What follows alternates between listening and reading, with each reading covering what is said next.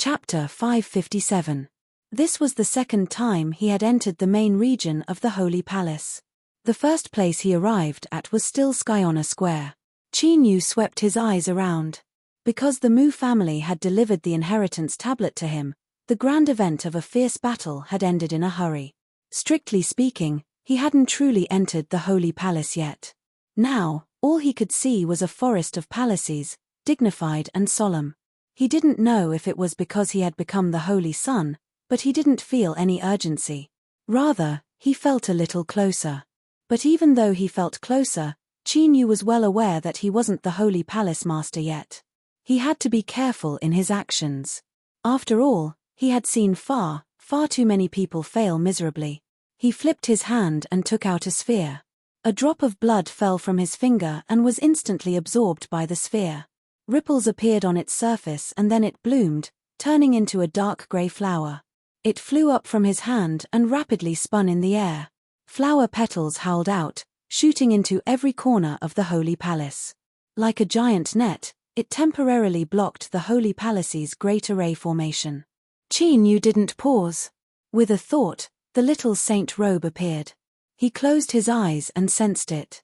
After several breaths of time, he opened his eyes and flew away. In this direction, in the dim hall, the stooped black-robed figure sitting on the throne suddenly raised his head and looked outside the hall. He let out a light laugh. What a clever and cautious junior. You actually have a way to ban the Sacred Palace's array formation. But do you think this is foolproof? Below the throne, the tall figure frowned, worry in her eyes. She was secretly anxious when she heard a question from above. Girl, do you know why I summoned you here today? Yu Qi hurriedly gathered her thoughts. She respectfully said, this servant does not know. I ask Empress Chan to explain. The black-robed figure's voice was gentle. Girl, you should know that ever since you unintentionally entered the Holy Palace, many people have been envious and coveting of you. If it weren't for my protection, you would have already died. Yu Qi gratefully said, this servant will never forget Empress Chan's graciousness. If there is a chance in the future, I will do everything I can to repay you. Haha, you're too good with words. But, there is no need to wait for the future. I have something I need your help with today. The black-robed figure lifted a hand and Yu Qi froze. Her heart was filled with anger but there was only fear in her voice. Empress Chan, why are you like this? Did I do something wrong? The stooped black robe trembled as she stood up. With a flick of her sleeves, the black robe on Yu Qi's body was torn to shreds. Looking at that pale face that was even more beautiful because of the fear, her eyes showed infatuation. What a beautiful girl. Bengong knows that you are smart. Even though you are afraid, you hide it well. I know that you are you. I know you are always, but I do you. I Empress I that I will to do. I will, and I will you. Yu Qi bit her lips, not saying a single word. Her heart was filled with despair. She never imagined that in the blink of an eye, death would arrive. As she thought of Qin Yu, who was not too far away and didn't know the dangers that were about to arrive, she felt even more sorrow and regret. If she knew this would happen, she would have risked her life to give him a wake-up call. But now, it was too late to think of these things. From beneath the black-robed figure, a withered blue and purple arm stretched out. The flesh and blood were like dried meat sticking to the bones. A gentle voice carried with it a bit of blurriness. Girl, give everything you have to me. A finger touched the point between Yu Qi's eyebrows. Thinking about it, it was because of the effect of the demon envoy's sphere. The entire journey was smooth and he didn't encounter any trouble. He could sense that the Saint Sun's seal was getting closer and closer. Qin Yu came to a stop. He looked up at the grand hall in front of him. Amongst the endless palaces, it wasn't particularly eye-catching. It was only the blue-gold door that made one feel a bit of nobility. The Saint Sun's seal was inside. After a moment of hesitation, Qin Yu flicked his sleeves and the blue-gold door quietly opened, revealing an incomparably dark grand hall that left one's heart filled with dread. But since he had already arrived here, there was no reason for him to be afraid. Qin Yu stepped into the grand hall and his body seemed to pass through an invisible barrier. Then, a warm, soft, and bright light rushed towards him and he immediately revealed a look of surprise. Within this grand hall, there was actually a small garden. It was beautifully constructed and all sorts of exotic flowers and grasses flourished. There was also a small lake, stone bridge, and flowing water. The tranquility of the garden made one feel relaxed and happy. Light zither music spread out from the garden. Looking up, one could faintly see an octagonal pavilion sitting behind a rockery with several ink-colored tiles peeking out. Qin Yu's eyes flashed and he didn't sense anything wrong. His eyes flashed and he followed the stone steps towards the pavilion. Although he didn't reveal anything on the surface, he was actually on high alert. He could instantly respond to the slightest movement in the wind. The garden wasn't too large. After several dozen steps, the pavilion appeared in his line of sight. A bit of water vapor rose up, causing the figure within the pavilion to appear a bit blurry. But it wasn't difficult to determine that this was a beautiful and enchanting woman. Moreover, Qin Yu didn't know why, but he felt a faint sense of familiarity. As he was bewildered, the zither music suddenly stopped and the beautiful woman in the pavilion stood up. She turned and bowed. "This servant greets your highness, Saint Sun." Her eyes were watery and warm like spring water, penetrating straight into his heart. If it weren't for the many experiences he had experienced over the years that had tempered Qin Yu's will, he would have cried out in alarm at this moment. This woman in the pavilion was Yu Qi. But as he observed her, her temperament and demeanor were completely different. Moreover, she didn't seem to recognize him at all. His thoughts raced, but Qin Yu maintained a calm expression. "Who are you?" He carefully observed her reaction. As Yu Qi saw this, she became even calmer. She respectfully said, "This servant inadvertently entered the Holy Palace several years ago. Now, I am serving under Auntie Chan." Qin Yu's heart skipped a beat. This was quite similar to Yu Qi. Could it be that some accident had caused her to lose her memories? But now that he was in the Holy Palace, he couldn't afford to be careless. His eyes flashed and he said, "I came here today to take the Holy Sun's seal. Since you are here, you should know where it is. Take it out." Yu Qi smiled. "This servant has been waiting for a long time. Your Highness, please wait a moment."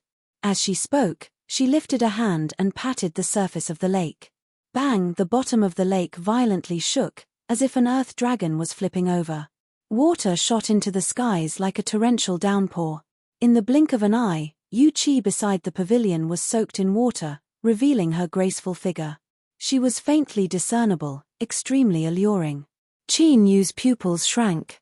Then, he composed himself and looked up into the skies. As the lake water fell back down, a golden dot appeared. This was a square seal wrapped in a transparent bubble. The Holy Sun's seal. Yu Qi lifted a hand and the transparent bubble fell into her hand. It immediately burst apart. She bowed and offered it with both hands. "I ask your Highness Holy Sun to examine it." Because her clothes were soaked and stuck to her body, the view of her chest was limitless. It was so white and exquisite that it left one's heart racing. Qin Yu carefully looked at her. As if attracted by the scenery in front of him, he paused for a moment and then stepped forwards. There were some lotus flowers planted in this lake. Now that they had been ravaged, countless petals were scattered in the lake, emitting a faint fragrance. This fragrance drilled into the nose. There wasn't the least bit of sweetness, but rather, it made one feel invigorated. Everything in front of them suddenly became clear. For instance, this beautiful woman who was bowing her head in front of him. Beneath her soaked dress, her chest heaved up and down as she breathed. An indescribable aura began to spread through the air. Qin Yu's footsteps were still steady, but there was a bit more of a trance in his eyes. His mouth felt dry and he unconsciously licked the corners of his lips. Yu Qi bowed, a warm and gentle smile flashing in her eyes. Indeed, even after 100,000 years had passed, these smelly men's conduct hadn't changed at all. But to her, this couldn't be any better. Qin Yu reached out a hand to take the seal. But for some unknown reason, his hand shook and fell onto the exposed wrist. Yu Qi lightly coughed. Her body seemed to have been pulled out of her and she slumped over. Her beautiful eyes were half closed, blurred and her face flushed red. She said in a low voice, "Your Highness." This light cry was like a spark falling on an autumn grassland. In the blink of an eye, it ignited a prairie fire. Qin Yu's breathing became heavy and a strange red light appeared in his eyes. He stared straight at the beautiful woman in his arms. He gulped and his throat rolled up and down. "To be able to serve your Highness is the good fortune of this slave. I ask that your Highness take pity on this slave." Yu Qi muttered in a low voice. Her words were like small hands scratching at one's heart, making one feel uncomfortable. Qin Yu lifted a hand and gently stroked her face.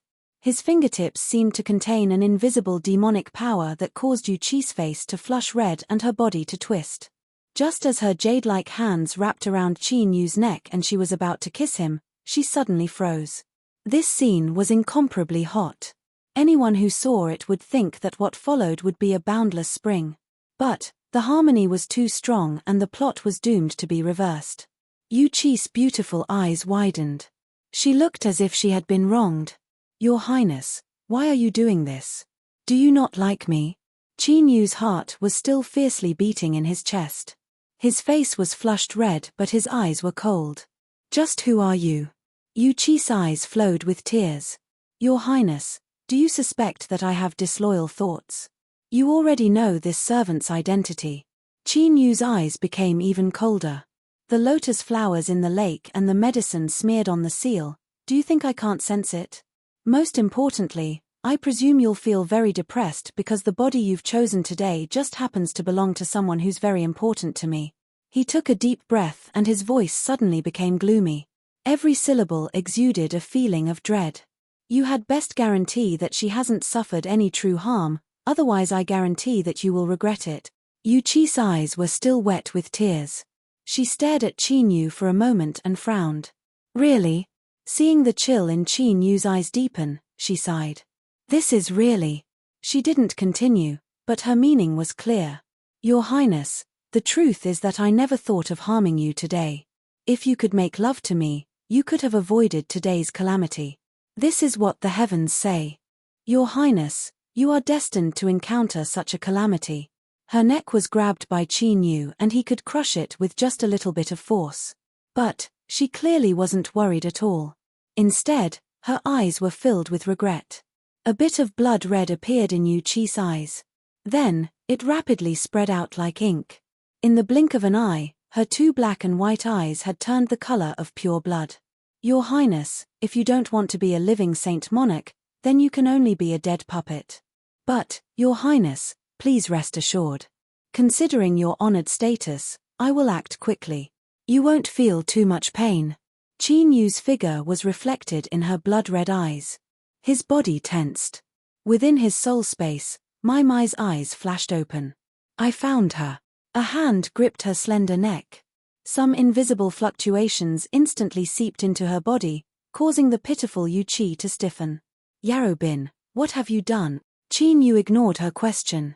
He lifted his other hand and like an arrow, he slammed it between his eyebrows. "Ah!" Yu Qi screamed miserably. The blood red in her eyes rapidly faded. In several breaths of time, she returned to normal. Qin Yu's complexion became increasingly dignified. He slowly lifted his finger and faint traces of blood red were constantly pulled out from between his eyebrows. Within his soul space, Mai Mai's face was pale. Between her eyebrows, there was a weariness that couldn't be concealed. When she froze by Xinyuan's soul, she had consumed a great deal of energy. Now that she had forcefully attacked today, she had caused some damage. But at this time, Mai Mai's eyes were filled with anticipation. As she saw the faint traces of blood red appear, she immediately revealed a satisfied smile. Although she had suffered a bit, this sugar pill was large enough. It seemed that she would be able to eat another delicious meal today. More and more blood red appeared, condensing into a mass. The fierce face of a woman appeared from within. She seemed to realize that the current situation was far from good. With a sharp cry, she hurtled towards Qin Yu's soul. The purple moon above her head trembled. Faint traces of light fell down, weaving into a net that trapped that mass of blood-red light. The woman angrily screamed. But no matter how she attacked, she couldn't escape. The purple moon net tightened, dragging the mass of blood-red light in front of my Mai. The little girl giggled and said, "Thank you, big sister you. Then I won't be polite." As she spoke, she reached out a chubby hand and grabbed onto the mass of blood-red light. She didn't move at all, but the woman crazily struggled and screamed, as if she were withstanding a horrifying pain. Faint traces of blood red were constantly peeled off and submerged into my Mai's hand. She couldn't help but narrow her eyes, a look of enjoyment on her face. "Your Highness Saint Son, please spare me. I know many secrets of the Holy Palace. As long as your Highness shows mercy, I am willing to offer everything to your Highness." This mass of blood-red light was Dame Chan's soul. She had forcefully occupied Yu Chi's mortal body and wanted to do unspeakable things. She never imagined that she would end up like this. At this time, there was no response to her pleas. Her screams became increasingly shrill. After a moment, when Mai Mai let go of her hand, the mass of blood-red light had been reduced to half its original size. The woman's face trembled as if it would collapse at any moment. Dame Chan relaxed a little. Just now, she really thought that she would die. As long as she wasn't killed, she had a chance of living. She just needed Qin Yu to give her a chance. Mai Mai stuck out her tongue. "Ah, I accidentally ate so much. Big sister, big brother, please don't blame me. I'll give the rest to you. I suddenly feel very tired, so I'm going to sleep first." These words didn't sound right. Dame Chan's eyes widened. But Purple Moon didn't give her a chance to speak. The net suddenly tightened, cutting her soul into countless pieces like sharp knives. Moonlight swept out and took away half of her soul. Then, a great blue sun phantom appeared and swallowed up the other half. In just a moment, the soul of this Dame Chan, who had struggled in the Holy Palace for 100,000 years, who had deep methods and great ambitions, had been cleanly divided up by the three evil guests within Qin Yu's body. The secret art that she had successfully cultivated had actually vanished into thin air before it could even be used. Beneath the pavilion, Qin Yu let out a long breath. With a thought, the medicinal efficacy in his body rapidly dissipated and his breathing returned to normal. Even so, as he looked at the unconscious Yu Chi in his arms, he felt his throat go dry. After quickly inspecting her and making sure she wasn't in any danger, he carefully placed her on the ground and left. Without looking back, Qin Yu lifted his hand and grasped the air. The golden seal howled towards him. With a flick of his sleeves, he wiped away the medicine on its surface. After sensing that there wasn't anything wrong with it, he took it. As soon as the golden seal entered his hand, a harmonious feeling rose from the depths of his heart. Qin Yu's senses instantly spread out, covering the vast majority of the Holy Palace in the blink of an eye. He could see that in some dark palaces, there were women who were filled with death energy, but strangely, they still retained their last bit of vitality. As his senses continued to spread out, a familiar aura appeared. Qin Yu's thoughts stirred and the figure of the demon envoy appeared in front of him. He had an anxious expression. He paced back and forth in the palace, clearly worried about his current situation. What surprised Qin Yu was that the demon envoy didn't even notice him peeping at him. That's not right, there is another aura." Qin Yu was secretly surprised. This was because he discovered that not too far away from the palace where the demon envoy was, there was another powerful cultivator. The scene changed once more. A black-haired, white-bearded old man quietly sipping tea appeared. His eyebrows suddenly furrowed together and he put down the teacup in his hands. With a light pop, it was like a stone being thrown into water, causing ripples to appear. The scene in front of him immediately blurred. Qin Yu withdrew from this strange scene. He held the Saint Sun seal and frowned. Even someone as powerful as the demon envoy hadn't discovered his peeping, so just who was this black-haired, white-bearded old man? As he was thinking, there was some movement behind him.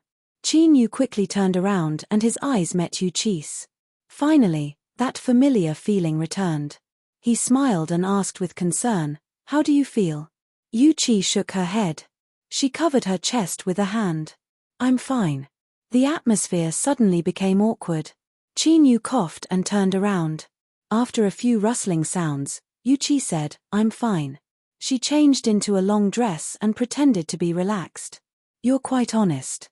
I was worried just now that you little scoundrel would suddenly turn around and take advantage of this big sister. She would never tell Qin Yu that she had clearly sensed everything that happened just now. As she thought about how she had wet herself in front of him and seduced him from behind, and how she had taken the initiative to offer herself to him, although she couldn't help it, her face still burned hot. It was just that she forced herself not to reveal it. Qin Yu saw that she didn't feel any discomfort and relaxed.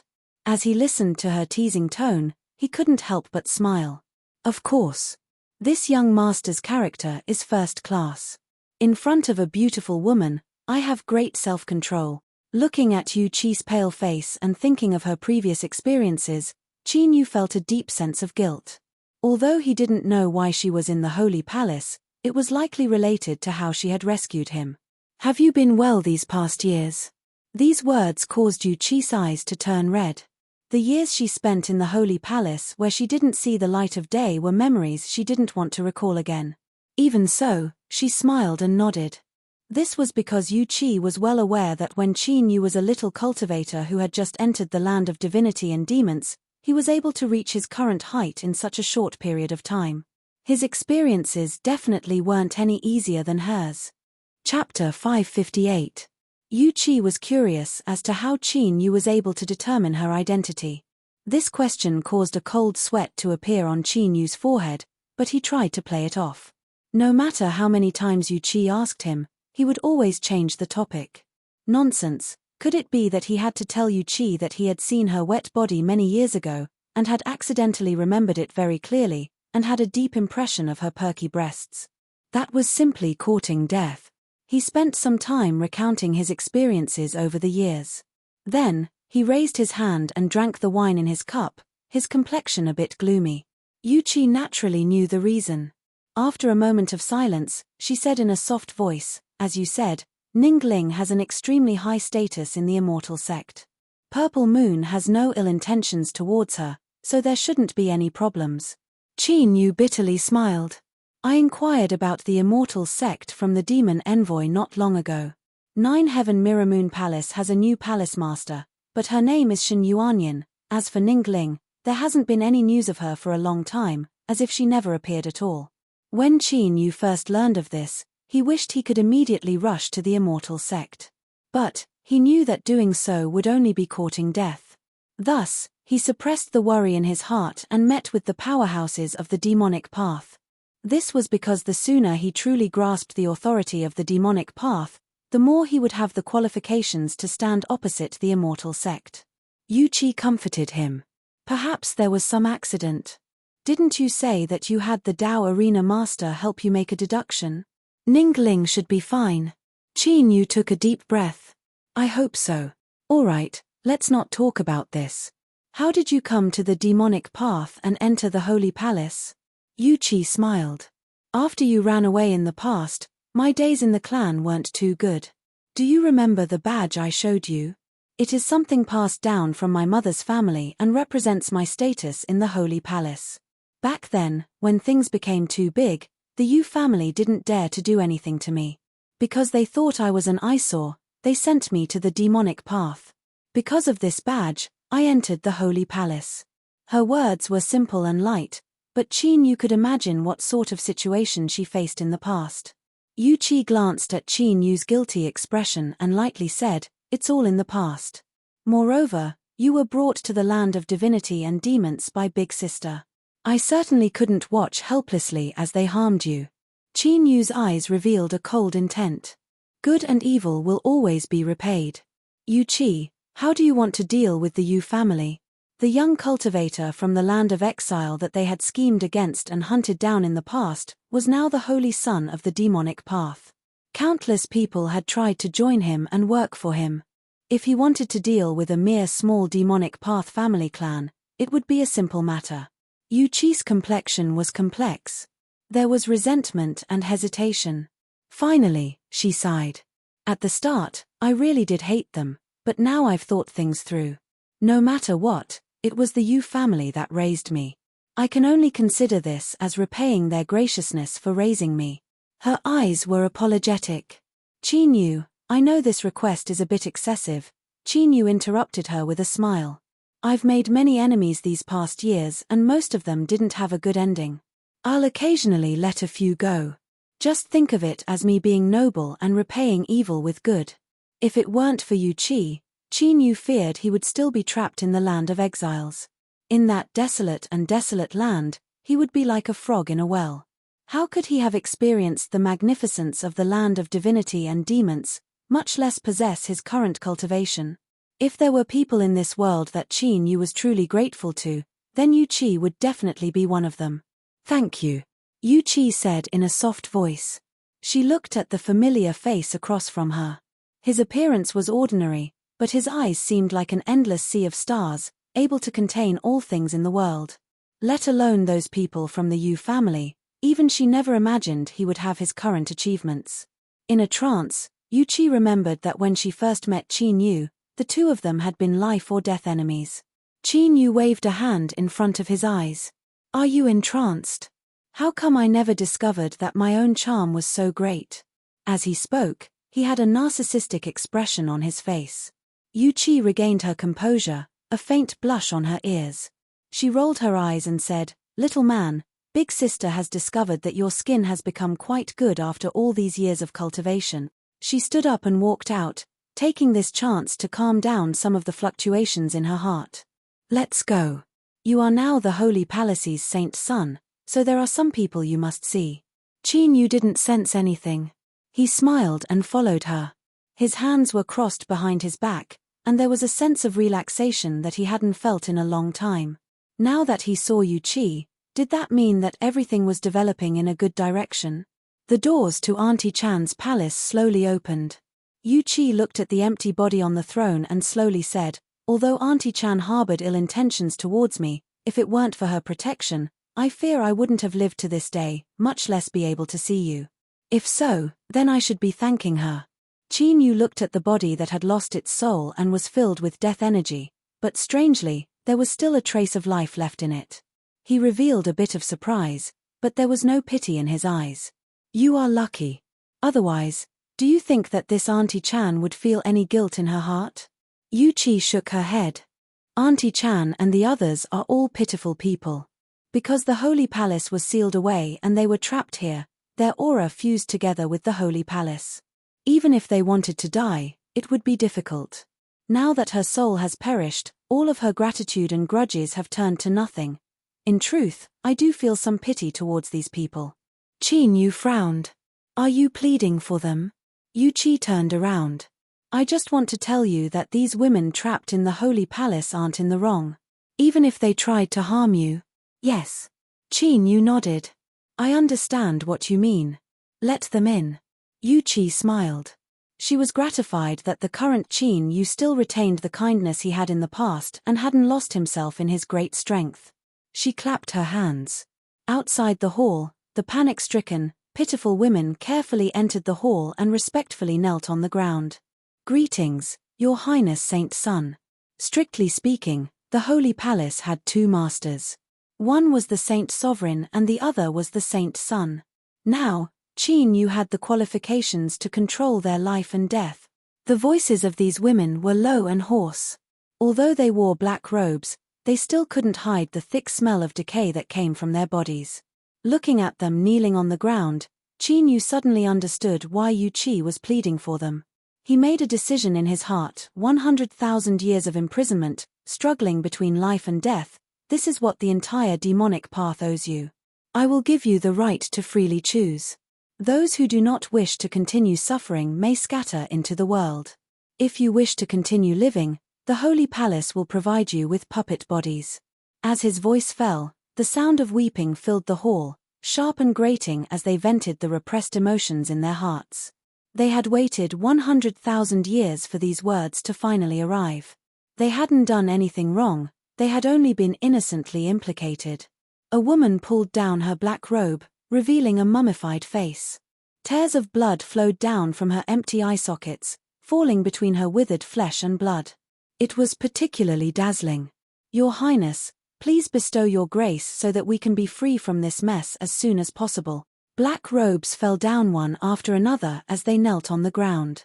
Qin Yu's eyes swept over each face. These women were ugly and fierce, but who knew that 100,000 years ago they had all been as beautiful as flowers. Now that they had fallen to such a state, just whose fault was it?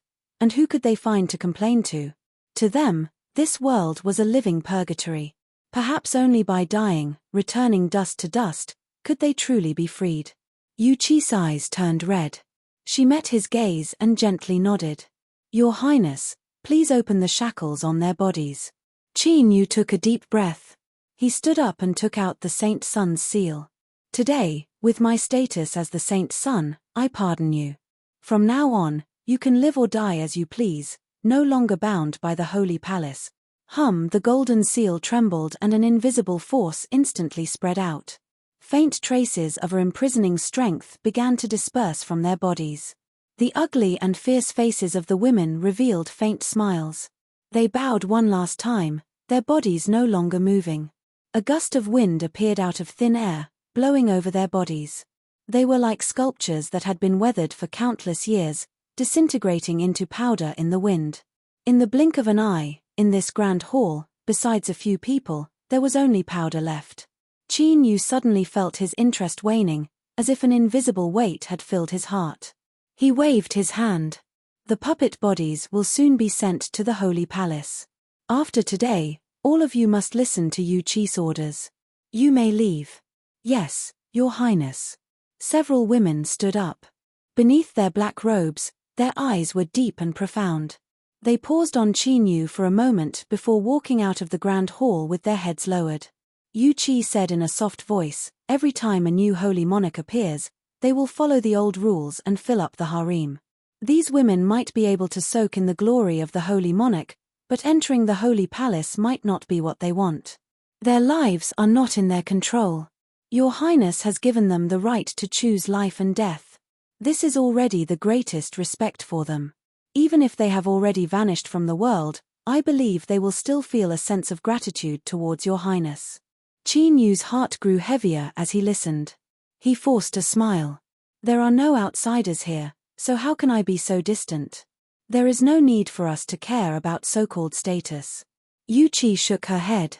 Your Highness is now the Saint Sun and is destined to inherit the throne of the holy monarch soon. Since I am staying in the holy palace, I must maintain my dignity, otherwise how can others treat you with respect? Her eyes were calm and firm. Your Highness, I hope that no matter what happens, you will always be like today.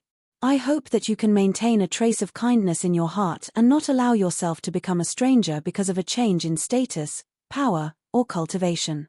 Seeing her solemn expression, Qin Yu looked into her eyes and earnestly nodded. There might be endless slaughter in the future, but I will hold to my bottom line. Yu Qi, thank you. To be the master of strength and not to be controlled by strength, these words were destined to only be spoken by those close to him. Yu Qi smiled and bowed. Your Highness, you have obtained the Saint Sun's seal. I ask that you leave the holy palace and welcome the demonic path's worship. She retreated into the shadows. I will wait here for the day you become the holy monarch. Looking at the direction she left in, Qin Yu suddenly said, Yu Qi, once I become the holy monarch, I will abolish the old rule of filling up the harem and allow them to choose for themselves. He didn't know whether or not she heard him, but after several breaths of time there was no response. Qin Yu suddenly smiled. Why bother saying so much? He could just speak about it in the future. He stood up and walked out. Chapter 559. Although the demonic path's small world was called small, that was only relative to the land of divinity and demons. In truth, its territory was vast, comparable to a country. Otherwise, it would have been impossible for it to accommodate the increasing number of disciples that had multiplied over the course of hundreds of millions of years. The southeastern 9-foot mountain wasn't too tall or straight, but the forests were lush and beautiful. Many monster beasts lived here because there was a spirit vein beneath the mountain. Spirit veins were naturally formed by the heavens and earth. They were able to gather spiritual strength from all directions and were extremely beneficial to a cultivator's cultivation. The place they passed through could be called a paradise. It had to be said that the cultivation environment of the demonic path's small world was far from what the outside world could compare with. Although spirit veins were rare, they weren't too precious. If one spent some treasures to lay down 1 or 2 spirit-gathering array formations, they wouldn't be too far off. But no matter how thin a mosquito was, it was still meat. The greater the family, the more they had to understand how to save resources. If they could obtain this 9-foot mountain, then some of their disciples would have a place to go. Fang Changling pointed a finger on the map and turned. Have you found out who this land belongs to? Although the Fang family was a newly established noble family, there were several capable individuals that had appeared in the family.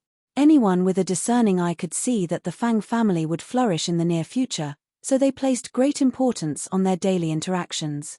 This allowed the Fang family to quickly gain a foothold in the Holy Land. In their daily actions, they gained the aura of a noble family. If it weren't for the fact that the masters of this land had extremely high statuses, they would have already sent someone to pay a visit. There was no need to be so cautious. The steward walked out and respectfully bowed. Reporting to Sir, we have already investigated. 9-foot mountain, as well as the several spirit ponds behind it, are all properties of Shenyang City's Ning family. Some years ago, the Ning family left the Holy Land and their properties were entrusted to a relative to manage. They returned not long ago and are now gradually gathering everything together. Fang Changling frowned. Shenyang City's Ning family? He carefully thought about it but couldn't find any clues. The steward tactfully said, "It's not strange that Sir doesn't know of the Ning family. They were famous in the past and there was a fierce character that appeared in their family, thus they were granted the title of a noble family. Unfortunately, that person later became entangled with the immortal sect and his fate wasn't too good. The Ning family also declined.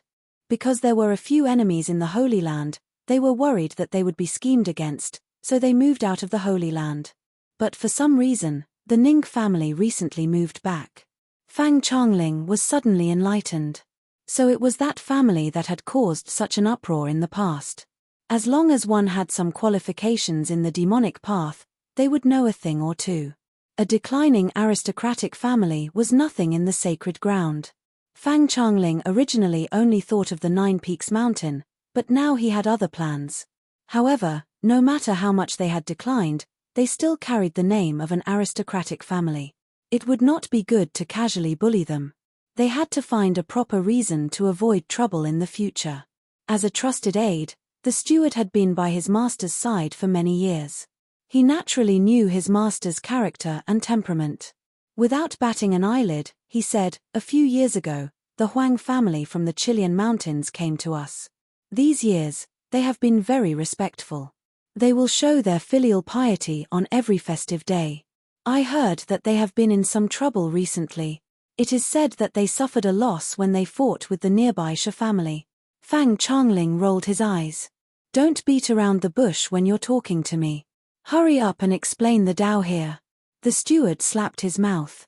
"It is my fault, please don't be angry. I had someone investigate and found that the reason the Huang family suffered a loss was because the Shi family found a backer. They said it was some aristocratic family that had returned to their fiefdom." Fang Changling's eyes brightened. "The Ning family. Hehe, this is like sending a pillow when you're sleepy. It's the director's fault." He lightly coughed and pointed to a location in Shenyang City. "For better or worse, our Fang family is a great and honorable family. Since we have received the filial piety, we naturally cannot disappoint our subordinates. Send a message to the Huang family and tell them that they don't need to be afraid. They have a master backing them." As the Fang family was planning to eat a large piece of fat meat, Qin Yu and the demon envoy also mentioned the matter of fiefdom. "Your Highness has already obtained the recognition of the entire demonic path. According to the rules, before you succeed the position of Holy Monarch, it would not be good for you to stay in the Holy Palace. The matter of fiefdom needs to be settled as soon as possible." The demon envoy smiled. With a flick of his sleeves, a map appeared in front of him. "I have chosen several fiefdoms for your Highness. Let's see if there are any that suit you." Concerning the matter of fiefdom, the two had already discussed it several times. Qin Yu wasn't unfamiliar with the markings on the map. He knew that the fiefdoms that the demon envoy had chosen were all top fiefdoms. Not only were the environments good, but they were also rich in resources. Moreover, Within the fiefdom were several famous aristocratic families of the demonic path. If one thought about it carefully, they would all be his future subordinates. Here then. Qin Yu smiled and pointed at a spot. The demon envoy nodded. Your Highness has chosen well. Although this place isn't the largest, overall it is the most suitable for you. He paused for a moment and said, Your Highness will be going to your fiefdom, so you will need a decent guard of honor. There will also be personal guards and so on. Do you want to select people from the true demon guard? Qin Yu shook his head. I am the commander of the Holy Nether Guard. There is no reason for me to select people from the true demon guard. The demon envoy understood what he was thinking. With your Highness's status, although you cannot lift the ban on the endless sea, it isn't too excessive for you to bring some people out. I will immediately arrange this. Once everything is settled in 2 days, your Highness may make a trip. Then I'll have to trouble Lord Demon Envoy. Qin Yu cupped his hands together and watched as the demon envoy left. After the demon envoy left the grand hall, his eyes flashed. Just who was that mysterious old man hiding in this grand hall? Because of his concerns, Qin Yu didn't mention this to the demon envoy after leaving the Holy Palace. But he still had some thoughts in his heart. The demon envoy ordered people to handle the matters of the endless sea. After sending away his attendants, he stepped into the grand hall and bowed. Teacher. From what I can see, your Highness seems to be someone who remembers old friendships. The previous demon envoy sat motionless, his expression unfathomable. The demon envoy nodded. Indeed. This disciple has clearly investigated by Xinyuan's matter. It was indeed because of 2 old servants, there is no other problem. The previous demon envoy picked up a teacup. Even so, we cannot be careless. I still cannot completely relax about your Highness's status. The demon envoy hesitated.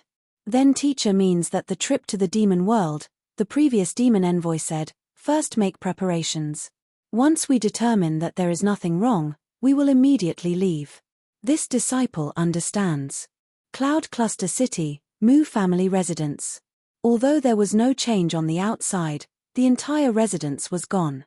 The dignified and noble atmosphere from before was now shrouded in a layer of panic. A new saint son had appeared, but he wasn't a member of the Mu family. Everyone in the Mu family was well aware of what this meant. Without accident, these days would soon come to an end. At that time, no one dared to imagine what would happen. In the underground palace, Mu Yunli was expressionless. He tightly grasped a jade talisman in his hands. It won't be easy to succeed the position of Saint Monarch. The Mu family still has a chance to fight, but once he took this step, he could no longer turn back. Mu Yunli fiercely struggled within his body. Finally, he let out a long sigh. The only thing left in his eyes was a ruthless and fierce light. It was these people that didn't give the Mu family a path to survival. As a large family, they couldn't just stretch out their necks and allow themselves to be trampled upon. Big brother, perhaps I was wrong, but I have no choice. I have no choice. Chapter 560. There was no obvious change of seasons in the small world of the Holy Land. However, Liang Shouyi felt chilled and his face paled as he bathed in the warm sunlight. Lan Lan, why are you so distant from me? What happened after all these days? The joy of leaving the endless sea had disappeared. Hai Lanlan's eyes showed that she couldn't bear it. She understood Liang Shouyi's feelings and she was touched. However, she couldn't force him. Because the Liang family had taken care of her for many years, there were some things she couldn't say clearly. However, she couldn't delay it anymore. Otherwise, it would be a mistake for both of them. Liang Ji, I've always respected you. I consider you my brother. I don't have any other feelings. I hope you can respect yourself. As soon as she finished speaking, Hai Lanlan bowed and left. Watching her leave, Liang Shouyi's body shook and he almost fell on the ground. It shouldn't be like this. In the endless sea, he and Lanlan had always been close. They were known as a perfect couple. How could they become like this in such a short time? Holding the stone railing, Liang Shouyi felt his body was weak. He didn't want to lose face in front of others, so he walked a few steps to lie down on the side of the road. He closed his eyes and didn't want to get up again. His mind was filled with Hai Lanlan's figure. After an unknown period of time, Liang Shouyi suddenly had a thought. Perhaps the woman he had sworn to protect for the rest of his life would never come back. Thinking of this, he was so sad. He felt like his entire body was pierced by an arrow. He couldn't even breathe.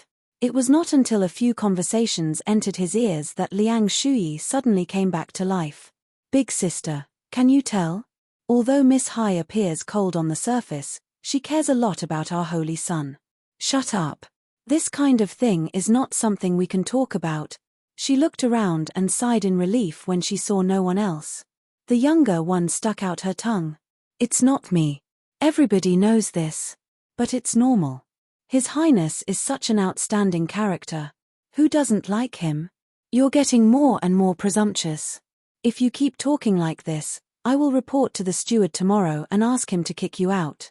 Ah, I know I was wrong. Please be magnanimous. Please don't. Sitting up in the bushes, Liang Shou continued to stare at the two maids as they walked away. His breathing gradually deepened and his hands were clenched into fists. His nails dug into his flesh, but he didn't feel any pain. He had grown up with Hai Lanlan and knew her very well. How could a cold and proud person like her fall for Yarrow Bin in such a short time? Moreover, when she was in the Endless Sea, everybody knew that she disdained and hated Yarrow Bin. Absolutely not. Absolutely not. Yarrow Bin must have used his current identity to do something to Hai Lanlan. That's why she's so cold today.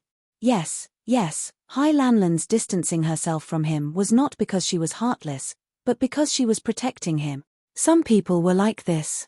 When they saw a sliver of hope in their despair, they would grab it tightly and magnify it until it filled their entire minds, not caring if it was their own wishful thinking or not. Liang Shou had fallen into this trap. As he thought of what Yarrow Bin might have done to Hai Lanlan, he felt as if his heart was being cut by a knife. Hai Lanlan was a flower that he had cherished since she was a child. He wished he could hold her in his hands and protect her. How could he? Drops of blood dripped down from his fingers, smashing into the ground. After Hai Lanlan left, she felt a bit restless. Liang Shou had a stubborn personality, so it was best if he didn't stir up any trouble.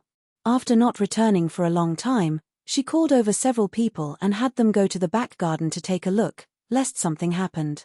When these people arrived, they happened to see Liang Shou staring at the two maids in a daze.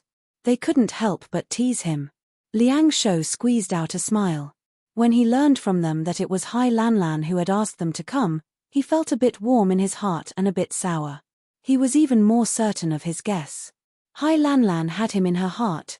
Yarrow Bin. His Highness the Saint Sun left for his sealed land. The holy nether guard that had vanished for 100,000 years appeared once more in the eyes of everyone in the demonic path. 1,000 of them wore blood-red armor and held sabers and spears in their hands. Their momentum was awe-inspiring, and wherever they passed, slaughter energy soared into the heavens. Those who were secretly watching were startled, as if they had awakened their dusty memories. Although the Holy Nether Guard didn't have any tribulation immortals, they were known as the #1 legion of the demonic path. Looking at the entire land of divinity and demons, besides the immortal sect's Iron Cross army, there was no other legion that could contend with them. The prestige of the Saint Sun had already spread to all sides of the demonic path, and now with the support of the Holy Nether Guard, he was even more awe-inspiring.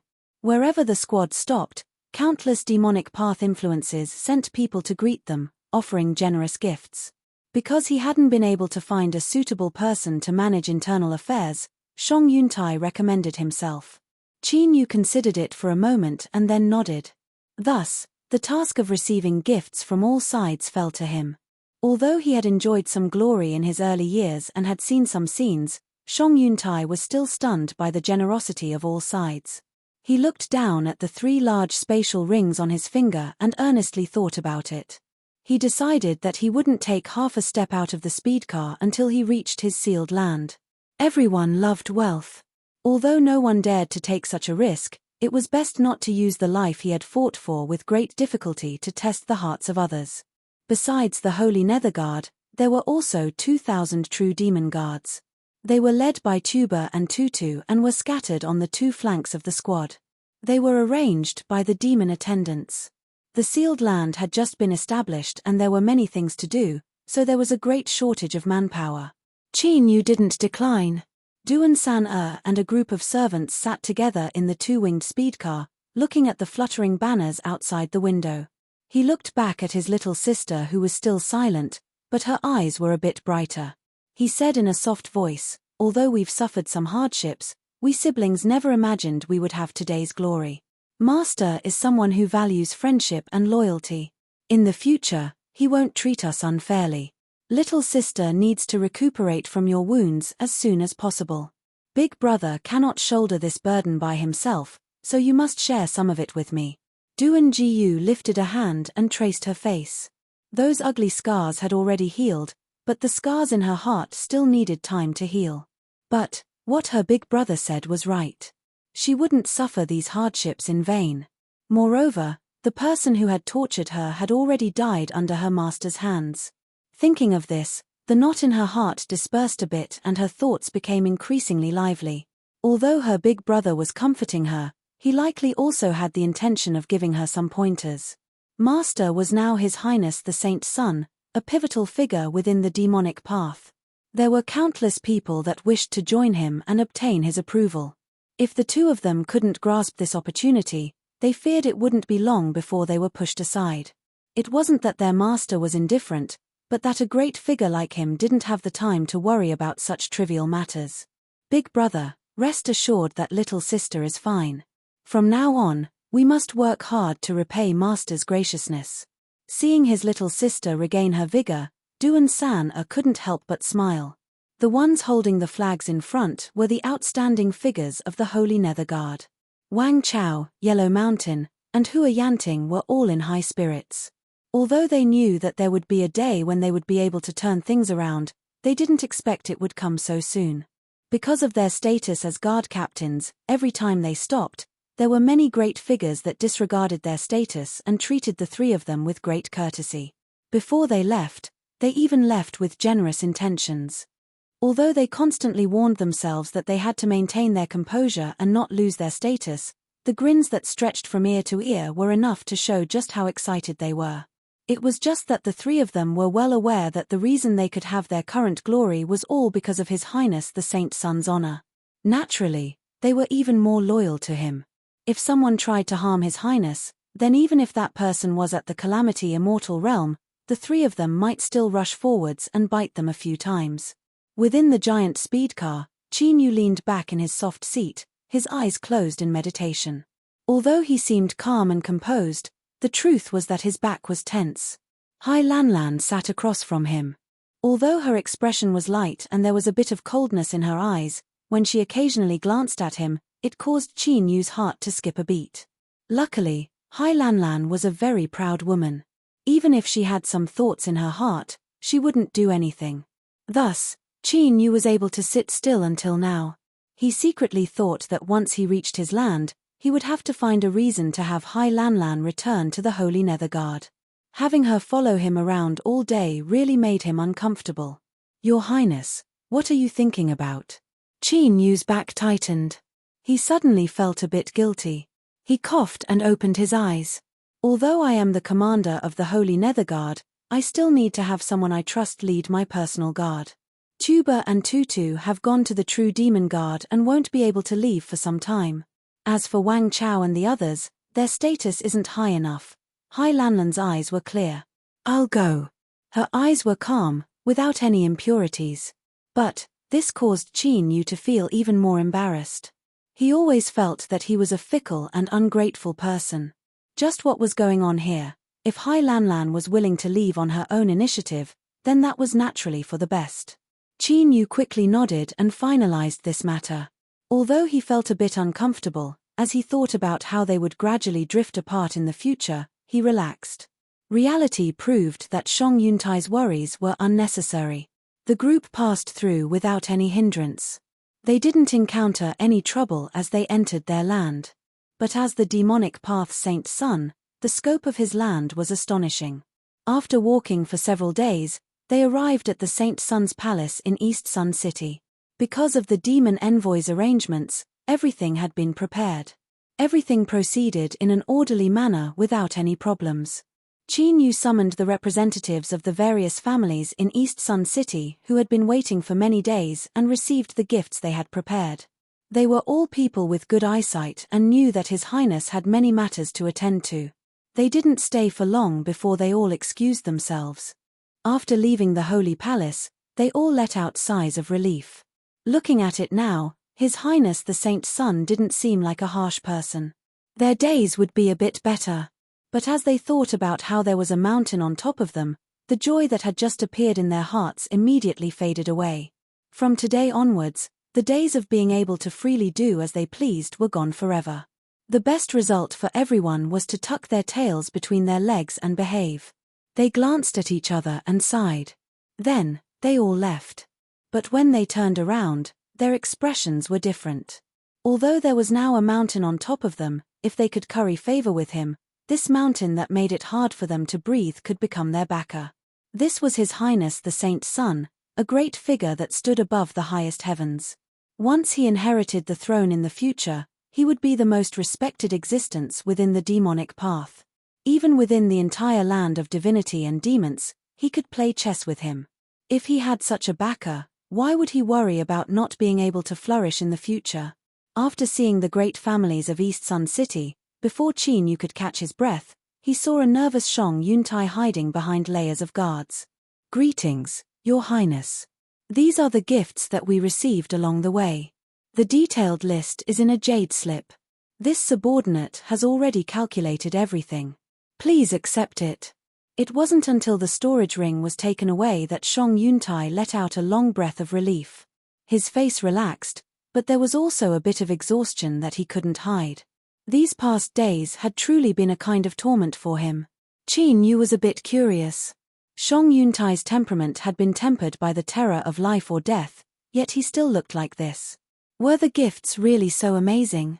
Qin Yu sent his divine sense into the jade slip. After a long period of silence, he nodded. "I understand. Go and rest." After Shang Yuntai and the others left for a long time, Qin Yu finally regained his composure. As he thought about his own performance, his face heated up. It had to be said that he was someone who had seen the world. When he borrowed a pre-celestial tree from Four Seasons City, he had extorted 10 billion spirit stones from the immortal sect.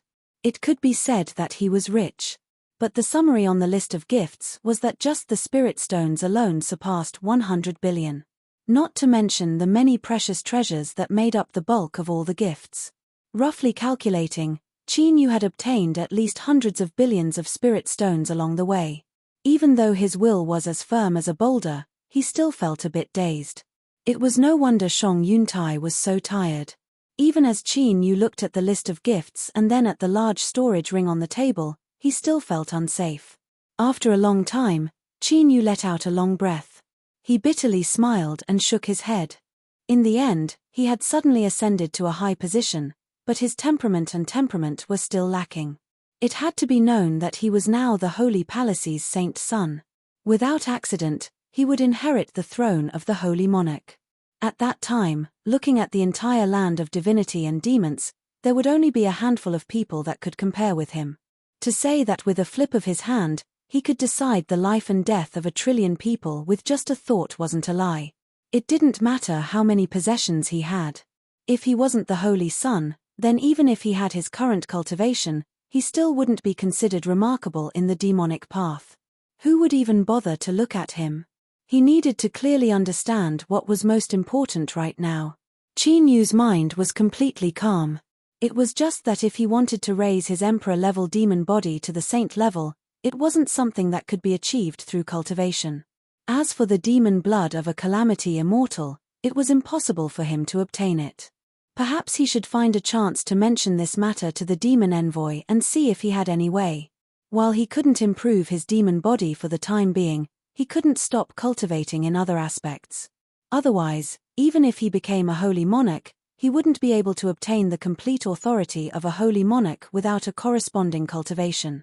His cultivation of the path of water was gradually entering a better state. He didn't need to spend too much time on it, but besides that, there was another aspect that could dramatically increase his strength. That was the monster raising mystic art. After the purpleback blue-wing ants completed their first transformation, they would come to a halt. With his current status, it would be much simpler to raise them again. Once they completed their second transformation, Qin Yu's strength would rise to a whole new level. If they completed their third transformation, he would be able to roll over ordinary calamity immortals. Qin Yu's thoughts raced. As he was thinking about how to raise the purpleback blue-wing ants, a guest arrived outside the Holy Palace. After he revealed his status, several true demon guards standing guard outside the palace, their auras cold and their eyes filled with disdain, hurriedly bowed, their voices filled with respect. The visitor lightly said, "I'll have to trouble you to pass a message. I request an audience with Your Highness the Holy Sun."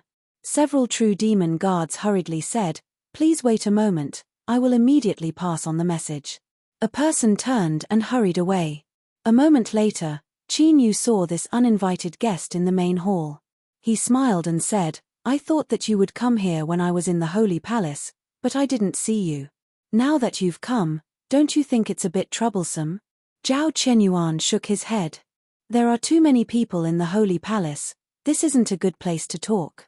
He looked around and said, "I came today because I have something to say to Your Highness. How about we change places?" Qin Yu's eyes flashed. "Since Brother Zhao has spoken, there is no reason not to. Please follow me." He stood up and led the way. The two of them left the main hall and arrived at Qin Yu's training area. After ordering that no one was to disturb him, they flicked their sleeves and closed the doors. "It's very quiet here. If Brother Zhao has something to say, please speak." Zhao Qianyuan shook his head. "It's not enough." He took out a walnut-like seed and flicked his finger. The seed fell to the ground and took root. Vines and leaves rapidly grew outwards, covering the entire hall in just several breaths of time. Qin Yu's complexion was dignified. He didn't know what this vine was, but it was able to completely isolate him from his senses and prevent him from leaving the hall. "Enough." Zhao Qianyuan looked up. His tone suddenly changed. "Your Highness, are you not worried that I have ill intentions and will try to harm you?" Qin Yu shook his head. "If Brother Zhao wanted to deal with me, he could have done so directly. There was no need to go through so much trouble." Zhao Qianyuan was silent for a moment. He shook his head and said, "I didn't know that Your Highness had such trust in me." There was a bit more gratification in his tone. His expression turned solemn. "What I have to say today might make Your Highness unhappy, but I ask that Your Highness patiently listen to me lest you provoke a great deal of trouble in the future." Qin Yu slowly nodded. Zhao Qianyuan directly said, "When you broke through the endless sea, that final pillar of light that fell from the heavens, Your Highness borrowed an external strength. But, does Your Highness know that this external strength is actually a great hidden danger to you?" Qin Yu's eyes instantly turned sharp. Zhao Qianyuan said, "It seems that Your Highness has already sensed something. That is for the best. There is no need for me to say anything more." "No." Qin Yu said in a low voice, "I ask Brother Zhao to tell me what this hidden danger is." Zhao Qianyuan smiled. "Your Highness, please rest assured. Since I came here today, I naturally won't leave half the story unsaid." He lifted a hand and pointed in front of him. Ripples appeared in the void and strange syllables sounded out, penetrating into the depths of his soul. Although Qin Yu didn't understand these syllables, he wasn't a stranger to them. He slowly said, "So Brother Zhao is the same as me, having a similar lucky chance." Zhao Qianyuan drew back his hand. The ripples in the void scattered and the syllables vanished along with them. His voice carried with it the vicissitudes of time. A long, long time ago, a time that could be called ancient times, was the best time for cultivation. Incomparably powerful existences were born in the world, each one possessing the power to destroy the heavens and earth. If we were to describe them from the point of view of our time, they could be called divine gods. In theory, divine gods can live forever, but the truth is that they will still perish. Some divine gods who were unwilling to die stepped onto the road of reversing the heavenly Tao and violated a taboo. Because of this, they caused a great calamity that caused the heavens and earth to collapse and nearly all divine gods to perish. But, the strength of divine gods was far too formidable. Even though they died, their incomplete wills still remained. Or, to be more direct, their incomplete divine sparks remained. Over the endless years, the vast majority of divine sparks were thoroughly annihilated. Only a small number of lucky or formidable divine sparks were able to survive. If later generations of cultivators were to obtain them and fuse them into their bodies, they would be able to obtain the strength of an incomplete divine spark. Zhao Qinyuan's eyes were deep and profound. He looked straight at Qin Yu. It must be known that even an incomplete divine spark still possesses a terrifying might. The hall fell silent. It was only after a long time that Qin Yu's voice broke the silence. I obtained a divine spark? Zhao Qinyuan nodded. He said without expression, although divine gods die, as long as their divine spark doesn't scatter and they find suitable soil, they can be reborn. Chapter 561. Zhao Qinyuan pointed at his chest and then at Qin Yu. His tone was resolute and decisive. You and I are the soil. Before Qin Yu could regain his composure, his soul space had already exploded with noise. Mai was the first to jump out, her eyes shining. Divine sparks. There's actually a divine sparks. The purple moon shined with a brilliant light. A rich and pure deep purple moonlight illuminated the entire soul space. At almost the same time, the blue sun phantom arrived. As the two lights collided, they emitted intermittent syllables. Eat it, we must eat it. Mai nodded again and again, her face twitching with excitement. Big sister moon, big brother sun, what you said is right. If we don't take the will of the heavens, we will be harmed instead. We cannot allow this great good fortune to escape from our hands. She looked up, her eyes ruthlessly glaring at Qin Yu's soul. You must activate the divine sparks, otherwise if I cause trouble with you every day, I won't be able to have a day of peace. Qin Yu was well aware of their reactions. The corners of his mouth twitched and his complexion became strange. It was fine if it was Mai, but what was going on with the purple moon and blue sun? The first time they spoke was actually because of something so absurd. And most importantly, if it was as they said, then the situation would be reversed. He really wasn't prepared at all. Should he continue to be afraid, or should he be secretly delighted? Zhao Qinyuan's eyes flashed with surprise. Whether Qin Yu was worried or not, he had been prepared, so why did he have such an expression now? Unable to see through his thoughts, Zhao Qinyuan thought for a moment. Then, he said, Your Highness cannot be careless. In the future, it is best if you don't use the power of the divine sparks again, otherwise your fusion with it will gradually deepen. Once you meet the conditions for awakening, things will become troublesome. Within his soul space, Qin Yu asked again and again. After receiving confirmation from them, his mind shook. Just what sort of background did these three evil guests have? They were confident in killing a god and they even had excited expressions on their faces. Hearing Zhao Qinyuan's words, he hesitated for a moment. Brother Zhao's meaning is that as long as I constantly galvanize the power of the divine sparks, I can accelerate its awakening, right? Zhao Qinyuan nodded. But why did he feel that something was wrong? He looked at Qin Yu's face and saw some subtle expressions. His eyes widened. Your Highness, you aren't thinking of actively activating your godhood, are you? Qin Yu waved his hand. Of course not. Although I have a bit of cultivation, to contend with an ancient divine spirit, isn't that the same as seeking death? He sighed inwardly. He feared that after this, he really would have to seek death. However, Qin Yu had already made up his mind that he would have to seriously negotiate with these three unwelcome guests before making any moves. Zhao Qinyuan couldn't see anything. He earnestly said, Your Highness, you absolutely must not try this, otherwise you will regret it in the future. Qin Yu nodded. Thank you for the reminder, Brother Zhao. I will pay more attention. Seeing that he had taken the initiative to tell her this, she felt a bit of warmth in her heart. She didn't want to continue running her mouth full of lies, so she changed the topic. In a few days, I will be inviting everyone to a banquet. If Brother Zhao is free, why don't you stay here for a few days? Zhao Qinyuan said, Even if Your Highness wants me to leave, I will still thicken my face and stay behind. The reason I came to remind Your Highness about the matter of divine sparks is because I hope to use this opportunity to obtain a favor from Your Highness. Qin Yu respectfully said, Brother Zhao, please speak. Zhao Qianyuan smiled. It isn't difficult for Your Highness. Because of my cultivation, I need to find several 9-mark blood lotuses. Although they aren't considered precious, because they are difficult to grow, there are far too few that can produce 9-mark blood lotuses. In addition, 9-mark blood lotuses have the effect of extending one's lifespan, so it is difficult to find them on the market. Qin Yu's thoughts raced. Does Brother Zhao want me to spread the news? Zhao Qianyuan clapped his hands. That's right. With Your Highness's status, as long as you spread the word that you need blood lotuses, there will definitely be people who will send them over. He revealed a bit of awkwardness. It's just that the blood lotuses are too urgent for me, so I can't search for them slowly. I ask that Your Highness doesn't take offense at my lack of manners. Qin Yu waved his hand. Brother Zhao, there is no need to be like this. Compared to your reminder, it is nothing more than a slight effort. I will immediately pass down the order. I hope there will be some harvests.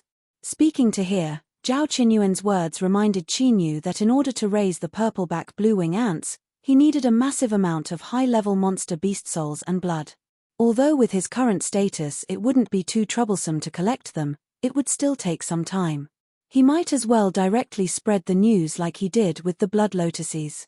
After ordering people to carefully arrange arrangements for Zhao Qianyuan, Qin Yu summoned Hai Lanlan.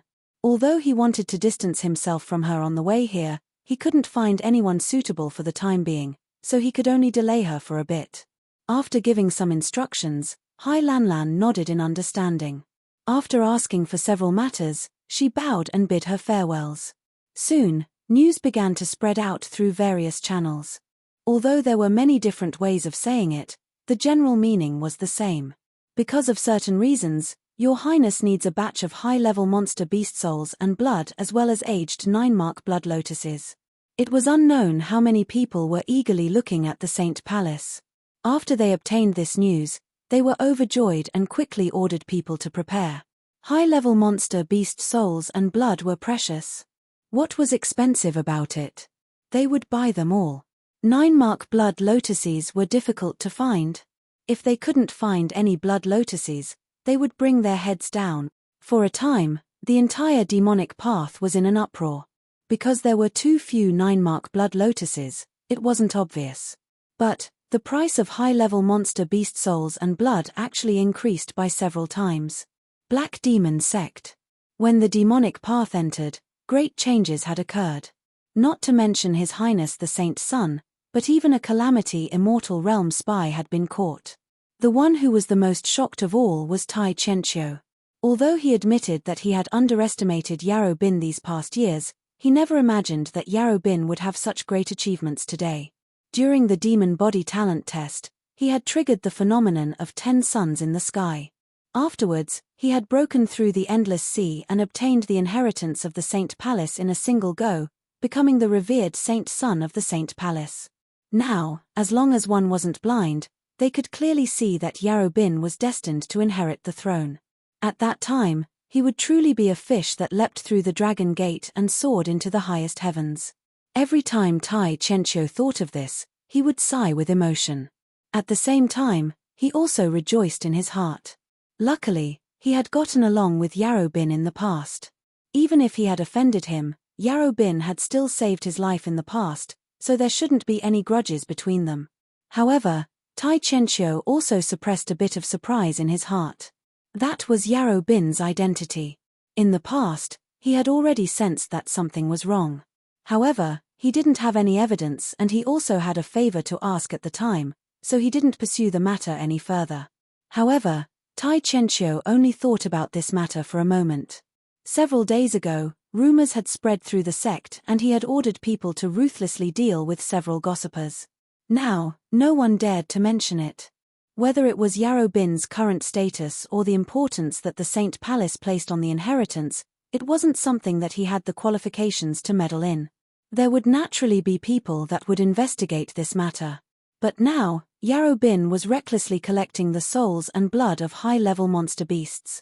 As he thought of the monster beasts that the sect was secretly raising, Tai Qianqiu's complexion darkened.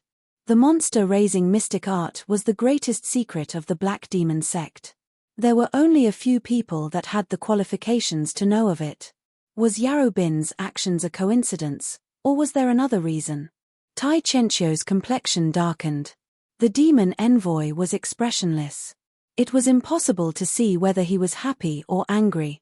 He lightly said, "The matter that I asked you to investigate, is there any news?"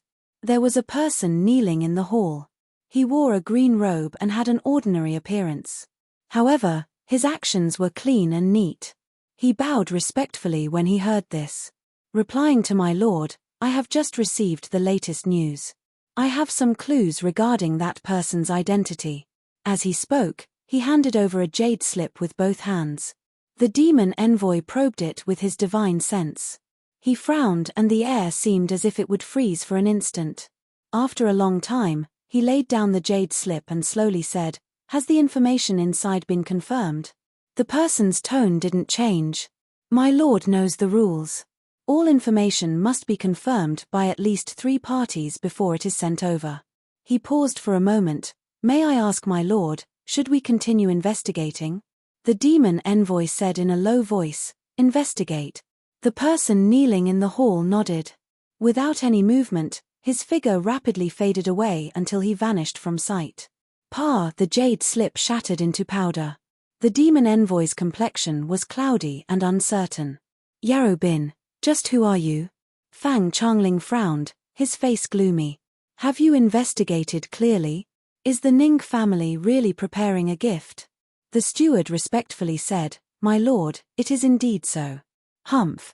Fang Changling slapped the table. "It looks like this Ning family has decided to fight us to the end. They would rather kneel down and be a dog at the Saint Sun's feet than be bitten by me." The steward thought for a moment. "My lord, there is no need to be angry. In truth, in my opinion, the Ning family has taken this step quite wisely." Fang Changling's eyes were cold. "What do you want to say? Do you think I'm stupid?" The steward hurriedly knelt down. "Even if I had the courage of a dog, I would never dare to laugh at my master." Fang Changling's complexion brightened. He humphed, "Stop pretending. If you have something to say, then hurry up and say it." The steward smiled. "The Ning family has declined in the end. Although they still have the reputation of an aristocratic family, they don't even have someone to support them. Who would place them in their eyes? Those Ning family relatives who are unwilling to return their properties are the best proof of this. My lord, think about it. How many eyes are looking at the Ning family, this fat piece of meat? The reason they haven't acted yet is because they are looking for a safe place. Once everyone determines the depths of the Ning family, I fear that in the blink of an eye, the Ning family will face imminent disaster. If that's the case, then so what if we become His Highness Saint's dog? My lord, don't forget that His Highness Saint's position is now stable. It is only a matter of time before he succeeds as the Saint Monarch. Once he succeeds, he will be a character from the highest heavens. At that time, it won't be an exaggeration to say that even chickens and dogs will ascend to heaven. Perhaps the Ning family will be able to make a comeback and even restore their former glory." Fang Changling furrowed his eyebrows. He thought about it carefully. If the steward said this was possible, then his complexion darkened. If the Ning family was able to make a comeback, would the Fang family be any better off? The steward observed his expression. "My lord, in truth, if the Ning family can do it, our Fang family can also do it. If the Fang family also expresses our intentions, do you think His Highness Saint will accept us or the Ning family in name?" Fang Changling hesitated for a long time. "That's right. But we are under Elder Li. If we change sides without permission, I fear there will be trouble." The steward said, "My lord, why don't you think about it from another angle? If we can gain His Highness Saint's favor, then Elder Li will have a chance to come into contact with His Highness. Perhaps he will even remember us in his heart." Fang Changling's expression changed several times before he finally nodded. "Okay, let's do it this way. Immediately prepare a generous gift." After the steward left, Fang Changling returned to his room and discussed it with the other leaders of the Fang family. Once everyone agreed, the matter was settled. Fang Changling was full of confidence. He sneered, "Old dog Ning, I'll let you be proud for a few days. When we meet again in Eastern Sun City, you will cry." The Ning family and the Fang family, one was in decline, while the other was thriving. Was there a need to say more about how His Highness Saint would choose? Chapter 562. P. Shenyang City, Ning family. No matter how desolate they were, they still retained their status as an aristocratic family. The Ning family's large mansion had an extraordinary aura, and because it had just been refurbished, it looked particularly dignified. But the front entrance was completely deserted, revealing a bit of a dejected atmosphere. When someone passed by the main entrance, they would lower their head and speed up their pace, as if they would be tainted by some terrible misfortune if they were even a bit slower. Several speed cars stopped outside the main entrance. Ning Yundao gloomily got off. He looked around and couldn't help but sigh inwardly. Then, he quickly walked in. When the Ning family first returned to the Holy Land, the courtyard had been lively for several days. But after they probed out the Ning family's current background, the excitement quickly faded away. Ning Rufeng was waiting in the study.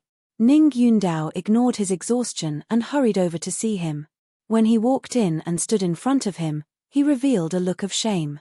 Although he had already expected this, Ning Rufeng couldn't help but feel disappointed upon seeing him like this. Then, an icy chill drilled into his bones. When the Ning family was flourishing in the early years, these people all had kind expressions on their faces, all of them rushing to get close to them. But now that the Ning family was in such a difficult situation, were they all going to kick them while they were down? In the end, they were still relatives, so why would they do this? Even though Ning Rufeng was a stubborn person, he didn't reveal a bitter expression. His eyes were filled with a bit of weariness and sadness. What did they say? Ning Yundao revealed a look of resentment. Several families said the same thing. They said that in order to manage our family's businesses these past years, they had invested a great deal of capital into it, so they don't want to suffer this loss. As he looked at his father's bitter appearance, there were some words he didn't say. Ning Rufeng closed his eyes, hiding the pain in them. Even if his son tried to hide it, he had lived to this day and had seen many things, so he could guess what was going on. As he thought about how his eldest son was now neither man nor ghost, and how the Ning family had been forced into a dead end, his breathing quickened and his face paled. Ning Yundao fell to his knees. "It is all because I am useless. I can't support the Ning family's reputation, and father is already so old, yet I still have to worry about these things." He clenched his teeth. In the end, these businesses are still our Ning family's. Before, I only cared about the face of our relatives and didn't want this matter to blow up. But since they don't care about face, I will go all out and fight with them. Ning Rufeng opened his eyes, his expression severe. Fool. What kind of status did those people have? If they didn't have anyone backing them up, how could they be so presumptuous? If you lose your sense of propriety, you will only fall into someone else's trap. The Ning family is currently in a precarious situation. If something happens to you, this family will be finished. Ning Yuntao's face turned red and his lips trembled, but he didn't know what to say. The study fell into silence for a while.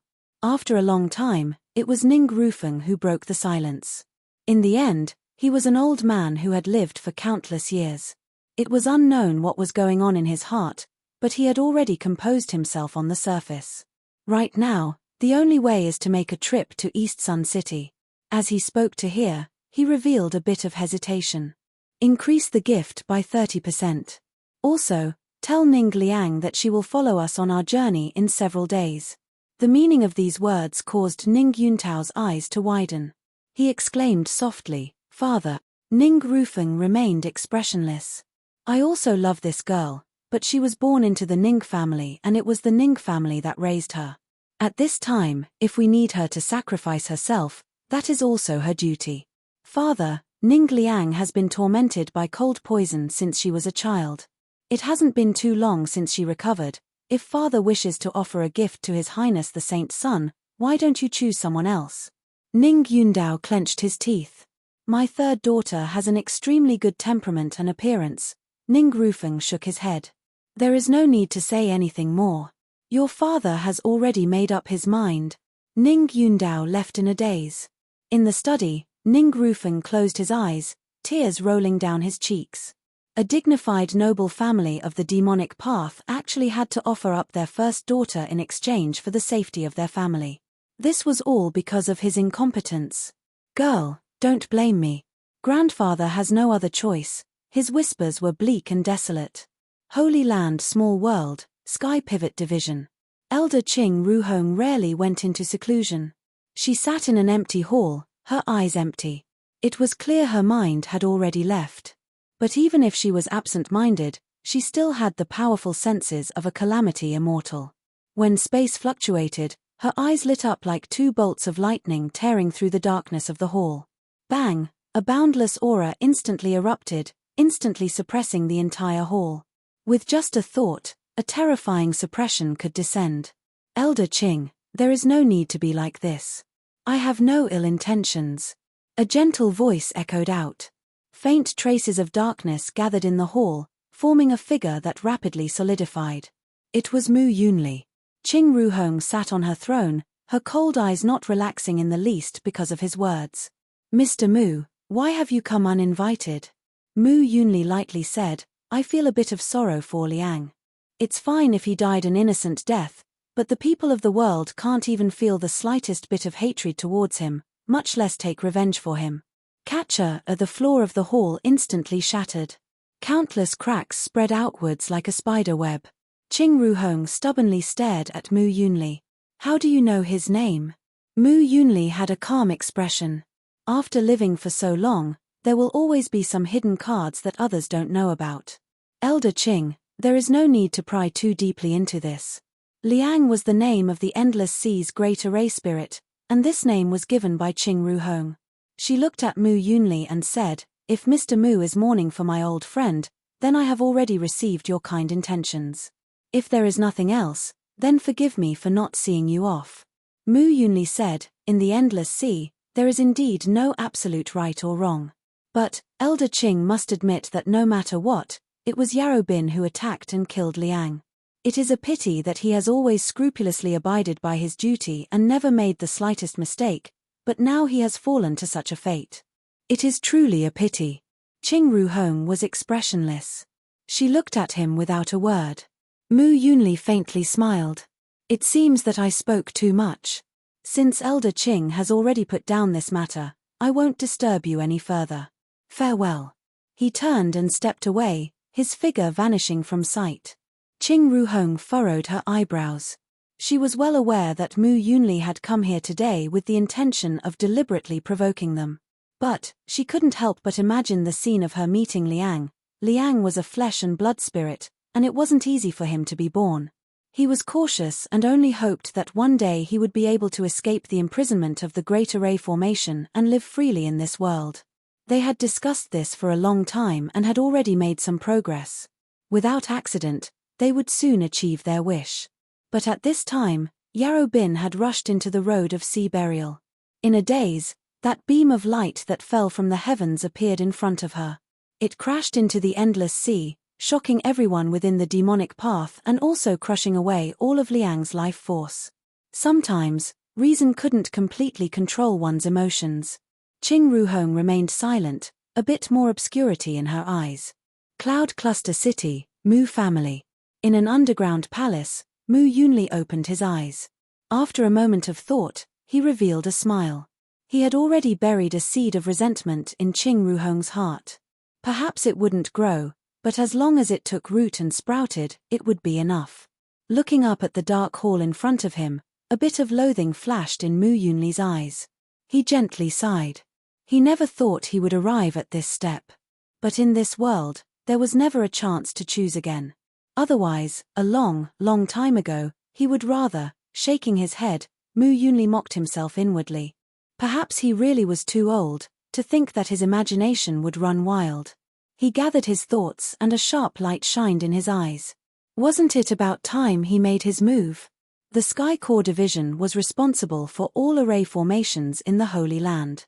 Besides detection and supervision, daily patrols and maintenance were also important and complex links. Of course, depending on how important an array formation was, the person in charge had to pass different levels of tests. For instance, this array formation with beautiful demonic runes could be ranked in the top 3 of the Sky Core division in terms of importance. Only the most trusted direct descendants of the Sky Core division had the qualifications to enter. Although I've seen it many times, I still can't help but say that these demonic runes are far too beautiful. The baby-faced cultivator sighed. The dark-skinned cultivator next to him smiled. Isn't that right? I heard that the demonic runes used to set up this array formation were directly extracted from the body of a powerful demon beast. It isn't something that can be created by humans. His expression turned solemn. Although we've entered more than once, we still have to repeat the rules. Don't make the slightest mistake, otherwise not only will we be finished, but our families will also be implicated. As he finished speaking, his voice and expression were stern. Several people revealed dignified expressions. They nodded to express their understanding. The dark-skinned cultivator turned around and saw that the person behind him was a bit nervous. Afraid that he would make a mistake, he comforted him. Brother-in-law, there is no need to be nervous. You and I are only going to enter the passage and will soon be done. Don't worry. The baby-faced cultivator laughed. Tiancheng's temperament is the calmest.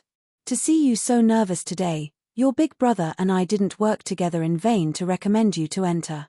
He winked and said, your eldest son is almost a month old, right? When we come back, we'll have a good feast. I didn't drink enough pear blossom wine last time. Tiancheng let out a breath and smiled. Good. The full moon feast will be carefully prepared. Big brother and all the other brothers must come to support us. Seeing him relax, the dark-skinned cultivator patted his shoulder and turned. Let's go. The group stepped into the demonic runes. Black demonic light gushed out, swallowing up their figures. Their vision blurred for a moment, and when they recovered, they found themselves in an illusory passage that constantly twisted. Tiancheng looked around. Big brother, is this the passage to enter the demon realm? The dark-skinned cultivator nodded. Without speaking, he took out the required testing equipment and led the others forward. Because this was the first time he had come here, he only planned to familiarize himself with the place and hadn't arranged any specific tasks. Tiancheng smiled and stayed behind, letting the others go first. He followed behind, looking around.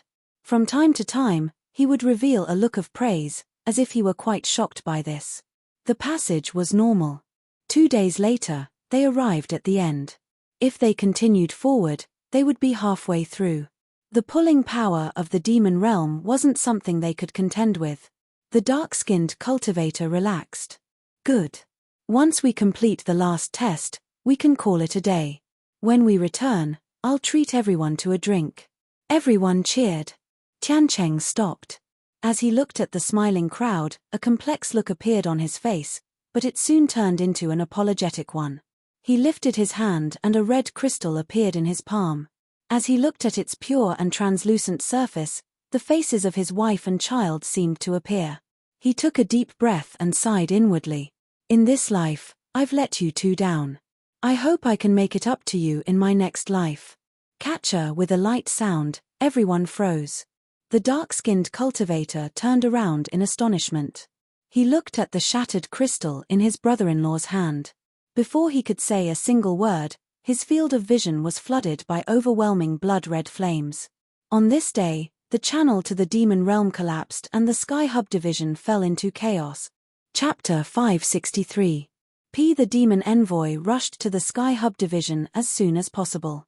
His complexion was dark and his eyes were cold. Elder Qing, how long will it take for the channel to be restored?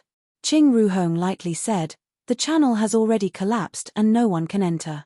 I can't make a complete estimate of the damage, but in my opinion, it is unlikely that the channel can be completely repaired. The demon envoy's complexion darkened. He looked at the chaotic Sky Hub division and suppressed the anger in his chest. Now was not the time to investigate who was responsible. Elder Qing, you should be well aware of the importance of the Demon World channel. I hope that you can do your best. Qing Ruhong was silent for a moment. She nodded.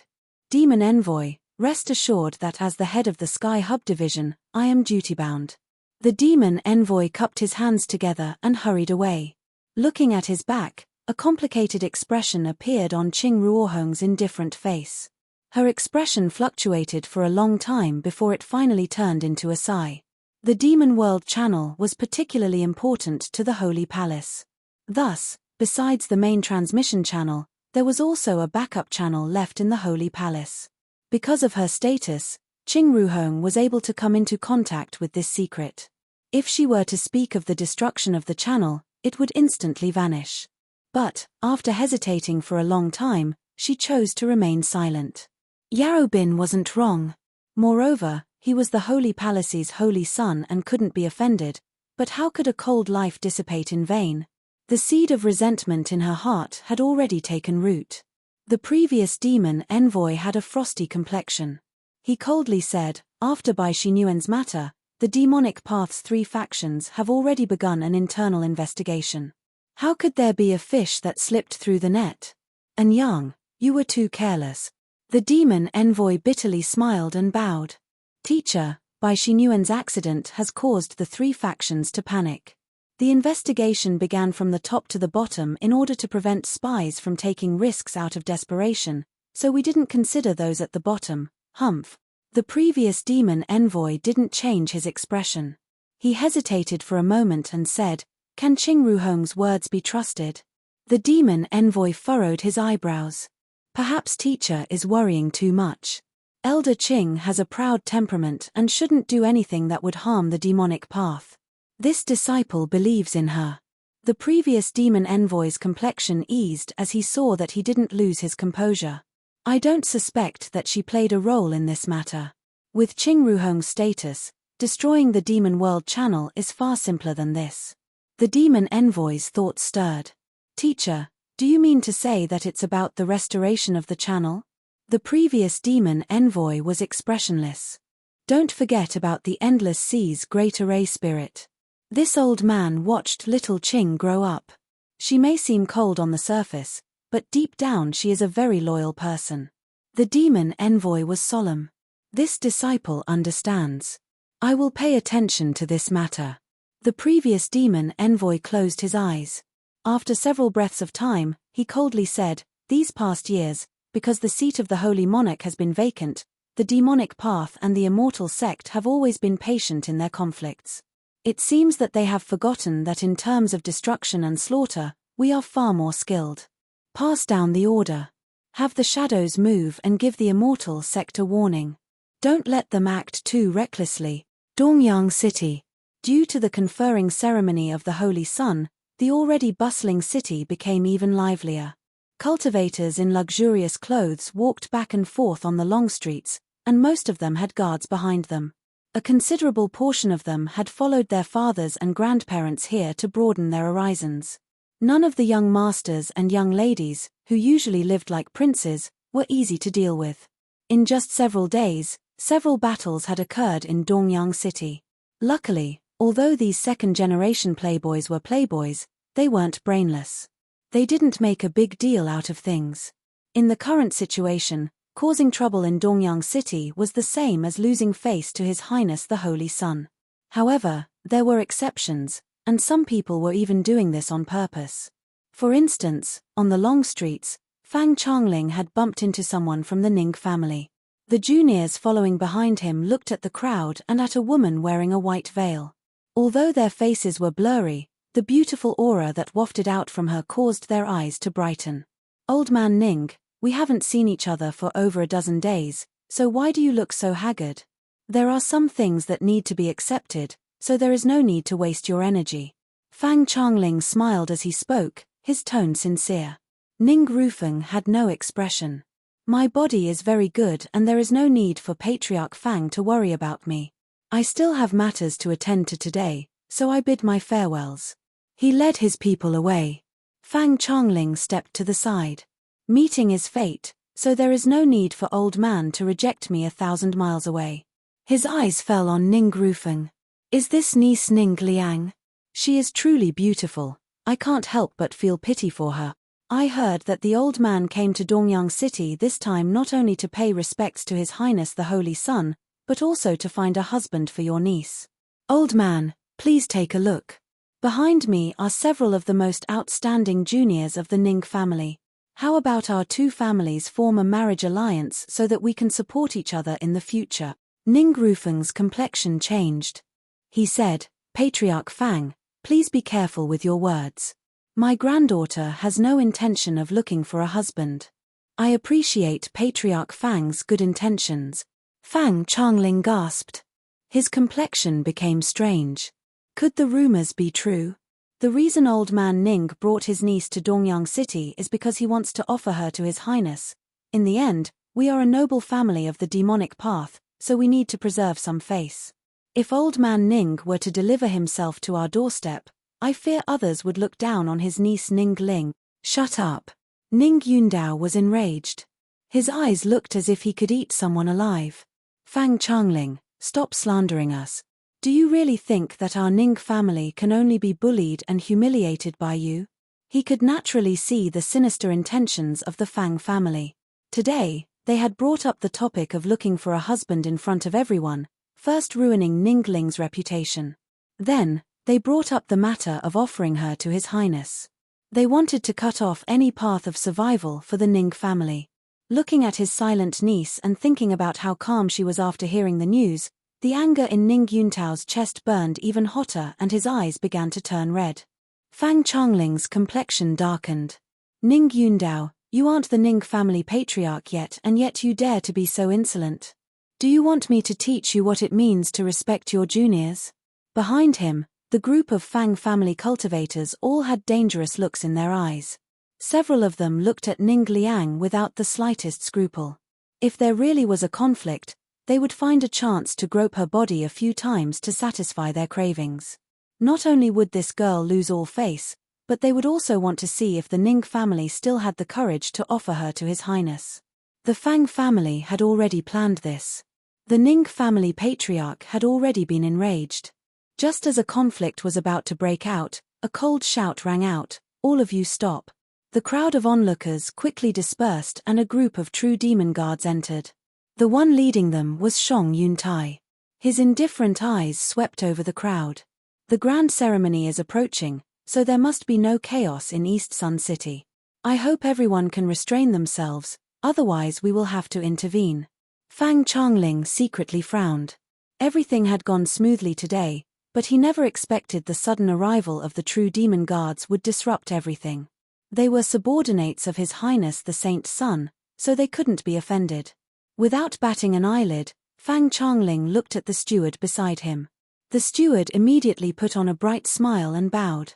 This is all a misunderstanding. Our Shichang Fang family is old friends with Shenyang City's Ning family, so how could we possibly cause trouble? With a single sentence, the steward's identity was revealed. Anyone with some experience would understand. The steward's smile became even brighter and he calmly handed over a storage ring. Everyone, it has been hard on you all to patrol the city. Here is some money for wine. Use it to buy a few banquet tables. This is our Fang family's way of showing respect to His Highness the Saint Sun. These last words were very skillful. Even if he took benefits in front of everyone, he wouldn't be criticized by others.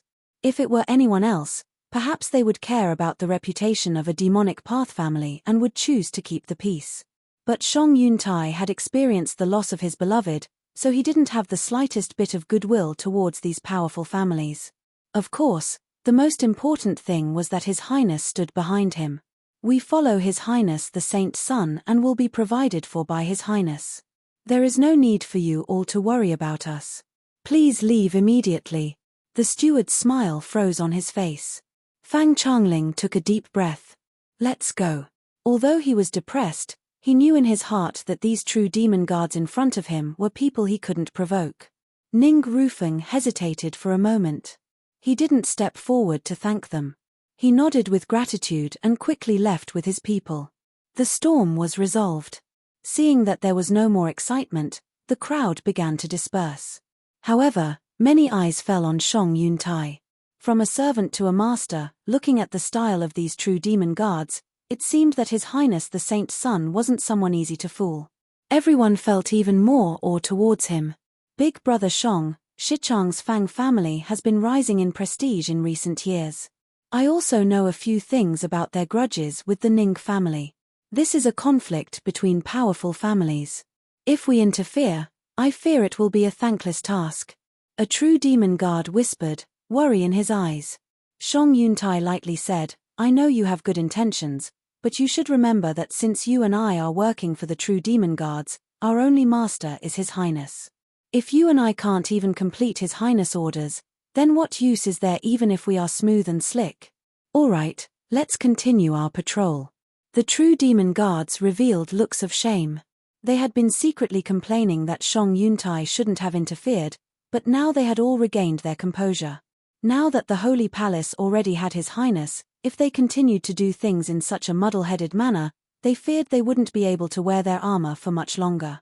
Thinking about it again, with His Highness supporting them, what did these demonic path families count for? Even if they offended them, would they dare to jump out and make things difficult for them? That was unless they were tired of living. Everyone's spirits rose. As they looked around, there was a bit more light in their eyes. Fang Changling brought his people back to his courtyard in East Sun City. Although this was a newly bought courtyard that hadn't been decorated, it was still magnificent and magnificent. He thought that after he pledged his allegiance to His Highness the Saint Sun, some juniors would have to stay here and listen to his orders. This courtyard had been prepared for them in advance. But after what happened just now, Fang Changling suddenly felt that his thoughts had been a bit too optimistic. His face darkened even more. In these past years, the Fang family had been smooth sailing. As the patriarch of the Fang family, when had he ever lost face? Even the extremely high-status elder Li had been polite to him, but today he had been humiliated by several true demon guard. After sending everyone away, the steward hesitated for a moment. He said, Sir, there is no need to be angry. The status of the true demon guards these past years has been quite awkward. Now that they have someone to rely on, it is inevitable that they will be a bit arrogant. What kind of person is His Highness the Saint Sun? He will naturally understand that our Fang family has taken the initiative to pledge allegiance to His Highness the opportunity to gather the local forces. He will definitely be courteous to me to win people's hearts. Saying this, he sneered. At that time, these true demon guards in front of me will be very careful and try to curry favor with me. Fang Changling snorted and felt a lot more at ease. Today is a great opportunity. I originally wanted to cut off the Ning family, but a few stinky bugs ruined my plan. In the future, I will not forgive them. Saying this, he slammed the table with hatred. The steward complimented him again. Fang Changling smiled a bit more. He waved his hand and said, Is the matter settled? Today, I have not finished all the work, so I can only act first. Everything is settled. We will be in front of the Ning family. After I pay my respects to His Highness the Saint Sun, maybe those Ning family people won't even have the chance to enter the hall. Fang Changling thought for a moment.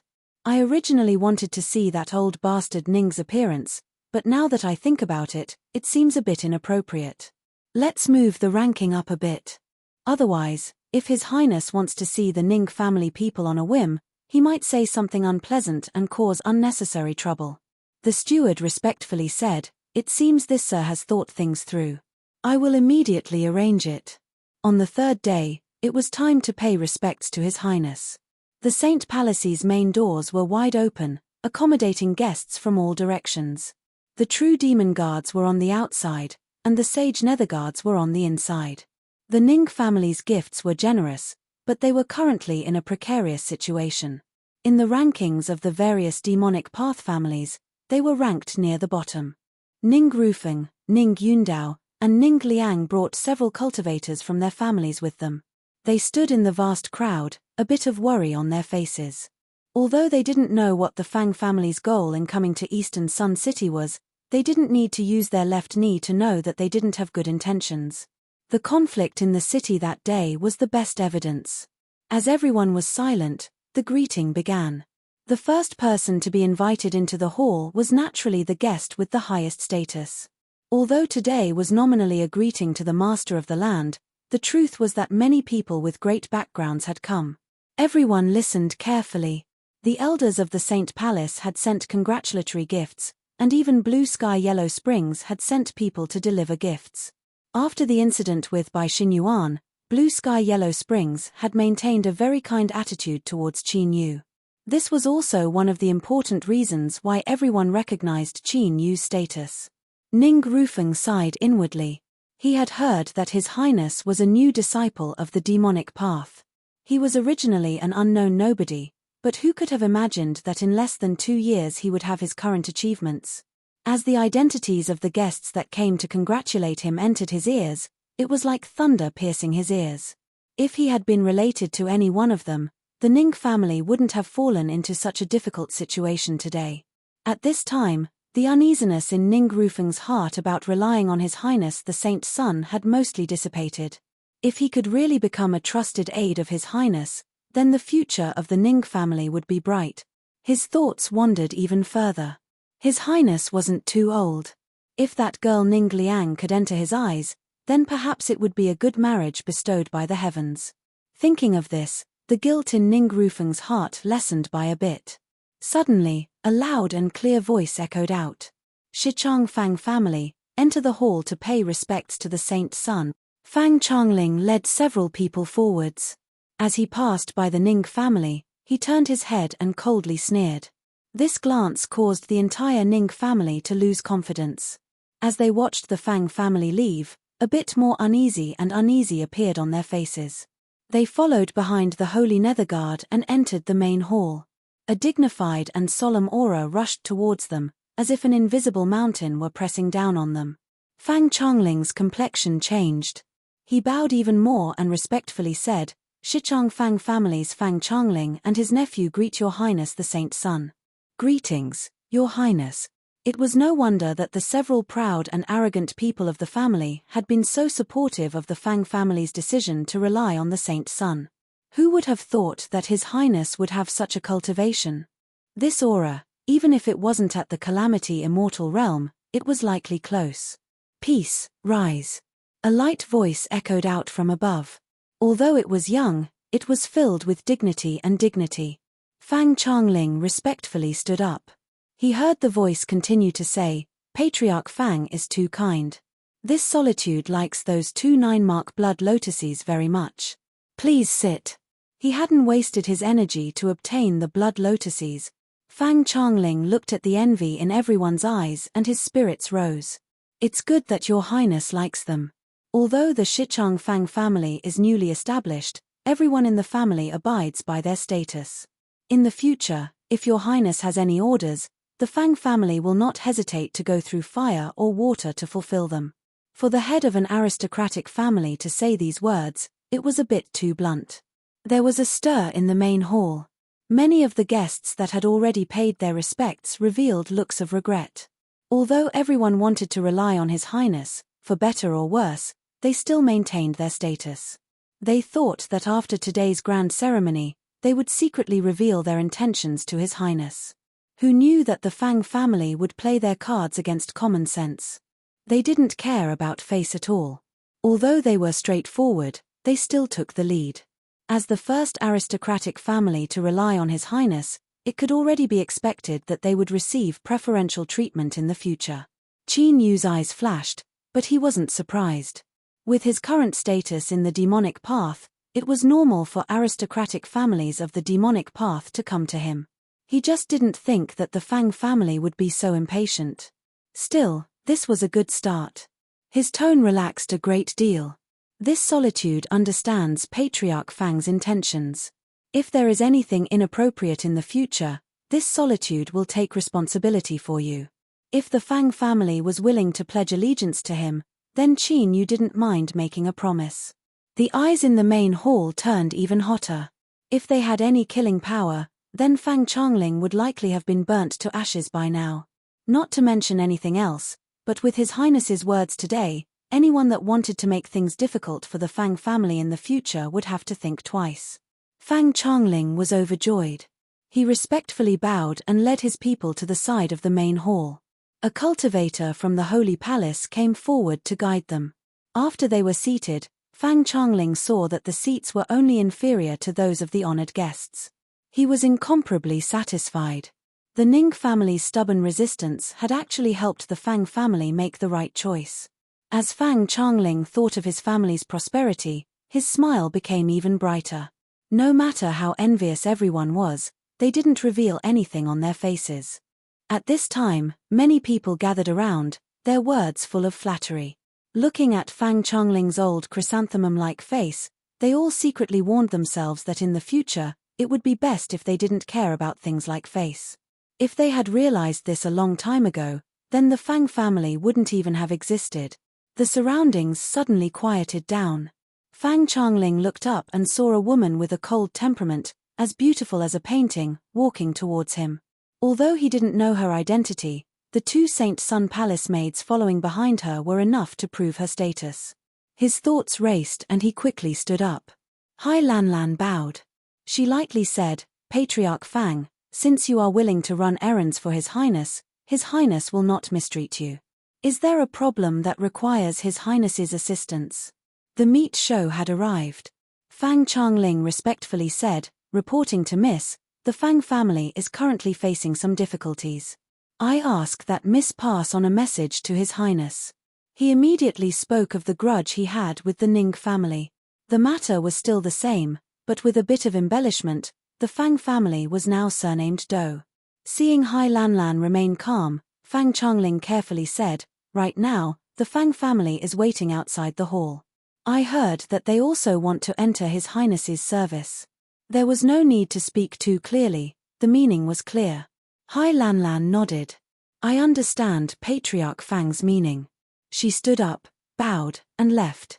Several Fang family juniors looked at her slender back and couldn't help but gulp. It was only after Fang Changling glared at them that they awkwardly looked away. Hai Lanlan furrowed her eyebrows, a bit of coldness in her eyes. As she thought about how the Fang family was the first family she had pledged loyalty to, she suppressed the loathing in her heart. Although she didn't have an official position right now, she was still temporarily managing the Saint Palace's affairs. After asking around, she gained an approximate understanding of the grudge between the Fang family and the Ning family. Thinking for a moment, Hai Lanlan took advantage of a break in her worship to quietly approach Qin Yu.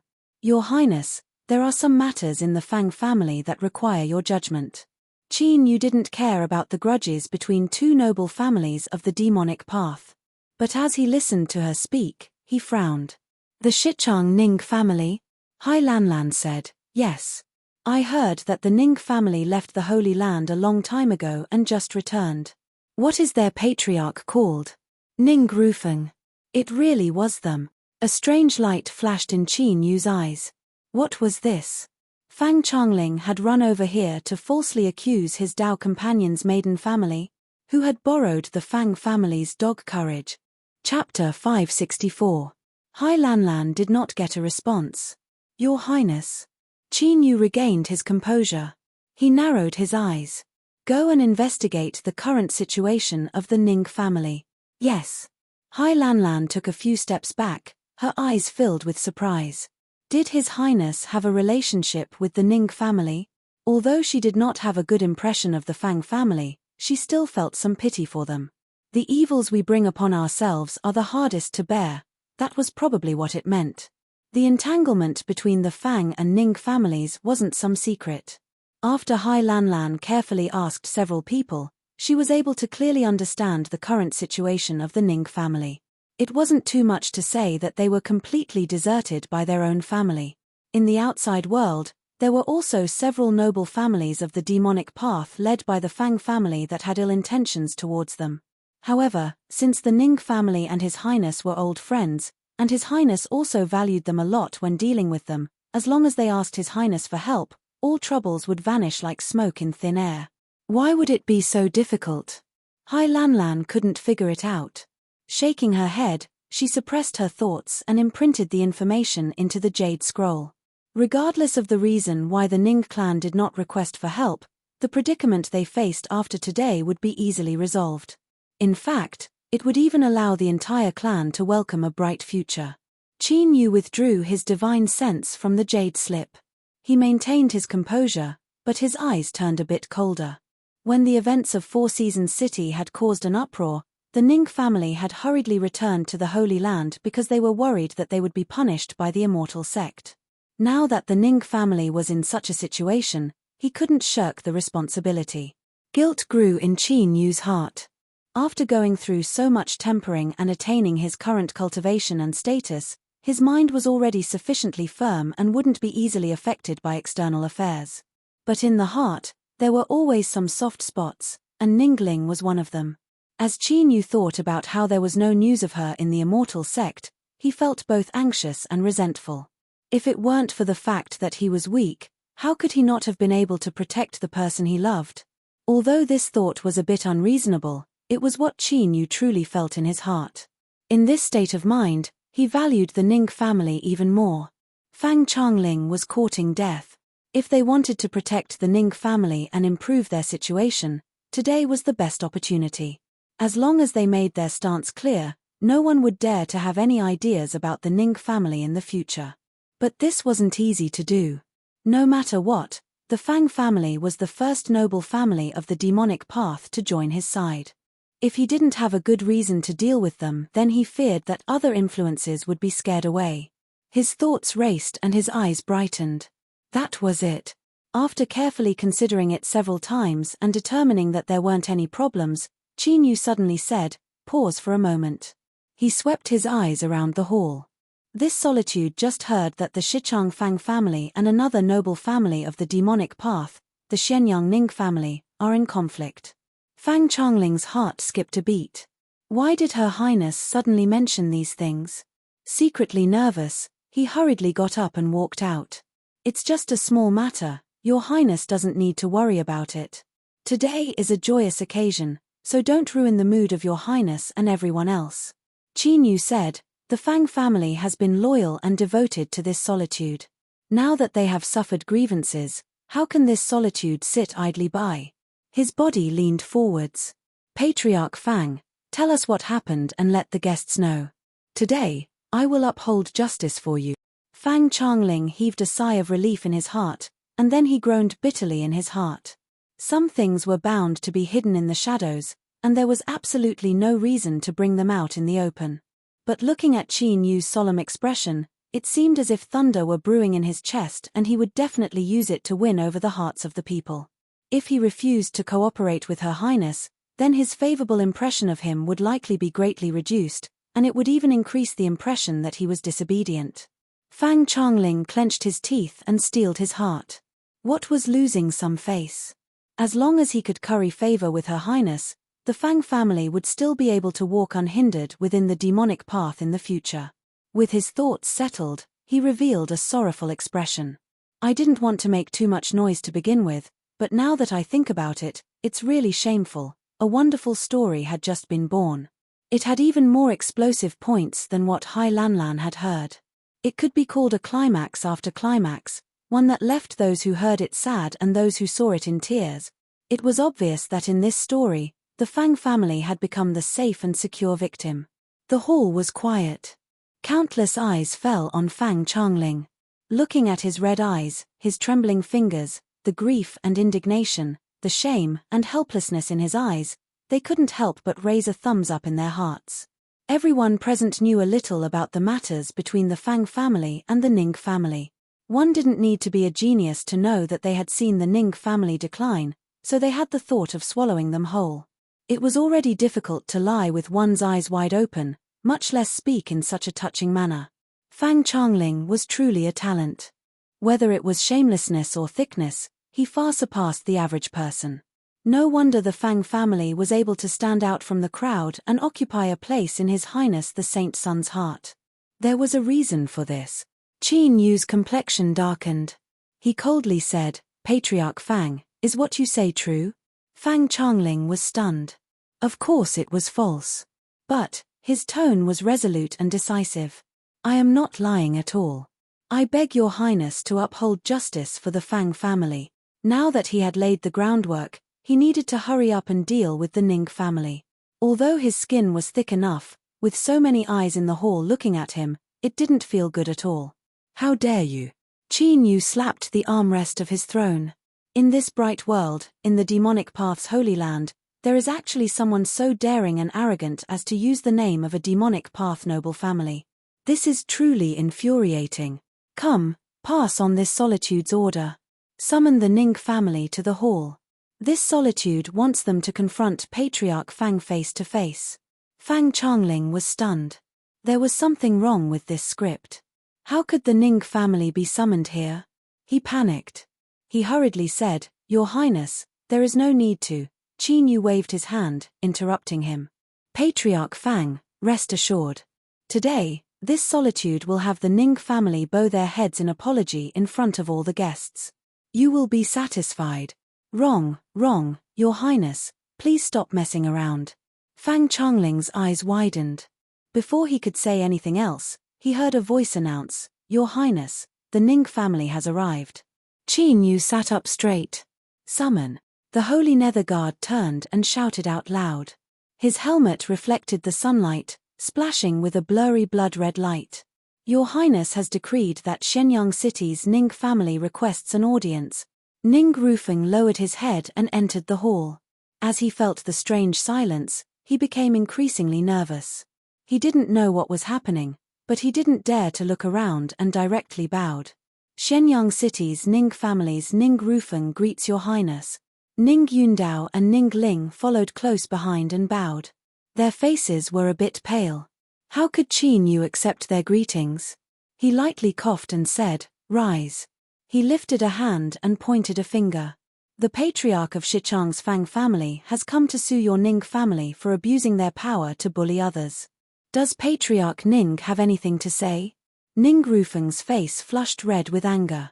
"Your Highness, please do not listen to the words of lowly people. Shichang's Fang family is distorting the truth and there isn't a single bit of truth in their word." Qin Yu furrowed his eyebrows. "The Ning family means that the Fang family is falsely accusing you. Do you have any evidence?" Ning Rufeng took a deep breath. "Your Highness, the Ning family has been in decline for many years and we just returned to our fiefdom not too long ago.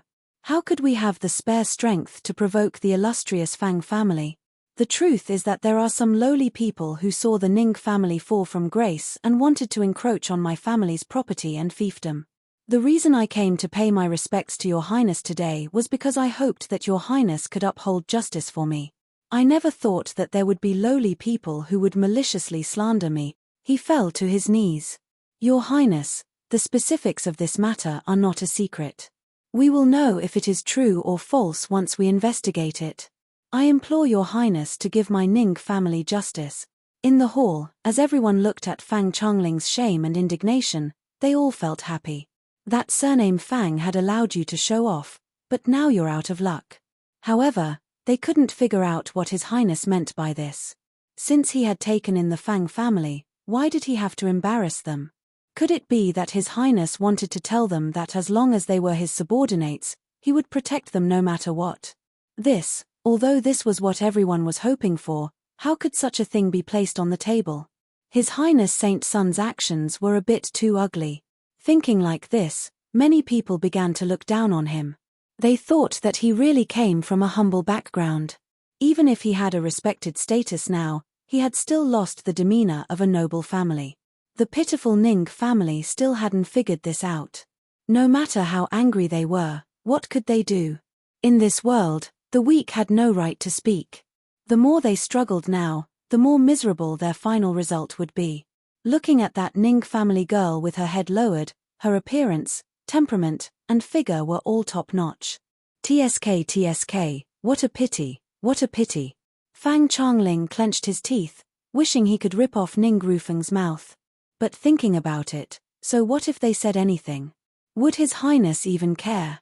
As for the 3 Ning family members, they were like clowns on stage. Their fates had already been decided, but they still didn't know it. He coldly sneered, "Ning Rufeng, no matter how glib your tongue is, justice is in the hearts of the people. His Highness's eyes are like torches, how could he allow you to wantonly quibble?" He turned and bowed. "Your Highness, you have seen it for yourself.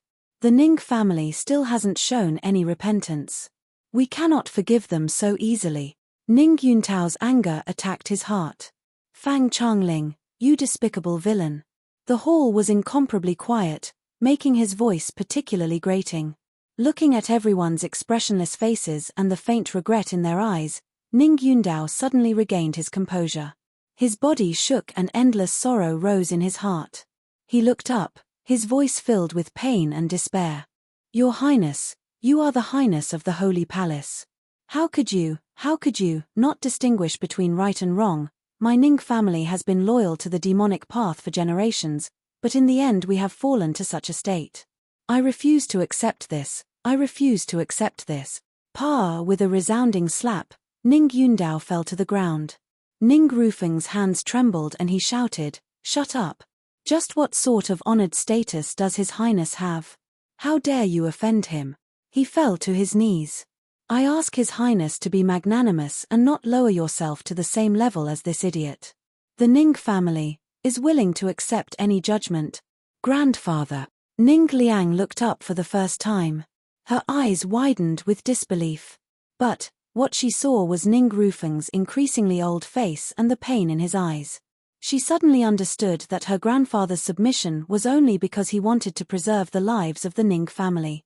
The indifferent gazes around her caused Ning Liang's entire body to turn icy cold. She bit her lips and looked at the highest seat of the hall, at the Holy Sun. Was this the person who would inherit the throne of the Holy Monarch? Was the Holy Palace blind?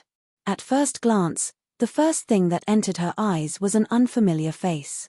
It was extremely handsome, and there was a hint of immaturity amidst the ordinariness. But for some unknown reason, Ning Liang's heart skipped a beat. She felt a bit of familiarity, as if she had seen this face somewhere before. Then, as she saw those eyes, Ning Liang stiffened. Shock and astonishment appeared in her eyes that were filled with anger. Those eyes. In that instant, her thoughts raced. The figure that she had been suppressing in her heart suddenly leapt into her mind. Two completely different faces, one ordinary and the other handsome. No one would ever compare them to each other. But now, in Ning Liang's mind, the nose, the eyes, the eyebrows, they were clearly different, but the two faces gradually overlapped. Qin Yu cursed inwardly. He never thought that his current appearance would be recognized. He didn't want to reveal his true identity right now. He said in a low voice, "Patriarch Ning, rest assured that this solitude will not punish you because of a moment of anger. It is just that this matter hasn't been investigated yet and Patriarch Ning has already admitted his guilt on his own initiative." Something didn't seem right about this. The people in the hall all revealed looks of surprise. Just what sort of routine was His Highness playing? How come they didn't understand? Ning Rufeng was stunned for a moment. Then, a thought appeared in his mind and his heart raced. He only hesitated for a tenth of a breath before he clenched his fists. This was his final chance. Even if there was only a slight chance, he had to give it his all. Ning Rufeng fell to his knees and kowtowed. I was confused. I thank Your Highness for your magnanimity and for not blaming me. I am willing to use my life as a guarantee that everything I said before was true. Everything I said before was the Fang family's malicious slander. I ask that Your Highness investigate this clearly. Fang Changling was both shocked and angry. Just as the curtain was about to fall, he never imagined that the tempo would suddenly change. As he heard Ning Rufeng's words, his heart shrank. His lips moved, but before he could speak, he heard a deep and low voice from above the hall. Patriarch Fang, do you dare to guarantee your words? Something was wrong. No matter how slow his reaction was, he could still sense it. A cold sweat dripped down Fang Changling's forehead. He looked up and saw Qin Yu's icy cold eyes. His heart shivered. If he continued to be stubborn, he might lose his life. But if he changed his words, as he was struggling with his thoughts, he heard Qin Yu happily say, "It seems that Patriarch Fang has tacitly agreed." This solitude knew that someone as sincere as Patriarch Fang would not be a devious or evil person. Fang Changling looked at Qin Yu's gentle expression and was a bit confused. Was it just an illusion just now? Did His Highness still stand on his side? In a daze, he subconsciously nodded and agreed to this point. Success. Qin Yu sneered inwardly. He stood up and looked around the hall. His eyes didn't contain the least bit of emotion, but they were filled with a formidable oppressive pressure. This solitude is in a high position and has always been nervous. What I fear the most is being deceived by others and doing something wrong. I hope that everyone can truthfully answer this solitude's questions. He paused for a moment. The matter between the Fang and Ning families is not a secret. As for the truth, who can tell this solitude? The hall fell deathly silent, without a single sound. Everyone's eyes widened, feeling as if their brains weren't enough to process this. Did this mean that His Highness wanted to deal with the Fang family? But that wasn't right. His Highness was in need of people. Was it worth it for the sake of a declining Ning family? Let alone justice, anyone that could reach such a high position in this world had a heart of stone. Good people would have long since died. Since they couldn't guess Qin Yu's thoughts, no one dared to speak. Time slowly passed. The silence was the same as before. Qin Yu lightly said, "What? Does no one know?" Between his eyebrows, there was a bit of ridicule. In the lower left seat, a youth suddenly flushed red. He wasn't convinced by this newly ascended saint's son to begin with, and he was already impatient to be arranged to congratulate him. How could he withstand this ridicule? Humph. This isn't a secret at all. It's just that everyone cares about His Highness Saint's son's face and doesn't want to talk about it. The complexion of the Blue Sky Yellow Springs cultivator changed. He pulled on the youth's sleeves, his face stiffening and revealing a bit of regret. Qin Yu's eyes were indifferent. This solitude wishes to hear the details. What he couldn't stand the most was this sort of pretentious and indifferent tone. What was there to be proud about? It was just good talent and luck. The youth's complexion darkened. In truth, it's very simple. A single sentence is enough. He lifted a hand and pointed. This person isn't telling the truth at all. Fang Changling's face instantly paled. Qin Yu shook his head. The words of one family cannot be trusted. Everyone, please say something. Between the Fang and Ning families, who is lying? The youth felt that he wasn't trusted and his face paled. He ruthlessly glared at Qin Yu and stood up. "Mr. Wei, we mentioned this a few days ago. Have you forgotten?" The person called Mr. Wei had an embarrassed expression. But the youth's status was too high, so he could only grumble inwardly. He coughed and said, "According to what I know, what young Master Lang Yue said is correct. If he didn't trample on the Fang family, then he would have to offend the Lang Yue bloodline. Was there even a need to choose?" Qin Yu frowned. "If it's just the two of you, that doesn't seem enough." The youth thought that Qin Yu wanted to establish his authority and protect the Fang family. He was enraged. "Everyone, Mr. Wei and I have already spoken. Do you still want to remain silent? Or do you think that I have lied to Mr. Wei?" His last words were filled with killing intent. No one could sit still. Cough. "In truth, I have also heard of this. It seems that the Fang family is in the wrong." "That is true. The Fang family is in the wrong. It is probably the Fang family's problem." Fang Changling began to sweat profusely. The youth turned around. "Your Highness, the facts are before you. Since you understand, please make a judgment." In this situation, he wanted to see how this saint's son would end things. Qin Yu was silent for a moment.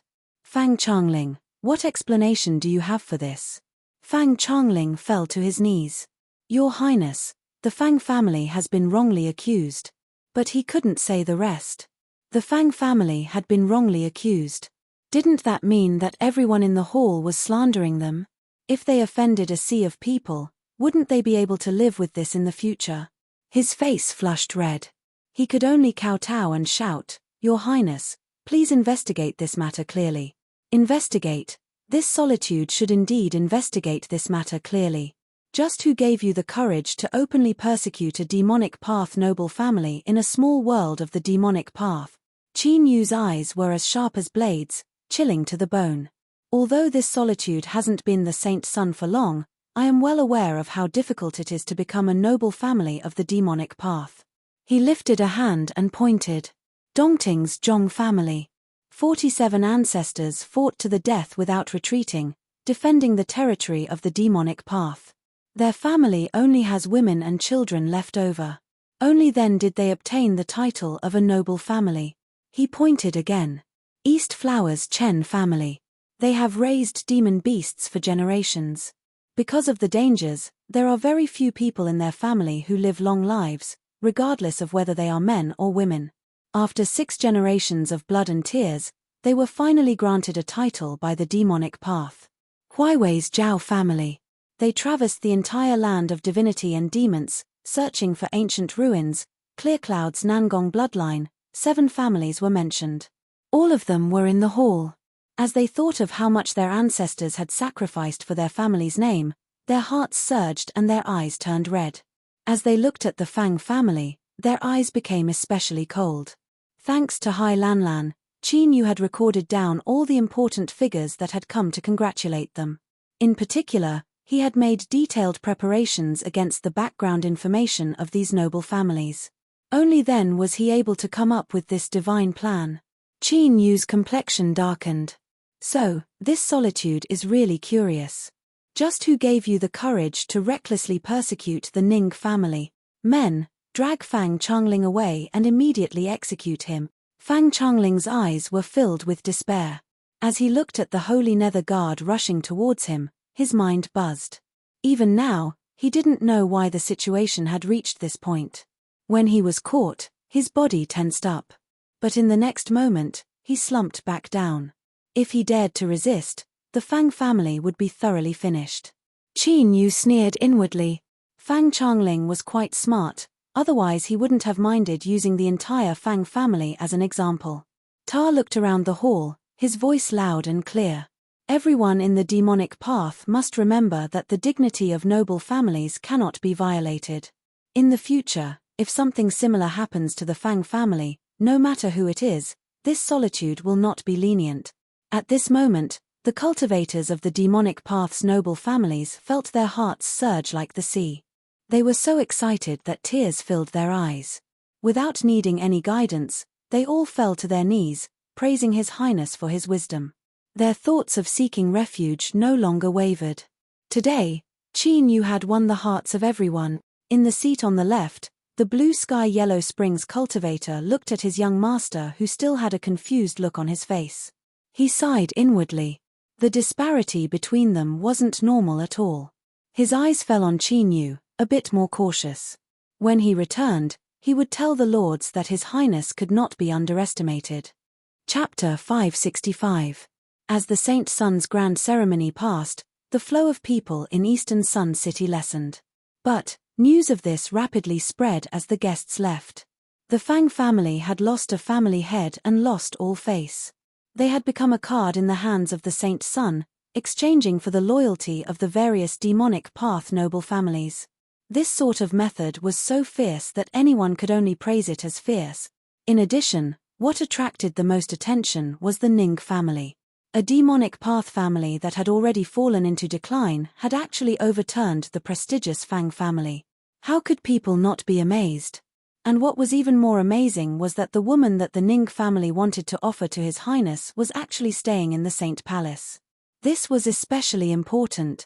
His Highness's rise was astonishing and he didn't give anyone a chance to win him over. Now, he didn't even have a single woman close to him. As for that woman from the Ning family, it was said that whether it was in terms of appearance or figure, she was top class. One couldn't help but wonder. If Ning Liang was able to rise to the top, she would be the most honored woman in the demonic path. The entire Ning family would benefit from this. Qin Yu ordered Ning Liang to stay in the palace, but he didn't make any specific arrangements. Hai Lanlan thought about it again and gave her the status of a palace official.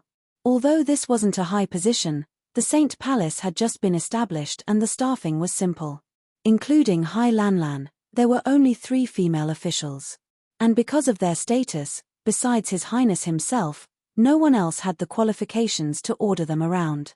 As the rumors spread in the outside world, the people in the palace looked at Ning Liang with envy and awe in their eyes. Even the other 2 female officials were polite to her. Hai Lanlan saw all of this, but her heart was calm. This was because she believed that His Highness keeping Ning Liang here had nothing to do with the matters between a man and a woman. But she was also a bit curious. Just what was the relationship between the Ning family and His Highness? Otherwise, with His Highness's status, why would he favor the Ning family so much? That's right, it was support. If Qin Yu kept Ning Liang in the palace, then even if he didn't say anything, no one in the demonic path would dare provoke the Ning family. But because she had limited information, Hai Lanlan could only see half of it.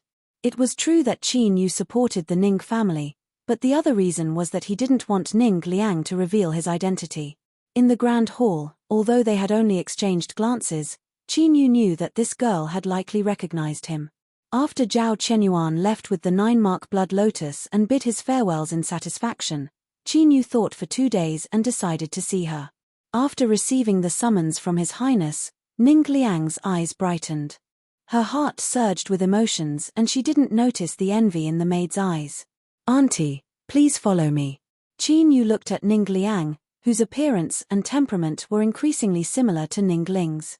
His eyes were dazed for a moment and he fell silent. After a few breaths, he coughed lightly and said, "Get up." Ning Liang looked up at the strange yet familiar face. Her lips moved but she didn't speak. Qin Yu smiled. He touched his face and said, "I originally thought that no one would see through this face of mine, but who would have thought that it would break apart in front of a little girl like you? I'm really curious as to how you did it." Ning Liang's eyes widened.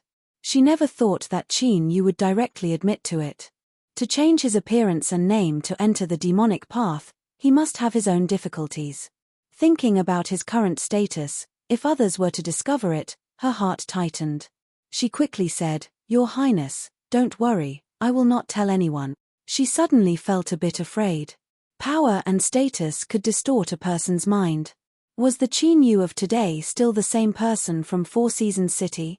In order to keep it a secret, would he, Qin Yu immediately saw through Ning Liang's thoughts. He bitterly smiled and shook his head. "What nonsense are you thinking about? If I really wanted to silence them, would it be so complicated?" He hesitated for a moment. "But, regarding my identity, I do need to keep it a secret. Be careful when you sleep in the future and don't let anything slip out in your dreams." Ning Liang covered her mouth and shook her head. Her actions left Qin Yu stunned for a moment before he began to laugh. His laughter caused Ning Liang to blush. She wasn't normally like this, so how could she not be able to help but act like a fool in front of His Highness? But she was actually happy in her heart. This was because she discovered that His Highness seemed to be much closer to her than he was in Four Seasons City. After a moment of hesitation, she quietly said, "Your Highness, can you tell me why you help the Ning family again and again?" Qin Yu's smile froze. He frowned, not speaking. Ning Liang knew that she had said the wrong thing. "This. Your Highness, just pretend I didn't ask. I was just curious." "I'm sorry." Qin Yu took a deep breath and smiled. "It's fine.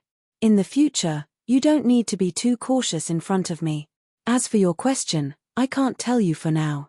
Let's talk about it later." After speaking a few more words with Ning Liang, someone came over to see him. He had her leave first. After dealing with the matters at hand, Qin Yu leaned back in his chair. He closed his eyes, a look of exhaustion on his face.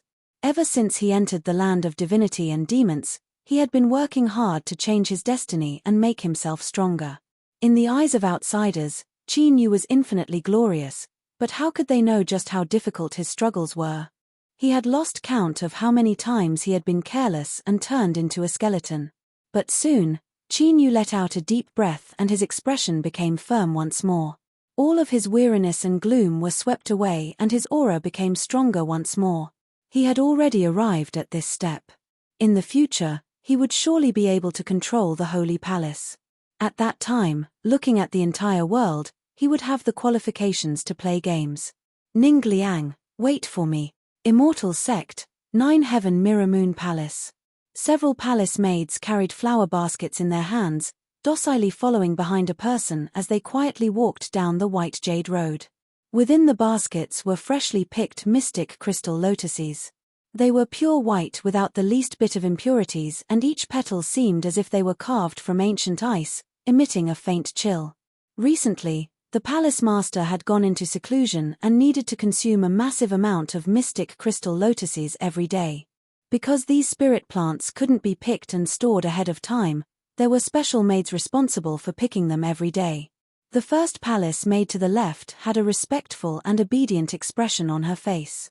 She was an old servant of the palace, and it was only because of this that she was able to stand out from the many competitors and obtain the chance to approach the palace master. Although this wasn't the first time she had seen that figure in the ice pond, the palace maid was still stunned. Her eyes revealed a bit of confusion, but she soon regained her composure. She sighed inwardly. This was truly a person so beautiful that even women couldn't help but be infatuated with him. And this was in a blurry state with rising cold energy. If she could clearly see him, she had no idea just how enchanting he would be. Unfortunately, such a beautiful woman was actually one of the immortal sect's 3 giants. No matter how close he was to her, he could only say sorry. After the last basket of mystic crystal lotuses was poured into the ice pond, the palace maid laid down the basket and gently sighed. The beautiful figure in the ice pond seemed to sense something and suddenly opened her eyes. Their gazes met and the palace maid revealed a happy expression. This was the first time she had seen the palace master's eyes. They were truly beautiful, like the pure sky without the least bit of impurities. To be able to see such beautiful eyes at the end of her life, she had no regrets. The palace maid stood up and respectfully bowed towards the ice pond. The other palace maids beside her all revealed panicked expressions. In the next moment, a heaven-shaking explosion interrupted their thoughts. A terrifying strength swept out, wrapping around them and tearing them to pieces. In that instant, the smell of blood flooded their noses and mouths. Shun Yuanyin lifted her hand, revealing her jade-like arm. She gently grasped it in front of her and the impact of the explosion stopped, unable to approach at all. But she frowned. She looked down at the ice pond and saw that atop a pure white mystic crystal lotus, there was a blood-red ghost face that grinned. Puff! Shun Yuanyin spat out a mouthful of blood. Purple Moon just happened to arrive at this time. As she saw this, her pupils shrank and her face paled. Within the ice pond, the condensed runes quietly shattered and the mystic crystal lotuses withered away. Shun Yuanyin flew out from the ice pond. She lifted her hand and white clothes appeared from thin air, wrapping around her perfect body. She wiped away the blood from the corners of her lips and lowered her head. "Honorable Master, I'm fine." Purple Moon shivered. Fine, how could she be fine? After reaching large success of the Sublime Lost Emotion Code, one had to reach a level where one's body was as transparent as glass.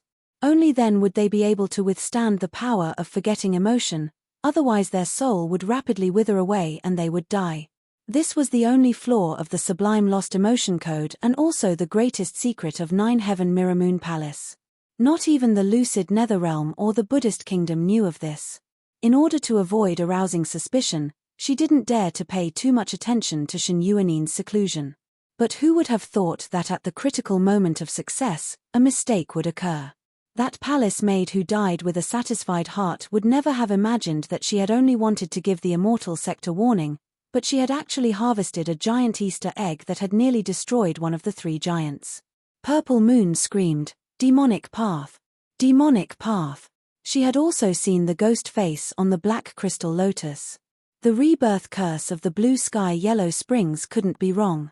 Shun Yuanyin had an indifferent expression, as if the one who had suffered a great setback and whose life was in danger wasn't her.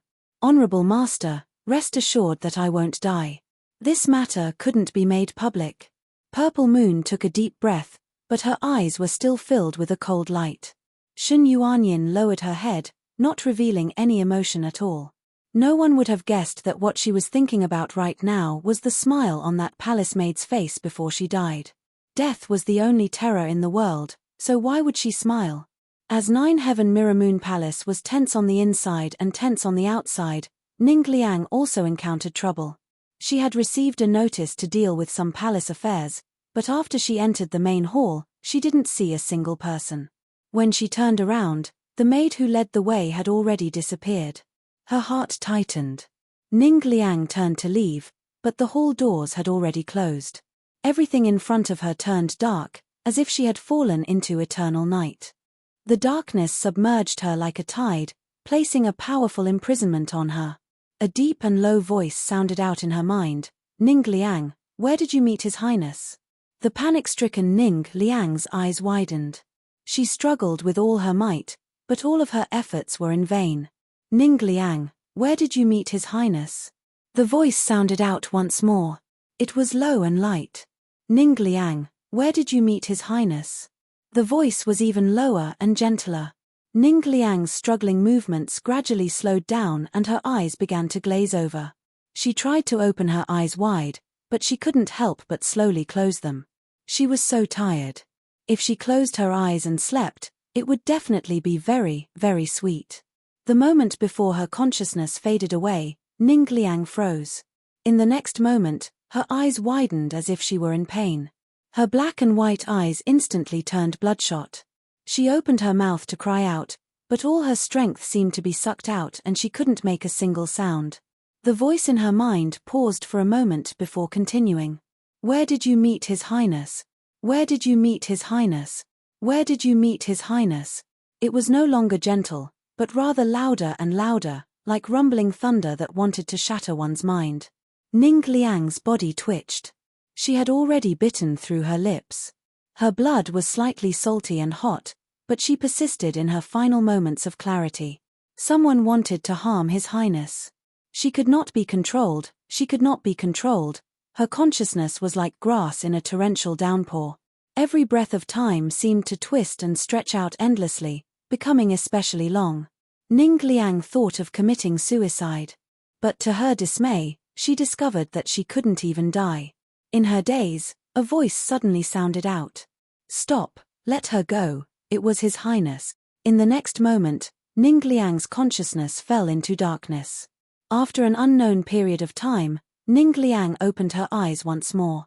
As she saw Qin Yu's concerned expression, her eyes ached and tears tumbled down. Her body was still sore and weak. She couldn't lift a hand to wipe away her tears. Qin Yu was filled with guilt. He reached out a hand and wiped away the tears. He comforted her. "It's fine. Don't worry." Ning Liang regained her composure. She hurriedly said, "Your Highness, someone wants to harm you." Qin Yu nodded. "I've already dealt with it. Don't think too much about it. Eat some pills and rest early." Seeing his calm expression, Ning Liang relaxed. A wave of exhaustion washed over her once more. She forcefully swallowed some pills and fell into a deep sleep. Looking at her pale face, Qin Yu felt a bit of self-blame. If he had thought of this earlier, this girl wouldn't have suffered so much. Letting out a light breath, Qin Yu walked out of the room. He looked at the demon envoy across from him, his complexion gloomy. "Don't let something like this happen again." His voice was calm, but the demon envoy sighed inwardly. After learning of this matter, not much of the favorable impression he had of Qin Yu remained. "My apologies, Your Highness' status is too high, so I have no choice but to be cautious. I have already handed down punishment for the person who did this. He will never appear in front of Your Highness again." Although Qin Yu knew that the demon envoy had his own difficulties, his complexion didn't soften. He needed the demon envoy to remember this matter. "Lord Demon Envoy is busy. Now that my identity has been confirmed, why bother making another trip?" The demon envoy sighed. "I came here today because there is something I need to discuss with Your Highness." Seeing the demon envoy furrow his eyebrows in a dignified manner, Qin Yu nodded. "Follow me." After entering the grand hall, the demon envoy dismissed everyone and went straight to the point. "When Your Highness was in the Endless Sea, I was already preparing to obtain Calamity Immortal Realm Demon Blood.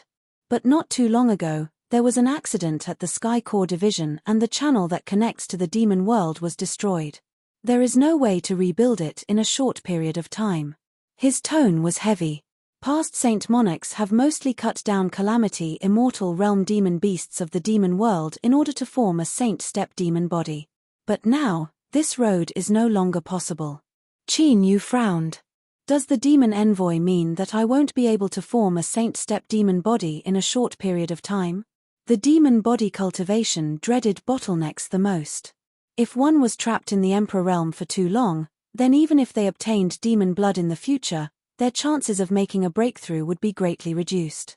As he thought of this possibility, his complexion paled. No, could it be that the demon envoy had personally come here to tell him this bad news when he was in a bad mood? Thinking of this, Qin Yu looked up. The demon envoy smiled. Your Highness is truly smart. There will be a chance soon. If your Highness can grasp it, you will immediately be able to form a saint-step demon body. Qin Yu nodded, indicating for the demon envoy to continue. Calamity Immortal Realm demon beasts are unable to adapt to the rules of the land of divinity and demons, thus it is difficult for them to exist in this world. But this isn't something that can be decided. In the depths of the Chu Empire's Sea of Purgatory, there is a calamity immortal demon beast, a water demon. This beast is cruel and savage by nature and has the supernatural ability to transform into a myriad of forms. Although it is difficult to hunt it down, as long as preparations are made ahead of time, then with your Highness's cultivation you might have a chance. Sea of Purgatory? After becoming the demonic path's saint son, Qin Yu now had the qualifications to come into contact with the vast majority of the world's secrets. After thinking for a moment, he found information about the Sea of Purgatory and immediately frowned. The Sea of Purgatory is a forbidden land of the Chu Empire and is one with the Great Array Formation of the imperial capital. If the array formation isn't opened, no one can enter or leave. Even the water demon cannot approach. Lord Demon Envoy, are you joking with me? The demon envoy lightly said, 2 months from now, the Chu Empire will be welcoming its 30-million-year founding ceremony. The demonic path will send envoys to congratulate them. According to convention, during the 10-million-year celebration, the Chu Empire will open the Sea of Purgatory and allow all cultivators below the Calamity Immortal Realm to enter. They can use their own methods to find lucky chances in return. His eyes were sharp. This is your Highness's chance. In the land of divinity and demons, there were 2 transcendent powers, the Immortal Sect and the Demonic Path. Beneath them were 7 great empires that divided up endless territories. Each of them ruled over a region and each had an unfathomably deep background. If these 7 empires were ranked, then the Great Chu would be ranked first. No one would have any objections. 30 million years after the Chu Empire was founded, powerhouses had emerged from the Great Chu Empire's imperial family, and there were even several great emperors who possessed great talent and strategies. Over the endless years, they had swallowed up countless countries and constantly expanded their territory. Now, their territory was vast, occupying nearly a fifth of the entire land of divinity and demons. They were a true super-empire. Just this point alone was enough for the Chu Empire to be ranked first among the 7 empires. Moreover, the Chu Empire's imperial family had their own inheritances. Every great emperor had a terrifying cultivation at least at the 4th level of Calamity Immortal Realm, and they also had the destiny of the country supporting them. It was enough for them to look down on all others. Qin and Zhao were close to the demonic path, Yang and Qi followed the Immortal Sect's lead, and Wei and Han huddled together, swaying left and right. Only the Chu Empire was able to stand on equal footing with the immortal and demonic paths. It was because of this that the Great Chu Empire's 30-million-year anniversary celebration became a grand event in the entire land of divinity and demons. As long as there were influences that had the qualifications to do so, they would prepare generous gifts to congratulate them. Of course, part of this was because the Sea of Purgatory was about to open. The Chu Empire's Sea of Purgatory was rumored to have gathered a third of the world's earth veins. It was a transcendent treasure land, and the Chu Empire's Ying capital was built by borrowing the strength of this place. Because the Sea of Purgatory was unknown, after the first great Chu Emperor established the capital, he sealed off the sea with Ying capital's Great Array Formation. Afterwards, the number of times it was opened could be counted on one hand. But every time it was opened, there would be great lucky chances born. Many powerhouses that shook the land of divinity and demons were born, thus the Sea of Purgatory's reputation became increasingly resounding. Now that the Chu Empire's 30-million-year anniversary celebration was over, the Sea of Purgatory was destined to open. As long as there was a chance, who would be willing to miss out on it? It was true that the Sea of Purgatory was extremely dangerous, but wealth came from danger.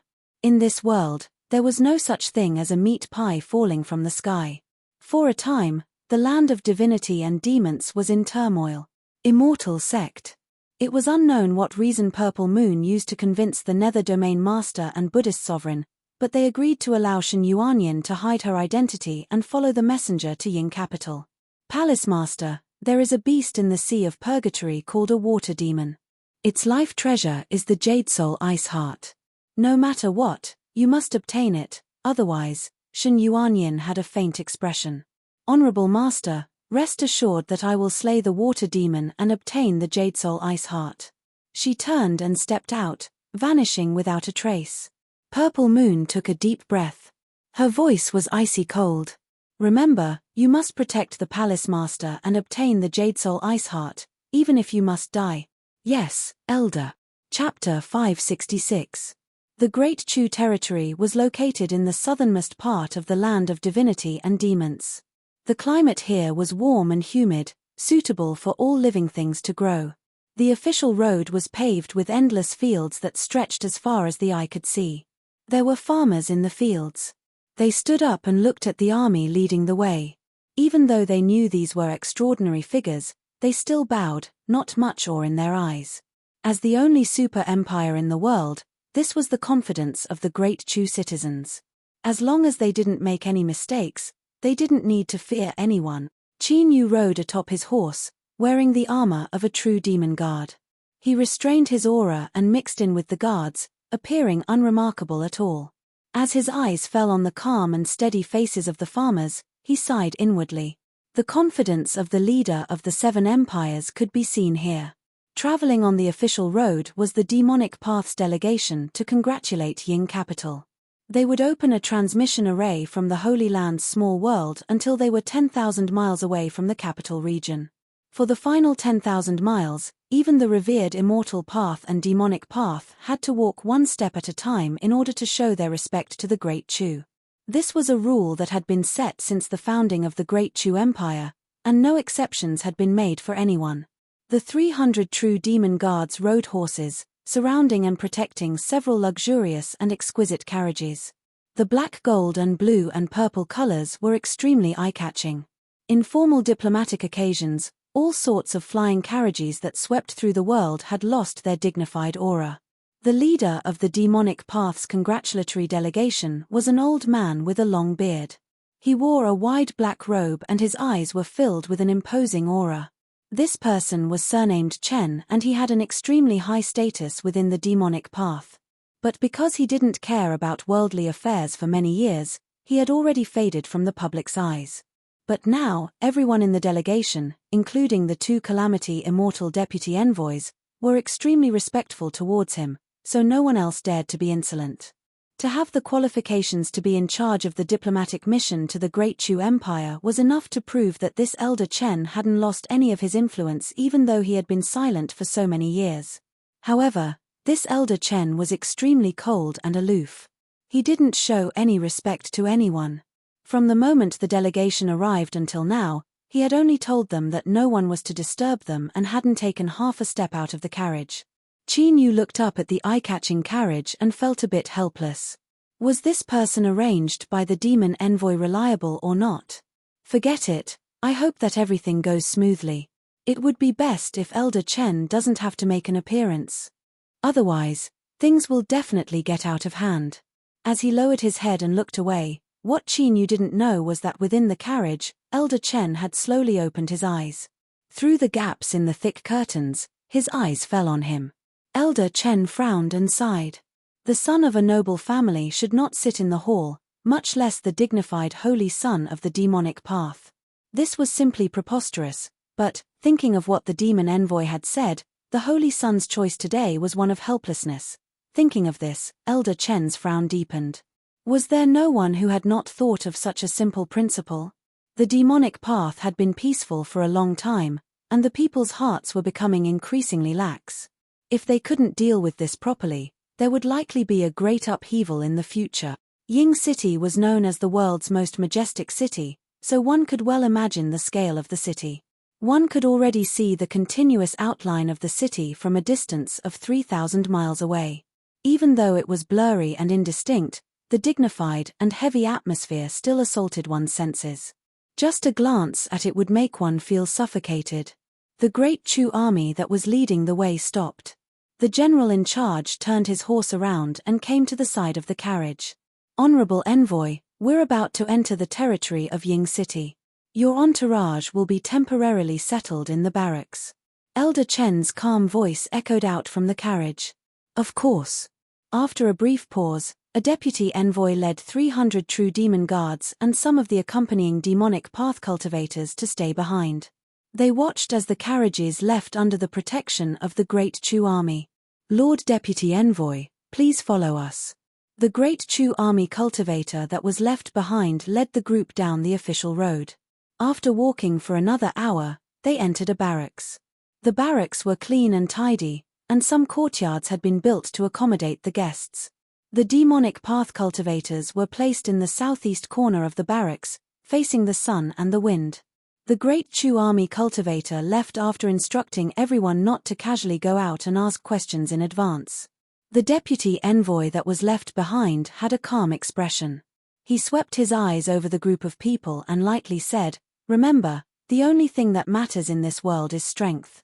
The Great Chu Empire has a status equal to the immortal realm and the demonic path, thus we have to abide by their rules. You can be dissatisfied, but you can only hide it in your hearts. Whoever causes trouble will have to bear the consequences." Everyone's hearts chilled. They hurriedly cupped their hands together and nodded. The deputy envoy waved his hand for everyone to disperse. Then, his eyes fell on the several true demon guards that were leaving. He frowned and revealed a thoughtful expression. Even now, he didn't know just who these people were. The Great Chu Empire's 30-million-year anniversary celebration would open the Sea of Purgatory. The quota for the diplomatic mission had become extremely precious, and the 300 true demon guards were the escorts. They had the highest quota and the lowest status, so it was much easier to manipulate them. During this period of time, countless people had tossed out favors in order to send their children or nephews into the list. To be able to quietly take 7 spots, one could imagine just how tyrannical the strength of the person behind them was. But what was puzzling was that as the deputy envoy, he hadn't received any notice at all. Either the background of these 7 people was so great that they could completely ignore him, or they had another mission. The deputy envoy's heart chilled. He suppressed his tumbling thoughts. His intuition told him that it was best not to continue paying attention to this matter. Qin Yu discovered that the eyes on him had already moved away. He felt a bit more at ease. Anyone that could be arranged to be the deputy envoy was truly a smart person. He and the 6 people around him had been arranged here. Although they could hide it from others, they couldn't hide it from the main characters of the diplomatic mission. If the deputy envoy was too curious, it would be troublesome. Now was the best situation. All he needed to do was quietly wait. The #1 empire in the world was worthy of the demonic path, treating it with the utmost respect. Over the endless years, they had planted countless eyes and ears. Disregarding the deaths and injuries, they finally had an accurate information channel. After the 30-million-year anniversary celebration, the Sea of Purgatory would inevitably open. After entering the courtyard, Qin Yu turned and said, "The 6 of you can rest.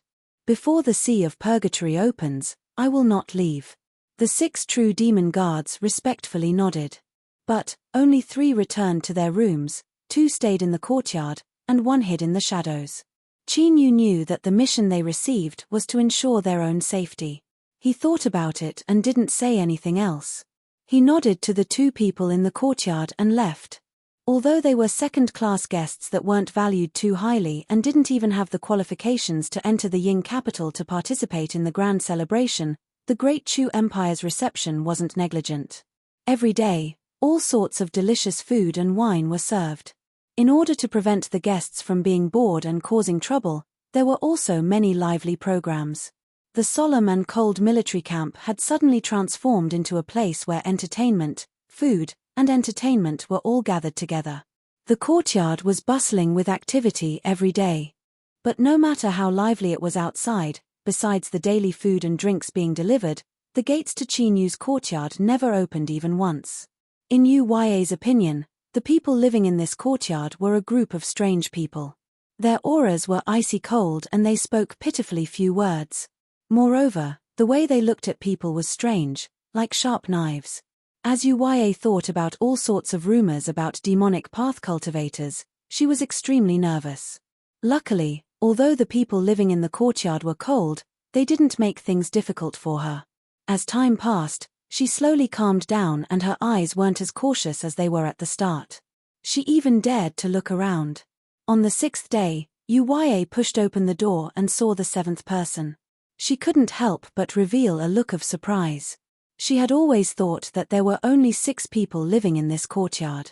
She didn't know whether it was an illusion or not, but as her eyes fell on the 7th person, the atmosphere in the courtyard suddenly froze. Uya was at a loss for what to do, and her face instantly paled. The 7th person said, "The food is very good." With these words, the surrounding oppressive pressure suddenly vanished. Uya gasped for breath, not daring to speak. She hurriedly laid down the food box, bowed, and left. That night, Uya had a horrifying nightmare. She felt as if she were drowning as she fell into endless darkness. Just as she was struggling to no avail and despair rose in her heart, a voice sounded out in her ears. "It's fine." The darkness receded like a tide. Uya's eyes shot open. Her nightgown clung to her body, soaked in a cold sweat from her sleep. In the courtyard, Chinyu looked at the true demon guard standing in the darkness. He lightly said, "It's just an unimportant person. There's no need to be so cautious." He didn't know who this person was, but he didn't like his actions tonight. But, thinking that this person was someone arranged by the demon envoy and also in order to ensure his own safety, he didn't say anything. The true demon guard seemed a bit surprised. He looked at Chinyu for a moment and then cupped his hands across his chest. "It won't happen again." Chinyu nodded. He turned and returned to his room. He took a deep breath and calmed the nervousness in his heart. The demonic path's holy palace's saint son, this identity was enough to attract all sorts of attention. Once he was exposed, it would inevitably lead to unpredictable consequences. Originally, Chinyu had comforted himself that the demon envoy's arrangements were extremely appropriate and that his journey here had been smooth. There shouldn't be any accidents. But the actions of the true demon guard reminded him once more that while he had come to the Ying capital while concealing his identity, there were actually tremendous dangers hidden within. The demonic path was already strong enough.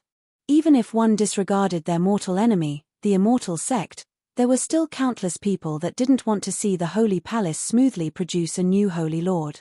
For instance, the great Chu royal family. He bitterly smiled. It was only now that Chinyu was able to determine that he had been nervous in his heart, so he had cautiously stayed in the courtyard without taking a single step out. Then, why had he suddenly had a sudden impulse to push open the door and enter the courtyard during the day? Now that he thought about it, Chinyu still had no clue.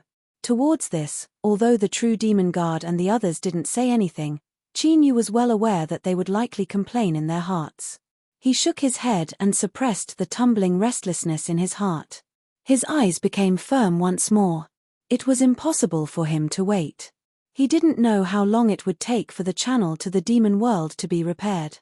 The water demon in the Sea of Purgatory was the key to him becoming a holy lord, so the risks were completely worth it. Chinyu sat down cross-legged and closed his eyes, continuing to perceive the inheritance of the holy palace. This was a great supernatural ability of the demonic path that could be used in conjunction with the demon body. Although its might was average, it was still very helpful to cultivating the demon body. Ever since he obtained the stone tablet inheritance, Chinyu had been meditating on it. Not long ago, he had finally managed to peek into the gate and feel the subtle transformations of his mortal body. Although the key to becoming a saint-step demon body was the calamity immortal realm demon blood, not everyone who obtained demon blood would be able to smoothly make a breakthrough to the Emperor step. There was also a certain chance of success, and the stronger the demon body and the deeper the foundation, the higher the chances of success would be. Even though his cultivation of water had stagnated because he was perceiving the inheritance of the Holy Palace, Chinyu didn't hesitate at all. Becoming a saint-step demon body and inheriting the throne of the Holy Lord was the most important matter right now. For the next several days, Uya didn't see the seventh person living in the courtyard again. But, the more she did this, the more she couldn't forget the words she heard in her dreams. That voice was particularly clear, it had to be him. But, why would this person's voice appear in her dreams? Uya thought about it for a long time. Then, she changed her story and told her little sisters around her. As a result, she was mercilessly laughed at by them, saying that she was just budding in love. The young women responsible for taking care of the guests in the barracks were all transferred from the great imperial plantations around Ying capital. Their backgrounds couldn't be considered noble, and this assignment was a chance for them to fly up the branches.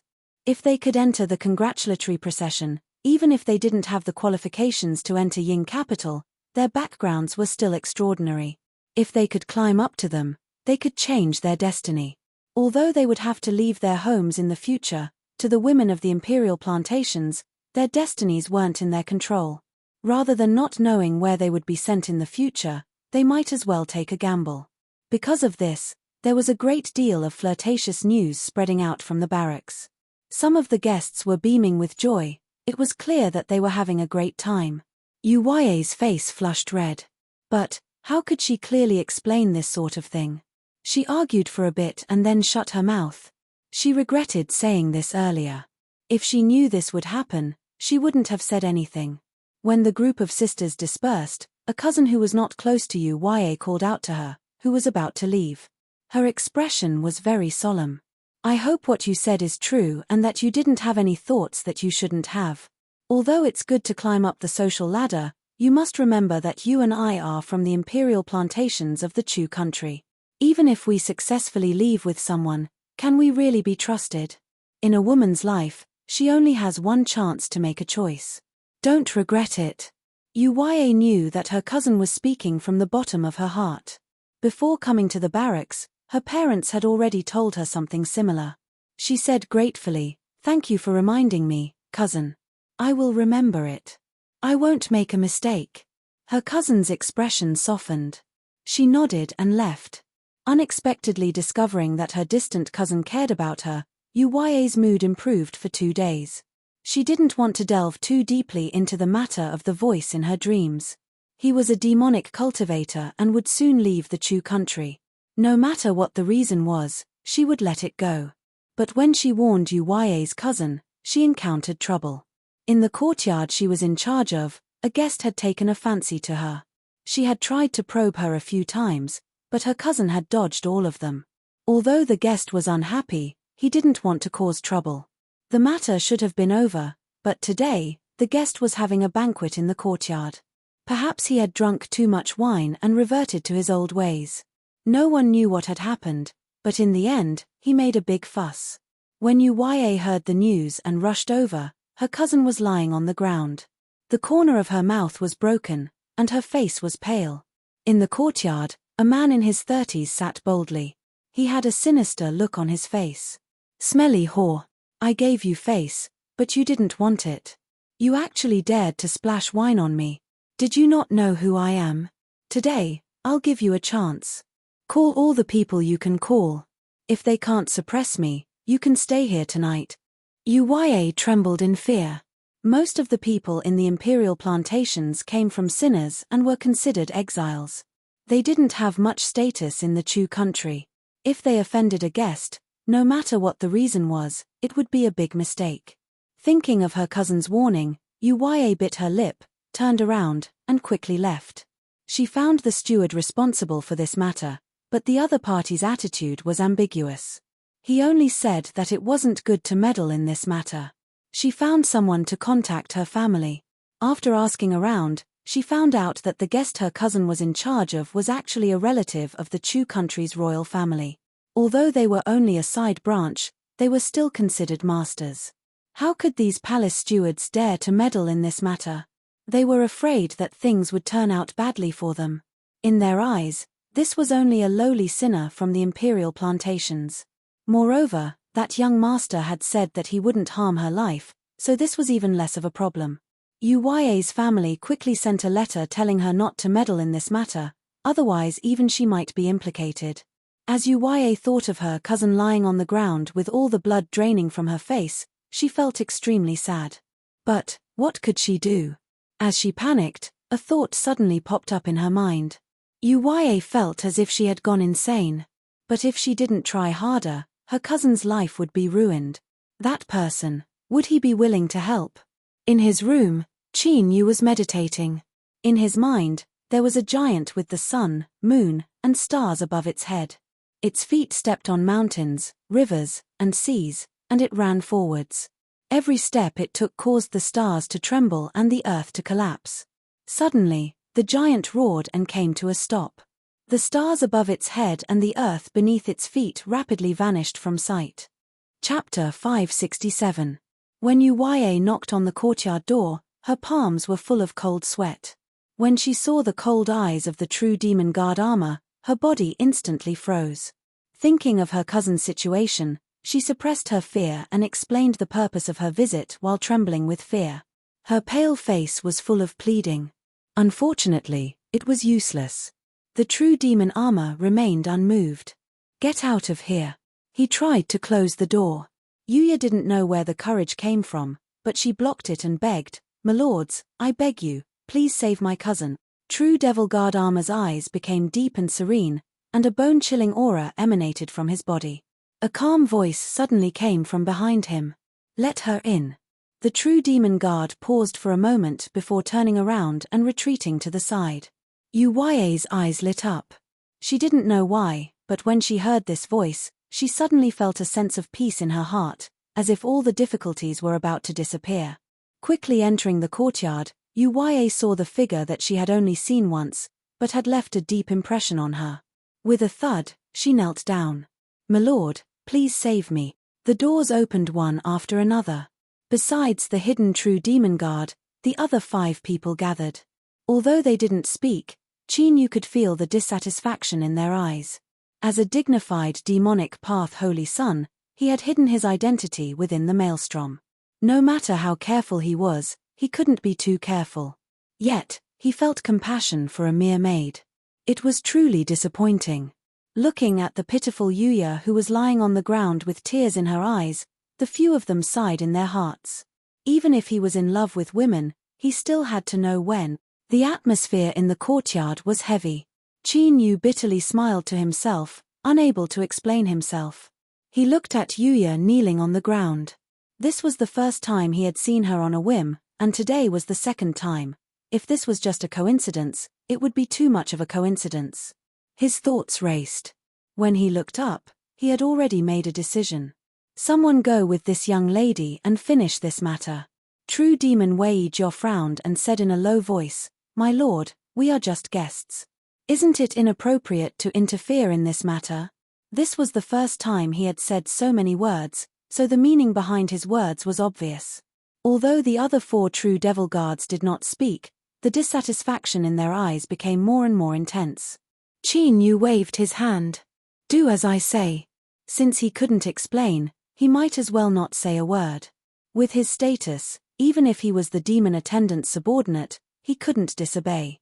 Sure enough, the true demon guard fell silent for a few breaths of time before bowing in agreement. "Miss Uya, please lead the way." Uya looked over with gratitude, but now was not the time to delay. She got up and hurriedly left with the true devil guard. The other 4 true demon guards indifferently cupped their hands together towards Qin and left. In this world, seeing once was better than hearing 100 times. Was this the holy son that everyone in the demonic path recognized? For a moment, they all felt a little regretful for accepting this mission. Qin could feel the indifference and alienation in their attitudes. He rubbed his nose and bitterly smiled. However, he quickly suppressed his emotions and calmly waited for the next development of the matter. He just didn't know what was so special about this girl from the Chu kingdom that he didn't know. Qin wasn't worried about true demon guard armor appearing. Although the people living in this military camp were all second-class guests that didn't have the qualifications to enter Ying capital, they were still divided into various ranks. Demonic path cultivators were undoubtedly the most outstanding existences. As long as one had a brain, they wouldn't fall out with the demonic path because of something like this. However, there were some twists and turns in the matter. Qin Yu had somewhat underestimated the pride of the Great Chu imperial clan. Even though they were just an inconspicuous side branch of the Great Chu imperial clan, they were in a military camp in the capital region of the Great Chu. This gave them the confidence to toss and turn. So what if they were from the demonic path? Did they think they would be afraid? True Demon Guard armor didn't explain the details, but the final result was that this relative of the Great Chu imperial clan lowered his head. It was just that it was a bit unpleasant. Because of this, Qin Yu could clearly feel the increasingly dissatisfied attitudes of the True Demon Guards around him. Because she was worried that they would retaliate, Yuyo and her unconscious cousin temporarily stayed in Qin Yu's courtyard. However, this could also be considered an explanation to the outside world. Many people suddenly realized that Yuyo had climbed up a high branch. No wonder she could make a demonic path cultivator act. The deputy envoy sent someone to ask them several questions and warned them not to meddle in their affairs. But he didn't continue to pursue the matter. Things should have passed like this, but he never imagined that on that very night, the guest that was related to the Great Chu imperial clan would suddenly die in his courtyard. When news of this spread out, the atmosphere in the military camp suddenly became thought-provoking.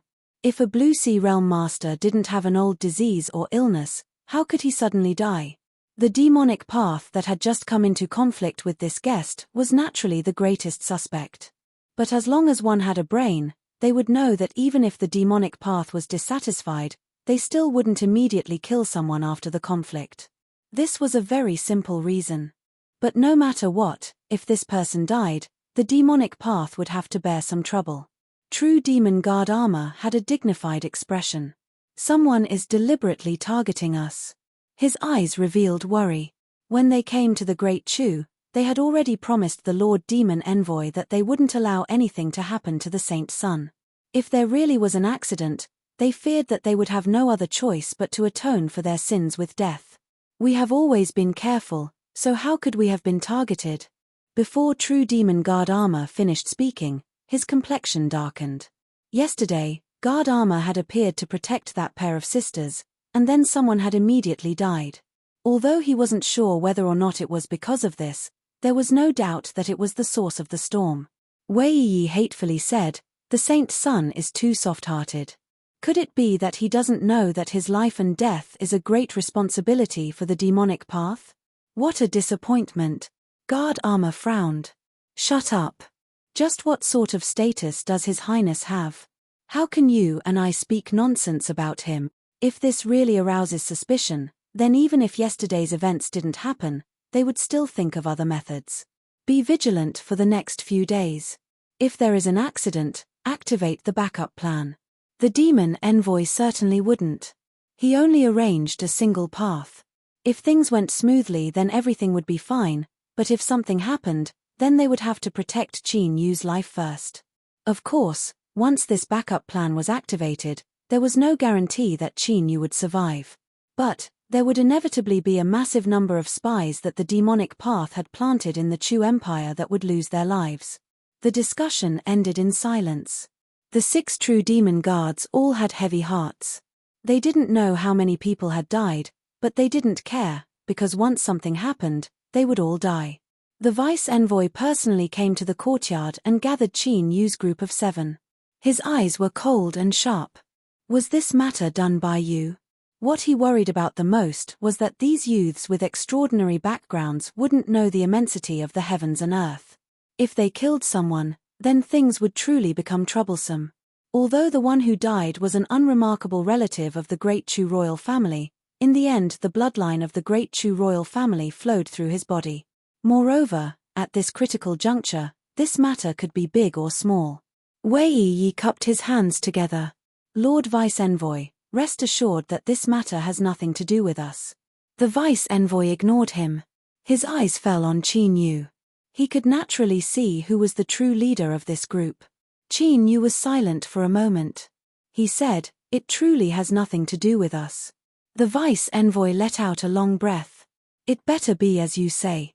He hesitated for a moment and said, "I don't know why, but this matter has been reported to the Great Chu Palace. Originally, it was only a minor matter, But the 30 million year celebration is just around the corner, and the person who died was related to the great Chu royal family. Now, it has stirred up a considerable storm. If there isn't anything important, don't go out for the next few days. He didn't stay any longer. He turned and left. As long as it wasn't the demonic path that did it, then no matter how tough the great Chu royal family was, they couldn't do anything to them. His last few words of warning were only a favor. Uya hid behind the door and clearly heard the conversation in the courtyard. Her face was filled with guilt. She hesitated again and again before pushing open the door. She walked forwards and bowed. This is all my cousins and my fault. We have implicated everyone here. She didn't know what to say. The people in front of her were all demonic path cultivators. Their status, and strength were all far above hers. Even if she wanted to repay them, there was nothing she could do. Qin Yu shook his head. Although the vice-envoy is solemn, this matter wasn't done by us, so it cannot be blamed on us. Miss, there is no need to worry too much. Wei Jiao and the others drew back. First, with Qin Yu's status, they didn't know what he was talking about with this woman, so it was naturally inappropriate for them to stay and listen. Second, when they heard that this matter had reached Ying capital and that someone was adding fuel to the fire from behind, they became even more worried and didn't have the mood to continue staying. Uya was moved to tears. This is all thanks to Milord. If it weren't for you, my cousin's life would have been ruined. Us sisters have nothing to repay you with. We can only thank Milord in our hearts and pray for you for the rest of our lives. Qin Yu smiled. Miss, you speak too seriously. His tone was indifferent. He didn't ask for anything in return for helping her. He only wanted to understand just what sort of connection there was between this woman and that sudden tide rush of blood. Unfortunately, he still had no clue. As Qin Yu was considering whether or not he should say a few probing words, Uya's face flushed red in this brief moment of silence. They weren't family or friends, yet he had helped them without hesitation just because he had served them for several days. Uya wasn't a child. She naturally knew that this reason wasn't sufficient. Could it be? She carefully looked up and glanced at Qin Yu. Although she couldn't see his appearance, she could see that he was tall and straight and had a calm demeanor. For him to be the leader of this group, it was clear that his background wasn't ordinary. If it was really as she thought, then what should she do? As she was panicking, the door behind her opened once more. Her cousin's pale face appeared. She had already woken up last night and had seen Qin Yu once. As her eyes fell on Uya, her cousin could naturally guess what she was thinking. She couldn't help but bitterly smile. Although she didn't know the true identity of this armored Qin Yu, she knew that he didn't have the least bit of feelings for Uya. Afraid that Uya would say something she shouldn't and cause herself to be embarrassed, her cousin coughed and squeezed out a smile. Cousin, the Lord rescues us without asking for anything in return, but you and I can't do nothing. I heard that in your early years you obtained a strange seed and have always regarded it as a treasure. How about you take it out to express your sincerity? Uya revealed an uncomfortable expression. She didn't speak for a moment. Qin Yu thought that she didn't want to part with it. He said, how could I accept something that Miss Uya loves so much? Two misses, there is no need to be so polite. Just rest and recover in peace. He cupped his hands together and turned to leave. Uya loudly said, no. I am willing to give it to the Lord. Her face flushed red. She hurriedly reached around her neck and took off an exquisitely woven necklace. The pendant was wrapped around the seed. Although Uya's movements were fast, Qin Yu could still clearly see that the necklace was hidden beneath her clothes. The pendant had clearly fallen on her chest. No wonder she had hesitated. Qin Yu's expression stiffened. Luckily, he had the mask so no one could see him. He was about to wave his hand in refusal when his eyes fell on the pendant and his heart began to race. Intuition told Qin Yu that the reason he had two sudden inspirations was because of this pendant. Like this, he couldn't bring himself to refuse. He looked at the necklace that was passed to him and Uya whose head was nearly touching her chest. Qin Yu hesitated for a moment and said, it looks quite exquisite. I will take it and give it to the women in my family so they can learn how to weave it. The reason he said this was so that the atmosphere wouldn't be too awkward. Otherwise, if a man like him were to take something from a girl's chest and carry it around with him, how would she feel? The necklace was still warm in his hand. He could even smell the light fragrance of a girl's body. How could Qin Yu stay here any longer? He cupped his hands together and left. Yu Yue looked at his back. As she thought about the women Qin Yu mentioned just now, her heart was thrown into chaos and her shyness was reduced by half. Her cousin sighed. She held onto her sister's hand and said in a soft voice, "Big sister is several years older than you, so my eyesight might be better. Although I don't know the identity of this lord, I can imagine that he must be extremely noble. Little sister, you should give up on such thoughts lest you feel even more sad in the future." Yu Yue revealed a flustered expression, like a little animal whose secret had been discovered. Looking at her cousin's pitiful expression, she bit her lips and nodded. After returning to his room, Qin Yu placed the necklace in front of him. After sensing it for a long time, he lifted his hand and opened the package around the pendant, revealing a grey object inside. It was cold to the touch and grey without any patterns. If he hadn't heard them say that this was a seed, Qin Yu feared he would have treated it as a common-looking stone. After thinking for a moment, he sent out his divine sense and wrapped it around the seed. But no matter how he probed it, he couldn't sense any life from it. Was it really a seed? Qin Yu frowned. After a moment of hesitation, he flicked his sleeves and took out the 9th province furnace, using its strength to cut off the void. In the next moment, Qin Yu closed his eyes and his mind flew far into the distance. Soon, the space in the room trembled and a part of it collapsed inwards. The projection of a great sun appeared in the dark nothingness. But today, this great sun projection was even dimmer and its volume had shrunk by several times. Qin Yu opened his eyes, an apologetic look on his face. "I know that I shouldn't have summoned you here, but there is something I need your help with. I have no choice but to take this risk." He didn't want to delay. He spread out his hand and revealed the seed. "Help me determine just what this is." An invisible strength swept up the seed and it fell into the great sun projection. It took much longer than Qin Yu imagined before the seed was sent back. The great sun projection became much dimmer, as if it had consumed a great deal of its strength. A thought fluctuation came from the little blue lamp. This is indeed a seed. It needs to be in a place where extreme yin and extreme yang meet in order to hatch.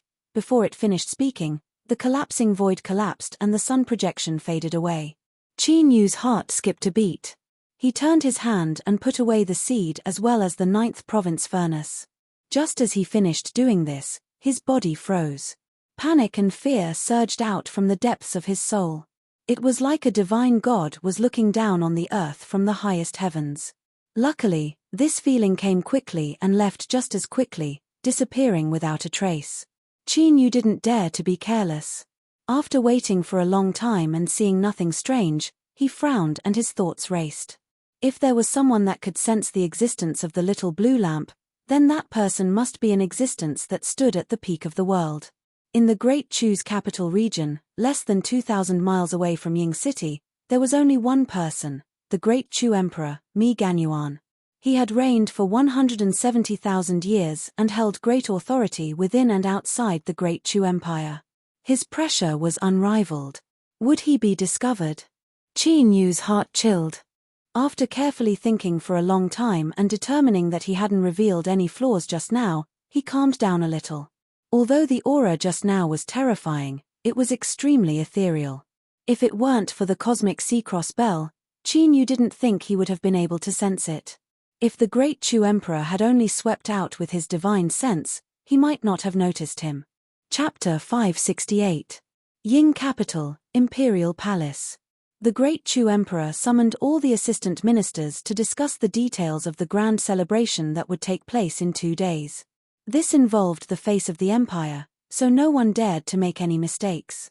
They each made their own suggestions, striving for perfection. Suddenly, sitting on the throne, Mi Ganyuan closed his eyes. The third assistant minister's complexion changed and he fell silent. Everyone else in the hall also revealed looks of surprise. The 4 assistant ministers were all senior figures of the court and had a deep understanding of the emperor. If it weren't for some extraordinary matter, then the emperor who had always been generous to his subjects would never be so disrespectful. What was going on? The 4 assistant ministers' thoughts raced. They looked over their bodies and didn't find anything wrong. Only then did they quietly relax. The emperor had reigned for 170,000 years. He had no authority over his subjects, nor did he have any worries from the outside world. Although he was usually tolerant of his subjects, deep in his bones he had a tyrannical personality. He was proud and callous. The 4 assistant ministers had been in court for the shortest period of time and had over 40,000 years of experience. It was unknown how many grand figures they had seen die at the hands of the emperor, so how could they dare to be careless? The hall was silent. In just several breaths of time, the eunuchs in the corners of the hall were covered in a cold sweat. But they could only grit their teeth, not daring to make a single sound. Luckily, it wasn't too long before Mi Ganyuan opened his eyes. His eyes were like an ancient well without ripples. Although they seemed ordinary, if one looked carefully, they would discover that they were unfathomably deep like vortexes, as if they could contain the entire world. The corners of his lips curved up. This great Chu emperor, one of the most honored people in the world, revealed an inscrutable smile, as if he had discovered something interesting. The assistant minister had been with the great Chu emperor for over 100,000 years and was the most respected minister in the court. He thought for a moment and then respectfully said, "Your Majesty, what happened?" The second assistant minister, third assistant minister, and fourth assistant minister all had a bit of envy in their eyes. Only the assistant minister could ask such a question. They didn't have the face to do so. Mi Ganyuan swept his eyes around the hall. He paused for a moment and said, "I had a sudden feeling just now and my divine sense descended upon the capital region. I discovered 2 interesting little fellows." He sighed, "I really can't imagine why the immortal and demonic paths would allow them to take such risks." His eyes were deep and serene, like the endless starry sky that could drown a person's mind. Since the emperor mentioned it, that meant there was something to be said. As the cabinet minister heard the words immortal and demonic path and then saw the deep emotions in his majesty's eyes, he had some guesses in his heart. "Your Majesty, could it be that the immortal and demonic path envoys have hidden their identities?" Mi Ganyuan lightly said, "If my guess isn't wrong, then one of the demonic path envoys should be the newly ascended Holy Son Yarobin. As for the immortal sect envoys, that should be the new master of 9 Heaven Mirror Moon Palace, Shen Yuanyin." Although the 4 assistant ministers were mentally prepared, they still couldn't help but exclaim in a low voice. They couldn't care less about their manners as they suddenly raised their heads. Their eyes were filled with shock and a bit of coldness. The great Chu stood proudly in the world. It was the leader of the 7 empires. If it weren't for the immortal and demonic paths holding it back, it would have long since unified the world. Therefore, although they appeared to be peaceful on the surface, among the ministers of Great Chu, not a single one of them did not view the immortals and devils as a great threat. Now, a newly ascended Holy Son and a trusted palace master were in Ying Capital's capital region. They couldn't help but think about it. If these 2 people died, it would be an incomparably heavy blow to the immortal Dao and demonic Dao. "Your Majesty, this is an opportunity bestowed by the heavens. As long as everything is arranged properly, there will be no hidden dangers left behind," the third minister said, his voice thick with killing intent. The fourth minister wanted to agree, but as he glanced at the silent second minister, his eyes flashed and he tightly shut his mouth. Mi Ganyuan didn't respond. He said, "Yuan Qing, what do you think?" Yuan Qing was the courtesy name of the first minister. Even so, his tone was still respectful, without the slightest bit of complacency. "Your Majesty, I believe this is inappropriate." The third minister frowned. Mi Ganyuan said, "Tell me the reason." The first minister thought for a moment and slowly said, "Reporting to your Majesty, although I don't know why the demonic path's Holy Son and immortal sect's palace master have come to my great Chu, since they have come, the immortal and demonic paths must have made other arrangements. Unless they openly mobilize a massive number of masters, the chances of them being killed are extremely low. Although my great Chu is strong, the immortal sect and demonic path cannot be underestimated. If this matter is not handled properly, it will cause a great uproar." The third minister sighed inwardly. He knew that the first minister was right. It was no wonder that the second minister was acting like a turtle without saying a word. He wanted to challenge the second minister's position, but he didn't dare to be presumptuous in front of the first minister. He immediately said, "Your Majesty, what the first minister says is correct. It was I who didn't think things through. But, if those two came to my great Chu, they must have some unknown goal. Can my great Chu just tolerate this?" The first minister smiled, not speaking. The second minister coughed and bowed. "Your Majesty, the Sea of Purgatory will soon open. This might be an opportunity." The third minister coveted the position of second minister. Unfortunately, the second minister had an honest temperament, so the first minister was very satisfied with him. Mi Ganyuan could see all of the intrigue between the officials, but he didn't place it in his heart. Only when his officials were at odds with each other would he be able to sit firmly in power. Dong Qing is right. He looked up. This simple movement revealed the bearing of a king, as if he could look down upon the world. "I and my great Chu dare to face any enemy. So what if it is the immortal sect or demonic path? The reason I didn't kill them was because I didn't want to use underhanded methods. Since the two of them came without notice, if I don't teach them a lesson, they will become increasingly arrogant and think that my great Chu has no one worthy. Yuan Qing, pass on my decree.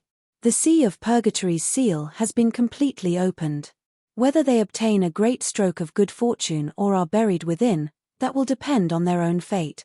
The first minister respectfully said, "Your Majesty, if the Sea of Purgatory's seal is completely opened, the degree of danger will rise by over 10 times. What will my juniors do?" He frowned, revealing a bit of helplessness. His Majesty controlled the world, so naturally he could do as he pleased. But, although he was the first minister, he didn't dare to form grudges with anyone. He could only ask His Majesty to decide on this matter. Mi Ganyuan coldly coughed. "The world has endless tribulations, who doesn't fall into them? If they don't experience tribulations, how can they have any achievements? To be able to gain experience with the most outstanding juniors of the immortal sect and demonic path is their good fortune." His icy cold eyes swept through the hall. "Do not reveal a single word about the seal. In addition, pass on my decree that all cultivators that enter the Sea of Purgatory will obtain the qualifications to meet the Emperor." The 4 ministers felt their hearts tighten, but they didn't dare to reveal anything on their faces. They all fell to their knees, praising His Majesty for his wisdom. After discussing for some time, the matter was temporarily finalized. The 4 ministers bowed and drew back. After leaving the imperial palace, the third minister was the most restless. He said with a sound transmission, "Lord First Minister, what should we do? Do you think we will send our juniors to their deaths even though we know that there are dangers everywhere?" The first minister said without expression, "His Majesty has already passed down his decree. I advise my 3 colleagues not to do anything. If we delay His Majesty's matters, a great calamity will befall us." As he spoke, he strode away. The second minister apologized and quickly followed, leaving behind the third and fourth ministers. The third minister clenched his teeth. "I don't believe that they will risk the lives of their juniors." The fourth minister hesitated for a moment. "There is no need to be angry. The Lord First Minister is right. It is best if you don't touch His Majesty's decree. However, since His Majesty has informed us of this matter, that means he has a gracious heart. You can remove some of the juniors that have already been arranged, or you can replace them with others." The third minister's eyes brightened. "The messenger is right. Time is of the essence, so I bid my farewells." The fourth minister looked at the receding figure and revealed a bit of contempt. Such a stupid person could actually become an assistant minister. All he did was take advantage of a good background. If it weren't for him attracting spies, the fourth minister wouldn't have cared about his life or death. But how was he supposed to do it? The fourth minister thought for several breaths of time. Then, his eyes brightened and he smiled. Wasn't the Lord First Minister the best example? He would just do as he was told. The third minister sat in his carriage. As the curtain fell, all of the anxiety and anger on his face disappeared. His eyes were calm and indifferent, without the least bit of waves. Demonic path Saint Sun. Immortal sect palace master. He whispered, revealing a happy expression. I never thought that there would be such an unexpected harvest this time. A light smell of blood filled the air. Shen Yuanyin furrowed her eyebrows. A dignified look appeared in her indifferent eyes. That aura just now, although it was fleeting, her heart was like a frozen lake. She had still sensed it. After thinking for a long time, Shen Yuanyin let out a light breath. Whether or not she had been discovered, she had already lost her path of retreat. In this world, the only great terror was death. This was also the only emotion she had after reaching large success of the sublime lost emotion code. Shen Yuanyin didn't want to die. She also believed that she wouldn't die like this. The Chu Empire held a grand banquet to entertain guests from all over. Depending on their status, the banquet was different. The main hall had 13 seats. Those that were entertained were the peak influences of the land of divinity and demons. The immortal path, demonic path, and the 6 great empires were all included. The banquet was naturally the best. There was a cup of immortal god wine that was rumored to originate from ancient ruins.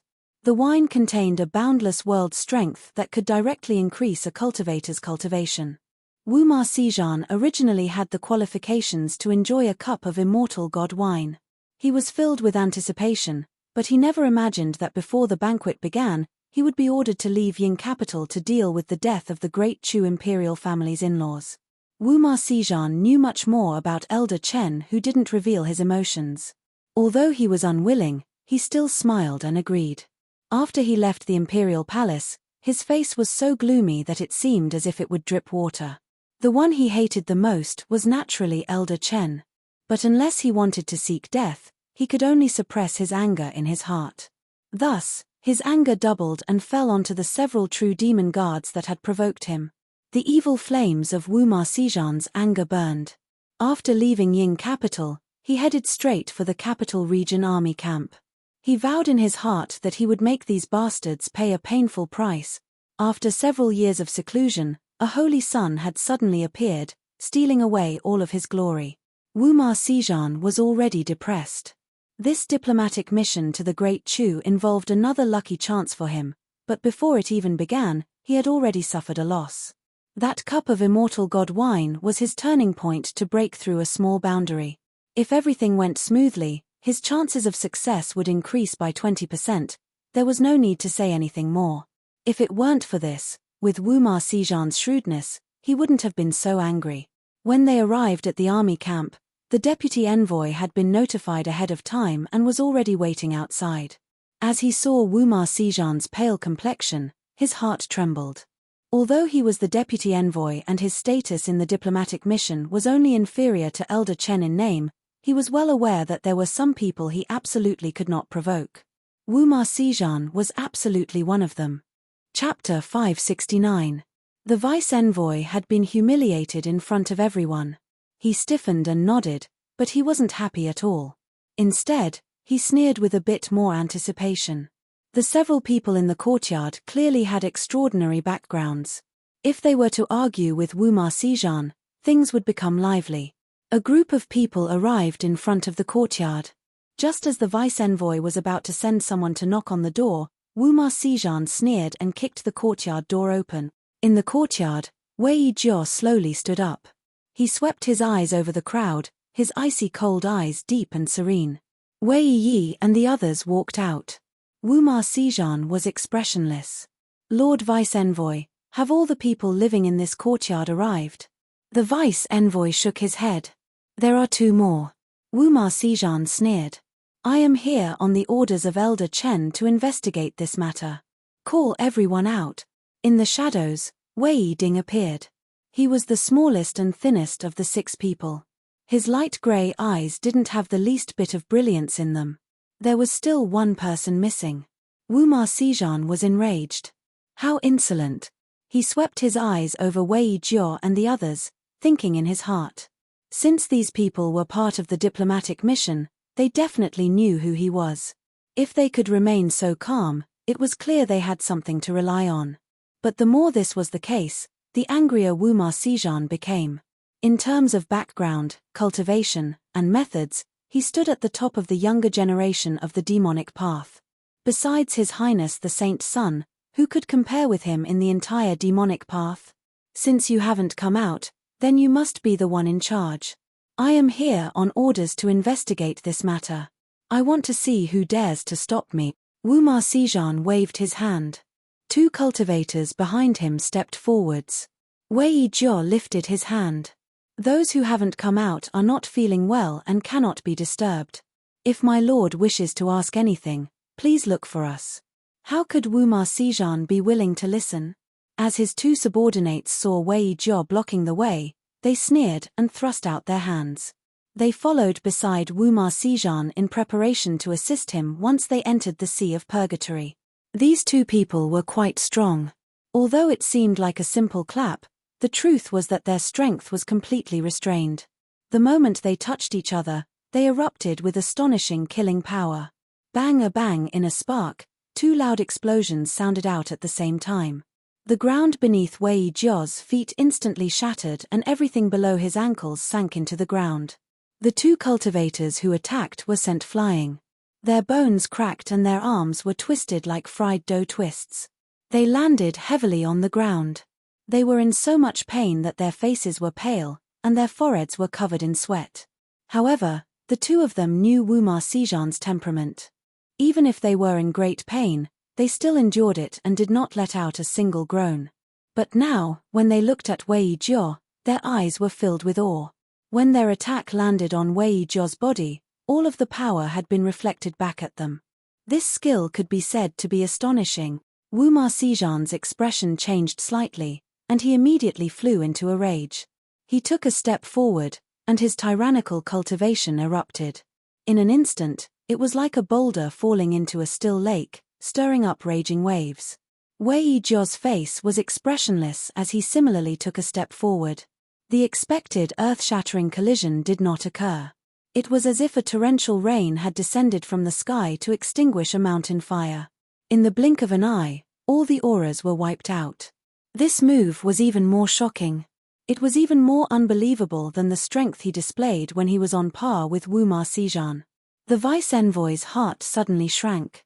He hoped to see Wei Jiao and the others humiliate Wuma Sijan and not fight him to the death. Otherwise, if something unexpected happened, he would not be able to escape the blame no matter what. Stop. This is the Great Chu's military camp. Could it be that you want to have a private battle and have others laugh at the internal strife of my demonic path? Wuma Sijan was surprised, but he didn't reveal any of this on his face. He coldly glared at Wei Jiao and coldly coughed, "I will remember today's matters." He flicked his sleeves and left. He originally wanted to vent his anger, but he had to suppress it. Wuma Sijan's current mood was truly poor to the extreme. But reason told him that this was the end of the matter. He wasn't able to see through Wei Jiao's depths, and Wei Yi, Wei Ding, and the others weren't easy to provoke. Moreover, there was still one more person who hadn't appeared from start to finish. It seemed that in these several short years of seclusion, the demonic path had become indistinguishable from before. Not to mention the dazzling His Highness Saint Sun, but the Zhao family's Zhao Qianyuan had also taken off. And now, there was actually another mysterious character. As Wuma Sijan thought of this, his complexion became increasingly pale. The vice-envoy bitterly smiled. He looked at Wei Jiao and the others in the courtyard, his lips moving, but in the end he didn't say anything. He turned and led his people away. Originally, this was only a guess, but now he could confirm that the backgrounds of these people in the courtyard were far more astonishing than he had imagined. This ruckus might attract the attention of others, and from the actions of Wei Jiao and the others, it was clear they didn't want to be noticed. If he followed them here today, he might end up being blamed. This was truly an injustice. Wei Ding looked over, a bit of worry in his grey eyes. Wei Jiao waved his hand. He lightly coughed, a bit of weariness in his eyes. "It's fine." As he looked at Qin Yu's door and thought about how today's events would surely be noticed by others, he couldn't help but sigh inwardly. Because of Yuya, things had finally come to this point. Would His Highness feel regret now? In truth, Qin Yu didn't regret anything. It wasn't that he didn't think about it, But that thinking about it now was useless.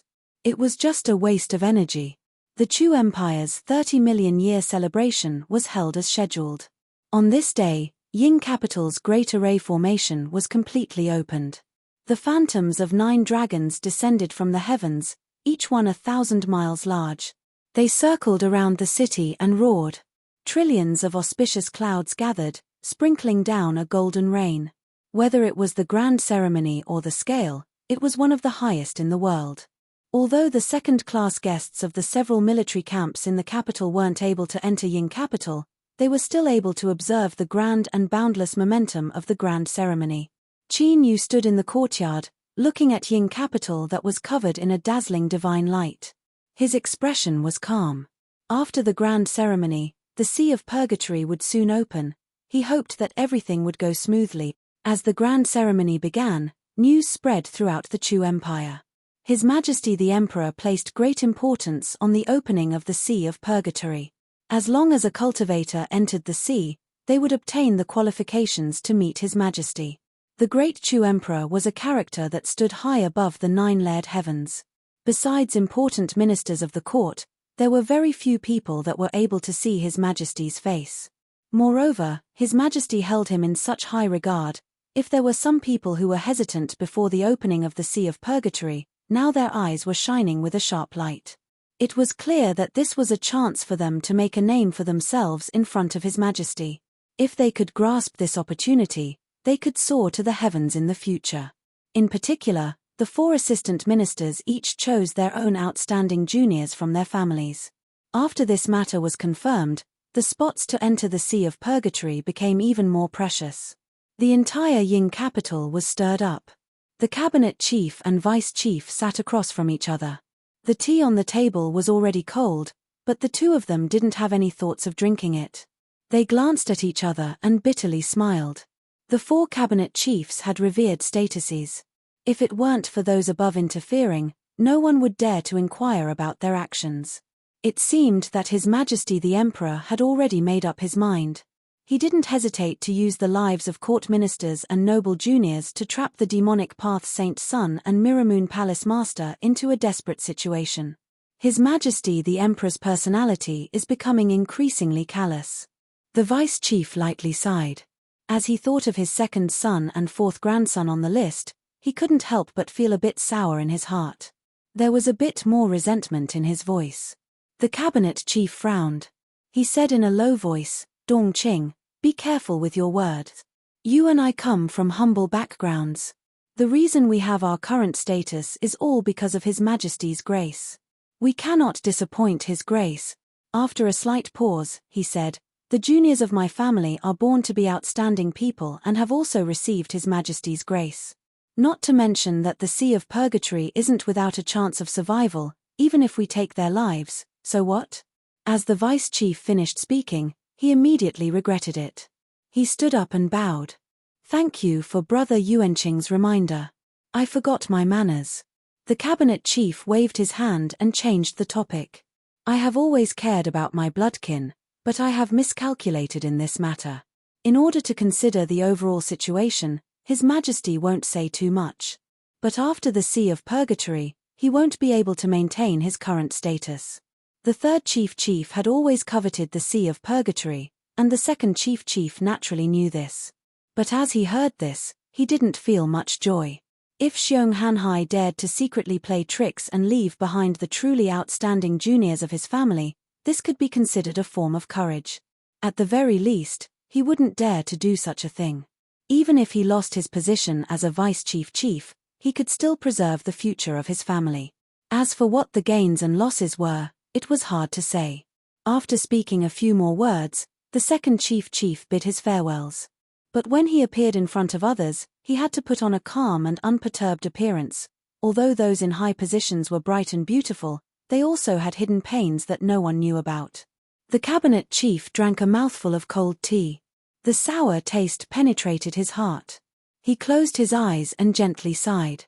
Only if more people died in court and something happened to the demonic path Saint Sun and Mirrormoon Palace's master, would His Majesty be able to cleanly shirk responsibility and shut up the mouths of the immortal path and demonic path. Realizing this, He extinguished any thoughts of persuading His Majesty to change his mind. He personally selected the juniors that he valued the most and added them to the list. If the dignified direct descendant of the cabinet chief was buried in the sea of purgatory, who would dare to splash dirty water on His Majesty? It had to be known that His Majesty valued the cabinet chief the most. This was a matter known to the world. No matter what the result was, the cabinet chief's mansion would inevitably favor him even more. But as he thought about how this was done with the blood of his descendants, he couldn't bring himself to be happy. The cabinet chief summoned his trusted steward and ordered him to select a batch of maids from the mansion and give them to all the juniors that were about to enter the sea of purgatory. In order to guard against all contingencies, the juniors of noble families would be temporarily bestowed with women before they ventured into danger. Perhaps they could leave behind some of their bloodline so that if something happened, they could have a successor.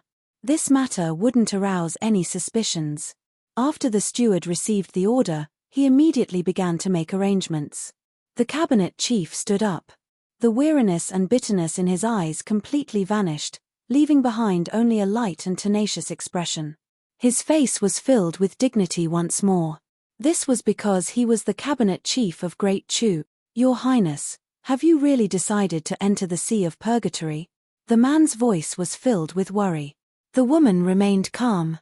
"Yes." The man hesitated for several breaths of time. He cupped his hands together and said, "Since Your Highness has already decided, I will follow and lend Your Highness a helping hand." The woman was overjoyed. "That's great. With you helping me, there will definitely be some harvests in the sea of purgatory." A moment later, the man walked out of the hall. He looked up at the sunlight, a worried look on his face. This person was Qianyun. His original intention was to stop His Highness, but as he thought about His Highness' current situation, he couldn't bring himself to say anything. Whatever, he would just consider this as repaying His Highness for saving his life. The worst result would be that he would have to return his life to His Highness. Northeast capital city, military camp, a courtyard. This was the encampment of a small country's diplomatic mission. Everyone here, including the envoy, weren't allowed to enter Ying capital. Their status was low and no one paid attention to them. In a room, a man and a woman sat across from each other. The man was tall and strong, with sword-like eyebrows and starry eyes. He had a dignified appearance, and his movements were graceful and dignified. The woman across from him slightly lowered her head. But, just the side of her face was enough to stir one's soul. "Weiwei, the sea of purgatory is not ordinary. Big Brother only has you left. Listen to me and wait for me here." The woman shook her head, her voice calm. "I only have Big Brother left. Weiwei. Big Brother, there is no need to say anything more. I have already made up my mind." The man frowned. After a long period of silence, he finally sighed. "You must agree to follow all arrangements. Otherwise, no matter what happens, I will not let you enter the sea of purgatory. I will listen to Big Brother." On the 7th day after the great celebration, news spread out from the Great Chu Imperial Palace. 3 days later, His Majesty the Emperor would summon all the cultivators that entered the Sea of Purgatory and personally open the sealing array. Qin Yu and the 49 demonic path cultivators rode atop horses and finally stepped into Ying capital. As he walked out from the shadow of the towering city gates, his expression was light. But as he thought about the upcoming meeting with the Emperor, he felt a bit restless. Reality proved that Qin Yu had been a bit too sensitive. The summoning ceremony was held outside Harmony Hall in front of the Imperial Palace. Tens of thousands of people gathered there, one couldn't see the end of the crowd. The Emperor sat on the dragon throne atop the 1,000-layer platform, his aura surging around him. It was hard to clearly see his appearance. From start to finish, there wasn't the slightest bit of impropriety. As he finished speaking, the Chu Emperor stood up. His figure wasn't too great, but at this time it seemed as if he were higher than the heavens, as if he were stepping on the earth beneath his feet. The majesty of an emperor blotted out the heavens and earth, leaving one in awe. He lifted a hand and pointed a finger into the void. In the next moment, endless turbulence descended, as if a violent storm had arrived. The entire sky turned into a raging sea.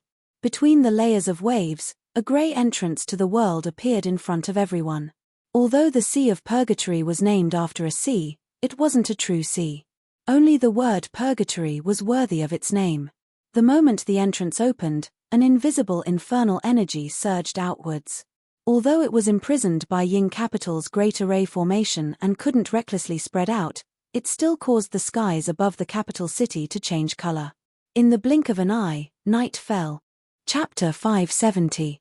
The dark sky hung low, and the clouds seemed to overlap with the mountains in the distance.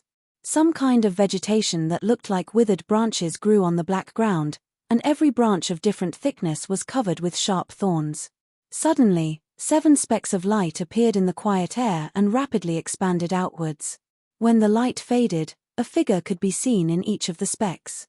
Qin Yu glanced around at Wei Jiao and the others, feeling a bit more at ease. The demon envoy's arrangements hadn't gone wrong. With the 6 of them by his side, his safety would be greatly increased. Wei Jiao took a deep breath, and a complicated expression flashed in his eyes. In the blink of an eye, he became calm again. He cupped his hands and said, "Sir, there are earth terminus thorns growing below, and they can produce hallucinogenic effects. If you feel uncomfortable, just take out the sachet and smell it a few times." Seeing Qin Yu nod, Wei Ye gestured with his hand. Wei Bi and the others spread out to protect him. As for the elusive Wei Ding, he vanished once more. "Sir, let's go." Whoosh, the group quickly went far away. As one of the great Chu Empire's guardian god beasts, the water demon slumbered deep within the Sea of Purgatory all year round. It was a forbidden danger zone that no one could step into. With only a month of time, he didn't know what troubles he would encounter along the way, so he naturally didn't dare to delay. Qin Yu's eyes fell on Wei Jiao and then on Wei Yi and the others who had a tacit understanding of each other. Their movements were orderly, as if they were quite familiar with the Sea of Purgatory. Had he been here before? But just as this thought appeared, it was dispelled by Qin Yu. According to the demon envoy, the Sea of Purgatory had only been opened several times since the founding of the Great Chu Empire. The last time could be traced back to over 7 million years ago. How could there be a creature in this world that could live for such an endless amount of time? He was probably overthinking things. Shen Yuanin's face was covered with a veil. Her cold eyes were like crescent moons in the night sky, indifferent and distant, without the least bit of emotion. The 12 female cultivators behind her knelt on one knee. All of their figures were graceful and beautiful, but their faces were stiff, as if they were masks. Not far away, a demon beast with horns on its head and black diamond-shaped scales was cut into 13 pieces. The cuts were as smooth as a mirror. The wound seemed to be wrapped by an invisible membrane, and not a single drop of blood flowed out, but the air was still filled with the smell of blood. The smell of blood did not come from the dead beasts, but from the 12 beautiful women kneeling on the ground. "Palace Master, it's time for us to move." Shen Yuanyin nodded. Her feet lightly stepped forwards and her body floated away like a feather. The 12 female cultivators behind her slapped the ground and followed behind her like shadows. Zhong Lingtian lowered his head and looked at the black wound on his arm. He frowned and said in a deep voice, "Be careful, something is not right." Sensing the worried gaze from the side, he turned his head and said, "Don't worry, Wei Wei. A mere poison can't hurt me." Vivian shook her head and handed Zhong Lingtian an antidote. Even though it was useless, Zhong Lingtian still took it and swallowed it. "Is it okay now?" Several people in the group saw the young Mrs.'s worried expression. Although no one said anything, their expressions were very ugly. Although what happened just now was sudden, they were safe and sound, but the young master was injured. This was simply unforgivable. If something happened to the young master, they wouldn't be able to atone for their sins even if they died 10,000 times. All of them secretly swore in their hearts that they would definitely be 120% cautious and not make any mistakes. However, at this moment, following a cry of alarm, the team immediately fell into chaos. Wei Jiao's expression was unsightly. Although he had been extremely careful along the way, he had still alarmed 4 demonic beasts, and the one in front of him was especially powerful. Although it hadn't stepped into the tribulation immortal realm, its pure destructive might wasn't weak at all. It took a great deal of effort to kill it. Although Qin Yu didn't know what this meant, he could feel the dignified expressions of the true demon guards and knew that something must have gone wrong. And indeed, Wei Jiao said in a low voice, "My lord, the Sea of Purgatory's monster beasts live in different areas. Generally speaking, there shouldn't be two tyrannical monster beasts appearing in the periphery. I ask my lord to be more cautious. This subordinate feels that there is something strange about the Sea of Purgatory today." Qin Yu nodded. But at this time, his complexion changed. "Be careful." He stepped forwards and the ground suddenly collapsed. His figure shot up into the skies. In the next moment, the earth shattered and several black tentacles reached out. Unfortunately, the true demon guards had received Qin Yu's warning, causing them to fall into thin air. The black tentacles rapidly retracted, sweeping away the corpse of the monster beast. Then, there was the scalp-tingling sound of flesh and bone being separated. As Wei Jiao saw the tentacles underground, his pupils shrank. But as he heard the sound of swallowing flesh, he stiffened. "My lord, this subordinate is holding it back. I ask my lord to quickly leave." With a loud shout, grey energy surged between Wei Jiao's hands, condensing into a giant saber. He leapt down and chopped down. Bang! There was a heaven-shaking explosion. A massive crack appeared in the ground, revealing a giant and terrifying body below. The slippery surface of its body was torn apart and dark green mucus gushed out. Pained and angry roars echoed out from underground. The terrifying life form hidden underground tightened its muscles, pressing its wounds together. Soon after, there was the sound of breaking air. Several black tentacles rushed out like bolts of lightning. Wei Jiao didn't resist, allowing these tentacles to pull him underground. "Your Highness, hurry and leave." Wei Yi and the others rushed underground. At some unknown time, the hidden Wei Ding had already landed in a crack in the ground, the saber in his hand sinking into his flesh and blood. Rumble rumble, like an earth dragon turning over, the earth violently shook and waves rose up. In the blink of an eye, the terrifying life form, Wei Jiao, and the others were submerged. But from deep underground, muffled sounds echoed out, indicating that a fierce battle was occurring. Qin Yu frowned. After a moment of silence, he took a deep breath and was about to step forwards. But at this time, the cosmic sea-cross bell in his soul space began to hum and tremble. He looked up. In the distance, a black mountain ridge was shaking and collapsing. Something was rising up from underground, and there was more than one. Qin Yu's eyes dimmed for a moment, but he immediately restrained it. He turned without hesitation and howled away. He didn't look back. It was only when he could no longer hear the deep roars and the rumbling of the earth that he stopped.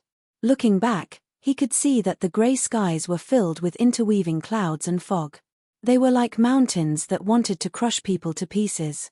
Before Qin Yu came to the Chu Empire, he had carefully researched information about the Sea of Purgatory.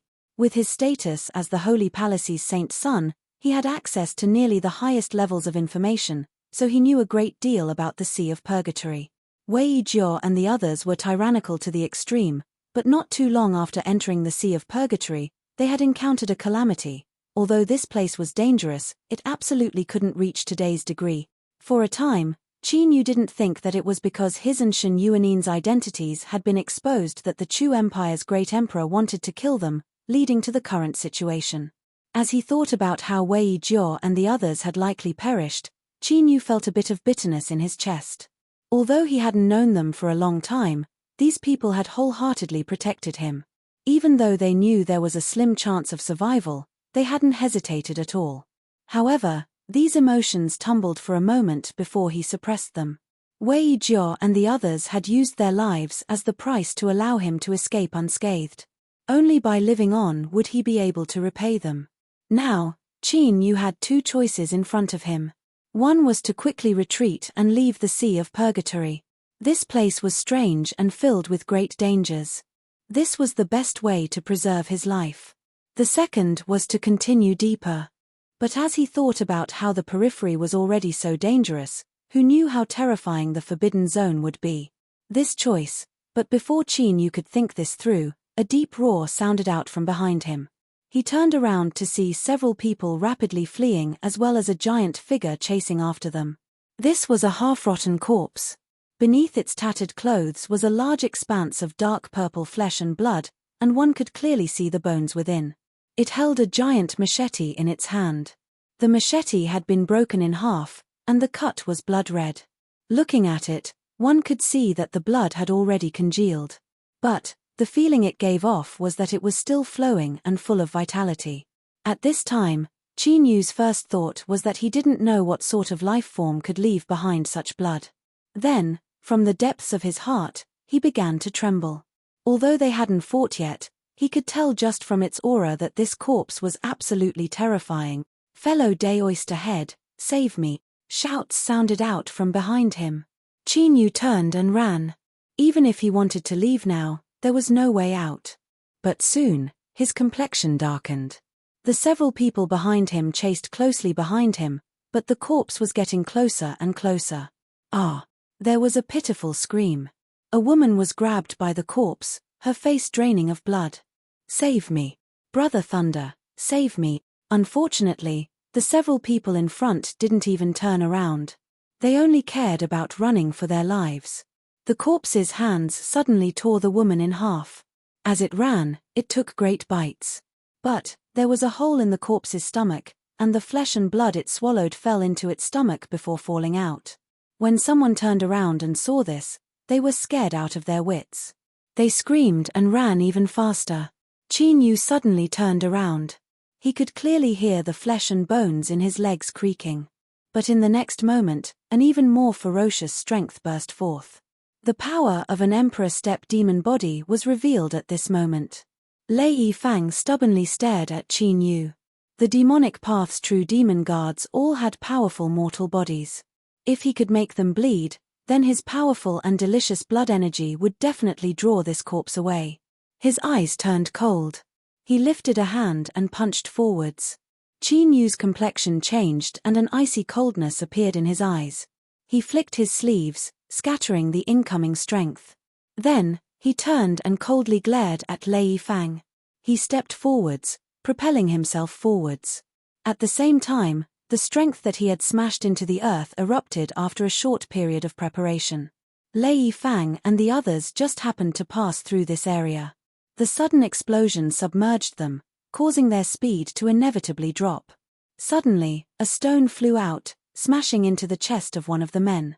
He tumbled to the ground and crawled up, wanting to continue running.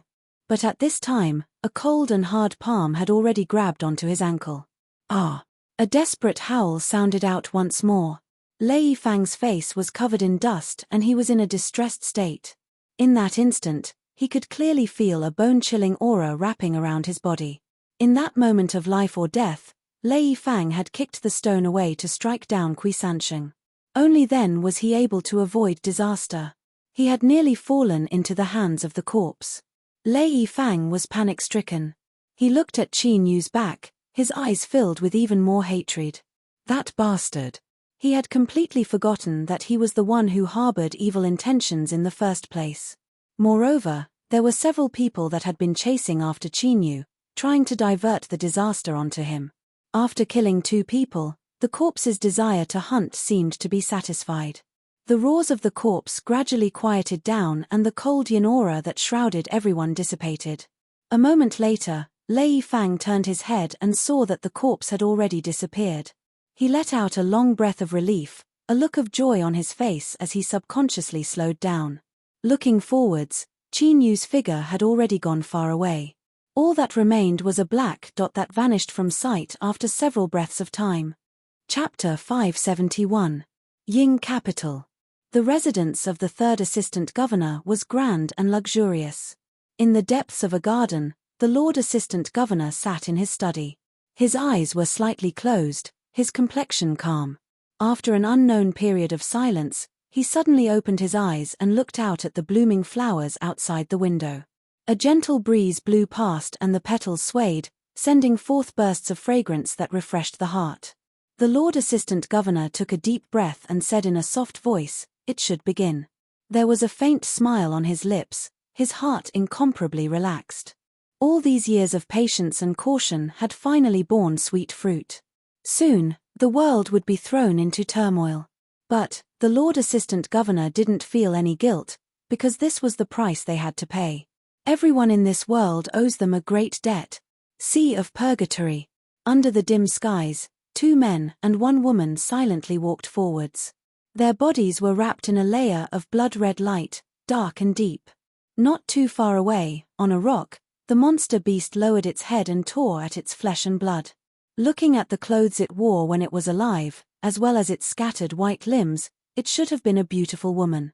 But now, this was only the monster beast eating flesh and blood. The sound of flesh and bone being torn apart was enough to make one's scalp tingle. But the 3 people walking forwards didn't seem to see or hear anything at all. They looked straight ahead, not retreating at all. The monster beast's ears moved. It looked up, revealing its bloody mouth. Its cruel eyes fell on the 3 people. In the next moment, its body froze. With a plaintive cry, it threw away the flesh and blood in its mouth and ran away with its tail between its legs. It was as if there was something on these 3 people that terrified it. Soon, the 3 people climbed up a mountain and stopped in a hollow. The man in front held a disc in his hand, constantly pacing back and forth. After turning around several times, the man stopped. He lifted his foot and stomped down. The ground in front of him collapsed, revealing a bottomless hole. It was unknown where it led to, but faint traces of aura overflowed from within. Half of it was black and the other half was white, intertwining with each other. He handed the disc to the man behind him. Then, without hesitation, he jumped into the hole in the ground. Quietly, like a stone falling into a river, there wasn't a single wave. But he had changed something. Between the black and white, there was a twisted blood-red color. The air was thick with the smell of blood. The second man did not frown. He handed the disc to the third man and jumped into the cave. Only the woman remained. Her features were as beautiful as a painting, and her skin was fair. As she watched the blood-red color grow thicker, there was not the slightest fluctuation in her eyes. Who would have thought that just a few days ago, she, a young lady of an assistant governor's mansion, would be so frightened that she wet her pants on the spot when she found out that she had suddenly entered the list? He raised his hand and tapped the disc. Blood-colored patterns appeared on its surface, interweaving to form a strange face. It opened its mouth and howled soundlessly. The entrance of the cave trembled, sucking in the black and white auras that had almost been soaked in blood. The next moment, the hole disappeared. The woman put away the disc and turned to leave. Her light footsteps soon faded into the distance. Qin Yu looked at the ruins of the city that still existed. He let out a breath of relief, a relaxed expression on his face. He took several steps forwards and flew in like a shadow. As soon as he landed, he frowned and looked up. His eyes were icy cold. The pair of blood-red eyes behind the door hesitated for a moment before finally moving away. Seeing that the other party didn't bother him, Qin Yu moved. After several breaths of time, he submerged himself into the ruins. A moment later, he found an empty room. After carefully sensing that there weren't any dangers, Qin Yu carefully pushed open the rotten wooden door. Dust fluttered in the air as he stepped inside. He sat down cross-legged, took out several pills, and swallowed them. Qin Yu let out a long breath, his face paler than before. With his current cultivation, he could even fight an early calamity immortal realm cultivator. Even in the entire land of divinity and demons, he could be considered an absolute powerhouse. But today in the Sea of Purgatory, he was in an incomparably distressed state. If it weren't for the sharp senses of the cosmic Sea-Cross Bell, he feared he wouldn't have been able to arrive here in one piece. It was impossible to verify the origins of the city ruins in the Sea of Purgatory. In the legends, it was built countless years ago, and although it was now in ruins, there was still some residual power left behind. The various monster beasts and evil beings that lived in the Sea of Purgatory wouldn't easily approach the ruins. Of course, this didn't mean that the ruins were an absolutely safe place. When he first entered the ruins, the blood-red eyes that stared at Qin Yu from behind the door were the greatest terror of the ruins. Those were dried corpses. It was rumored that they were the residents of the city that lived in ancient times. For some unknown reason, they had become like this. Within the demonic path Sea of Purgatory's database, there were detailed records of the dried corpses in the ruins. These were a group of monsters that couldn't be killed. Even if they were torn to pieces, they could still be reborn. And these monsters had a perverted desire for the flesh and blood of living beings. If they encountered one, they would fight to the death. Luckily, these dried corpses were also imprisoned. Most of them could only stay in their own houses or move around in a fixed and narrow range. As long as one was careful and didn't intrude into their range of activity, there wouldn't be too much danger. But the originally dangerous Sea of Purgatory had now become a land of death. Could the relatively safe ruins of the city still be believed? Qin Yu didn't know. Thus, he decided to rest here for a while. Once his body recovered, he would immediately leave. Suppressing these thoughts, he closed his eyes and began to adjust his breathing. As Qin Yu was recovering, several more guests arrived outside the ruins of the city. Shun Yuanin's face was covered with a veil and her entire body was spotless. Her temperament became increasingly cold and indifferent. Of the 12 female cultivators that followed behind her, only 7 were left. The rest were nowhere to be seen, their fate could be imagined. Their clothes fluttered in the wind. The group of 8 flew into the ruins. Only now did they turn around. A massive shadow stood far away from the ruins. Its 4 eyes deeply looked at them before it turned and left. Bang ere bang, with each step, the earth shook.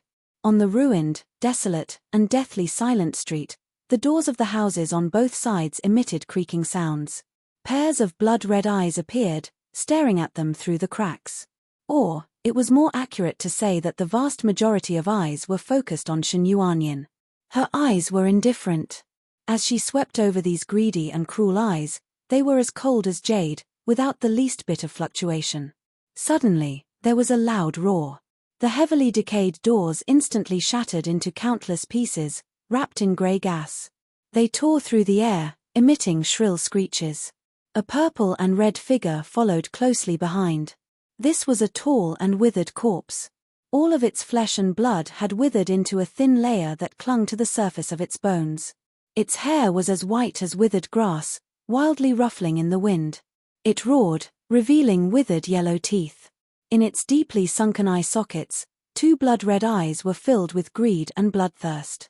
This was a corpse that could leave the room for a short period of time. Shun Yuanyin lifted a hand and pointed at the void in front of her.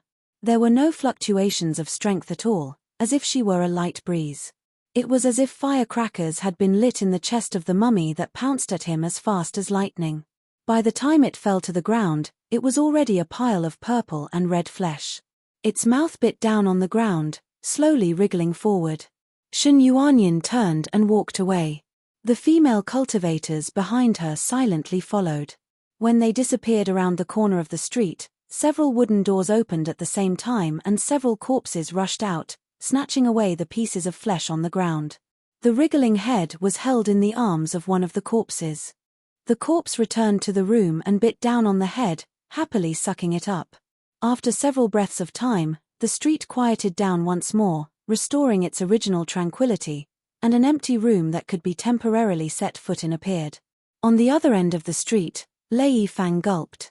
His face was a bit pale, but his eyes were turning, clearly calculating something. After several breaths of time, he turned and whispered something to the 2 people beside him. The 3 of them turned and followed. The current Sea of Purgatory was far too dangerous.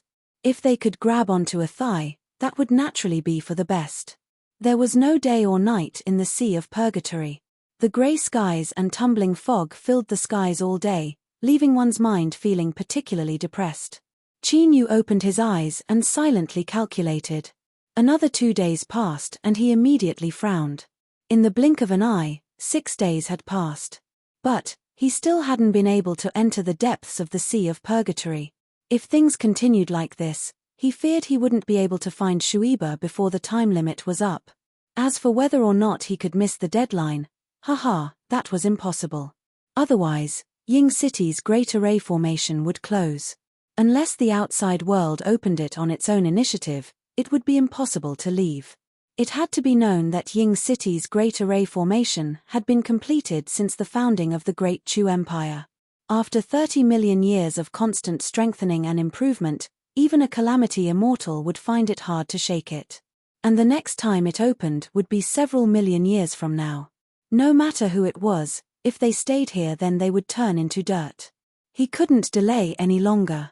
Qin Yu stood up. After sensing that there was nothing wrong with the outside world, he flicked his sleeves and opened the door. His pace wasn't fast, but as he rose and fell, his figure flashed by. In several blinks of an eye, Qin Yu arrived at the edge of the ruins. He stepped forwards and shot into the skies. But at this time, his complexion changed. With a shout, he came to a sudden stop and punched out. Bang! There was a dull sound, like a tsunami erupting. A giant net appeared in nothingness, dented by the strength of his fist. Qin Yu borrowed the strength of the shaking to draw back. In the next moment, the net rolled up, wrapping around him. The figure of a giant spider appeared outside the ruins. It stared at the retreating Qin Yu and screamed in anger. If it weren't for Qin Yu being a moment faster and being wrapped up in that spiderweb, he feared he would have become food for this spider. Qin Yu's heart chilled. He suddenly felt a bit numb in his hand and his complexion changed.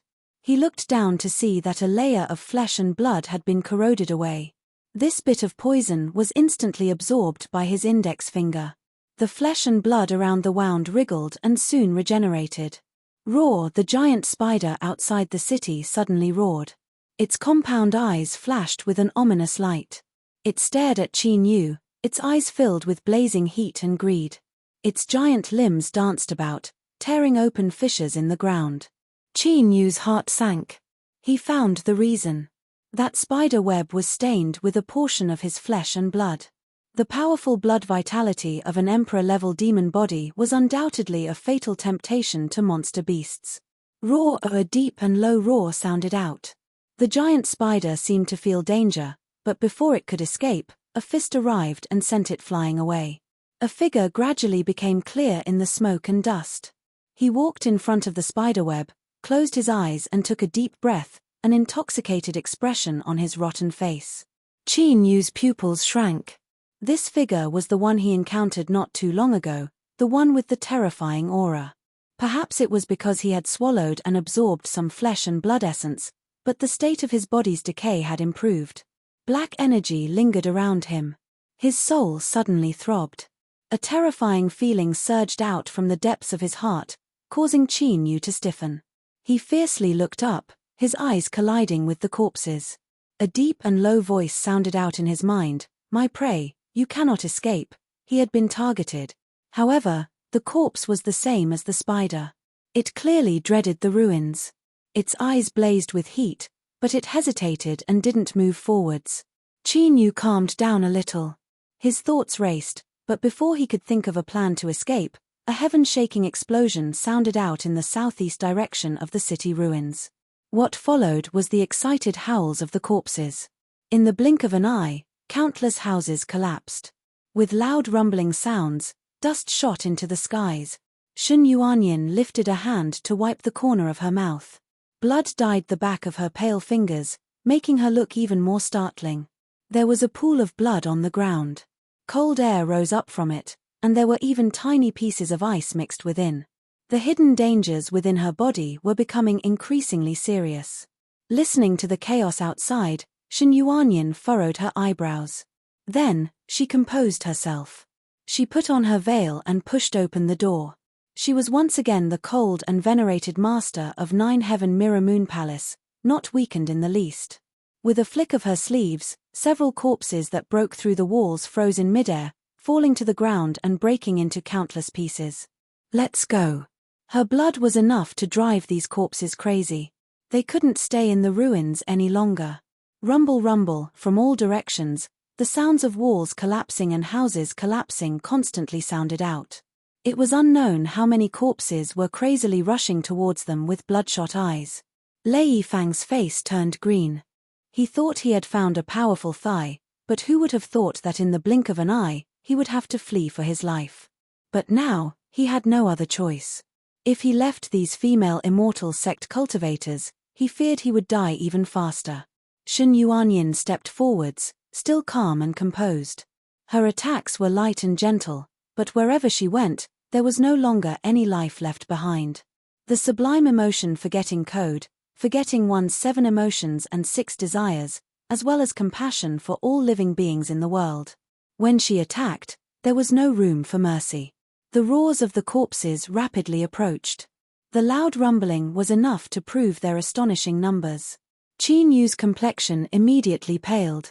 A leaky house met a rainy night. The rotten corpses waited outside and the corpses went berserk within. For a time, there was nowhere to go. Bang! At the end of his line of sight, several houses were smashed to pieces by the corpses. They howled in excitement as they crazily rushed inside. Qin Yu looked up. What he saw was the figure of a group of women. Unlike their delicate appearance, each one of them was swift and fierce. In particular, the veiled female cultivator seemed to have cultivated some great ice attribute supernatural power. As soon as they approached the corpses, they were instantly turned into ice sculptures. Behind them were 3 men. They were bitterly resisting the attacks of the corpses. It's them. Qin Yu's eyes darkened. Lei Fang seemed to sense something. He turned to meet Qin Yu's eyes. After a moment of surprise, he clenched his teeth. The demonic path had always been protective of their own. Although he had a high status, he didn't want to be targeted by the demonic path. Since he had attacked that day, Lei Fang didn't plan on letting Qin Yu live any longer. It was just that the corpses had suddenly retreated and he had let Qin Yu escape in a moment of carelessness. Originally, he had felt a bit restless about this, but since he had encountered them today, it was naturally for the best. Lei Fang's eyes brightened. He lifted his hand, took out a purple jade pendant, and crushed it to pieces. Bang! A halo of purple light erupted, wrapping around the surrounding corpses. But it didn't shrink and crush the corpses. Rather, it suppressed as many corpses as possible and moved them away. Looking at the purple halo of light howling towards him, killing intent rose in Qin Yu's eyes. He instantly understood Lei Fang's sinister intentions. To divert disaster to someone else, to kill with a borrowed knife, was this a move he had already used? The purple halo of light shattered and a rain of corpses rained down from the skies. Although they were more fascinated by Shen Yuanin's aura, the smell of the flesh and blood in front of them wasn't bad either. Seeing that they couldn't break through the layers of encirclement, after a brief moment of hesitation, the corpses roared out loud. They adjusted their positions and hurtled towards Qin Yu. Humph! With a cold snort, Qin Yu stomped his feet. The floor tiles instantly shattered into countless pieces that floated in the air. With a flick of his sleeves, each piece was endowed with a terrifying strength. They tore through the air and shot out in all directions. Bang! Air bang! The corpses were pierced through one after another.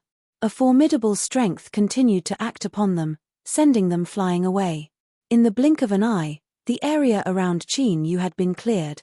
Lei Fang's heart shook. On that day, Qin Yu had directly fled and hadn't revealed his true cultivation. This strike was already astonishing enough. With such a cultivation, how could he be easy to deal with in the demonic path? Now that both sides had formed a death grudge, it was impossible to resolve it.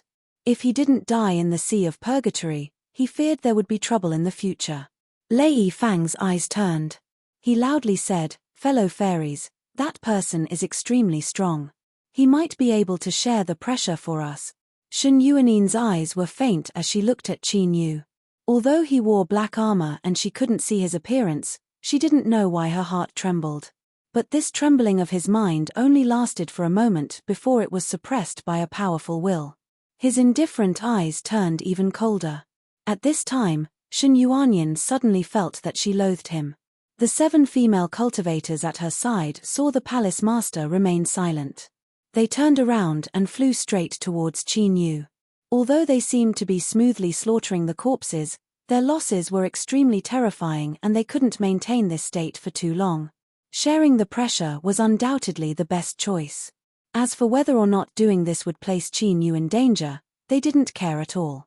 As long as the palace master was safe and sound, let alone one person dying, even if 100 million lives were lost, so what? Qin Yu's eyes were ice cold. He swept his eyes over these people. In his eyes, these female cultivators were the same as Lei Fang.